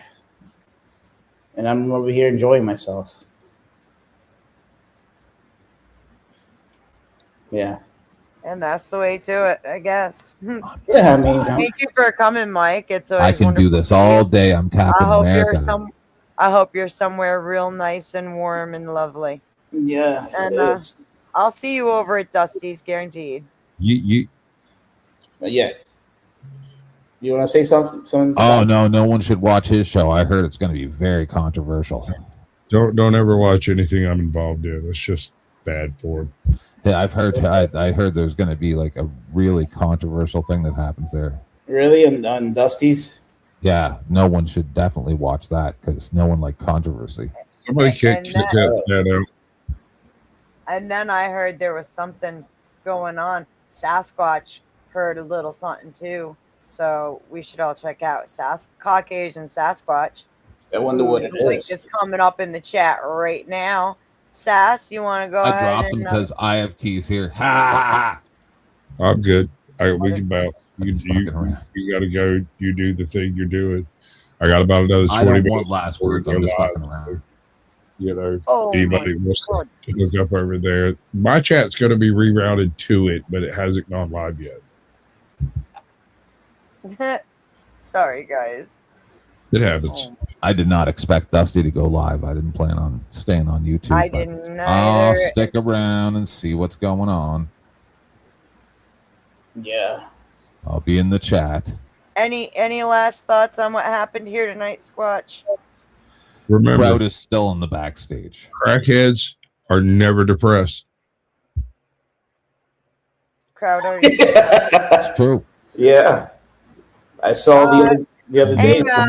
All right. I see what you're doing. Go ahead, Kraut. Press play, Kraut. Law. That was because of a black slave owner. What I a specifically, black man I put don't that think you into guys post- understand what I just said. I specifically said that I don't support cash reparations. What I want But is you want land. self-determination. Well, how are you going to take that land? If we are, and if how are we you do going to have take that land if somebody self-determination, don't want to give it up? No, if we have self-determination, then we can't blame the white man. So I wanted to be responsible for ourselves. No, I'm if you saying the had complete opposite of what you're saying. You would have to blame yourself. Yeah, but that's what Beth had just said. She had just said blah blah blah blah blah, the white man, and he was responding to what she said, not what he believes. No, I'm so he's glad y'all played that. I just watched it. You played the whole thing. Yeah, he's indicating if he had I keep forgetting the self determination, he can't blame the white man. He couldn't blame the white man. Meaning he's blaming the white man right now. That's not He anything can close to what was said. She brought Okay. up the white man. She said white man, and then he said we wouldn't be able to blame the white man. I mean, hey, listen, man. Like, I understand what people wanna be mean when they Batman. don't outright say it. That's typically No. liberals You're do reading that. into it, and you're doing it. You're All right, reading we're the not exact going to opposite. have this argument right now. Can I be Batman? Yes. Rescue me. All right. Yes, I want to rescue you. Take you away. What? Bring you to Asia. I'll go to Asia. Asia sounds great. I'll see you later, Kraut. Gosh. LA, by all means. Last thoughts, sir. Okay, well, first, what I was trying to say is that we have self-determination, then we don't have anyone to blame but ourselves. But if we're being controlled by somebody else, then I don't know. Nothing anybody has said has offended me except for a Tiff man who basically accused me of not being gay. That's what I do, sir. That's what I do. Utterly offended. How dare It's you? okay. I'm just telling you. I talked to you. I have been told that I was gay since I was at least 8 years old, and I am very proud to be gay. Yeah, so thank you for having me on. Hopefully, I don't know, maybe we'll do another debate about a different topic, but I think everything went pretty much as I expected. Yeah, so hopefully people got something out of it. I don't know that I don't think I changed anybody's minds, but I hope I at least gave people something to think about. Is that all you're proud of? Just you being gay? You don't feel like you accomplished anything more? No, I think that is a huge accomplishment to be gay. I think that's the most. I'm not saying that. I'm asking you the question: if there's another thing that you're proud of yourself, other than you being gay. Being an anti-nihilist, being an anarchist. Ravenous is hilarious. Can I put his comment up back? Yep. All right, Beth, you go do Beth is just trying to talk you're in. trying to, end the show, and you're not gay proof. People just. Yeah, he's trying to talk me into having sex with a woman. No, bro. It's been a low dono night, Mike. Quite frankly, I just don't have the spoons to handle it. I haven't been paid to have the spoons to handle much more. Rusty spoons. Oh, they're very rusty tonight. Yeah, 10th man, I think you did an excellent job moderating. I'm the greatest there ever has been, I know. But Well Beth, you're done, probably indeed. going to get a lot of views for this. A lot of what? You're probably going to get a lot of views and a lot of comments.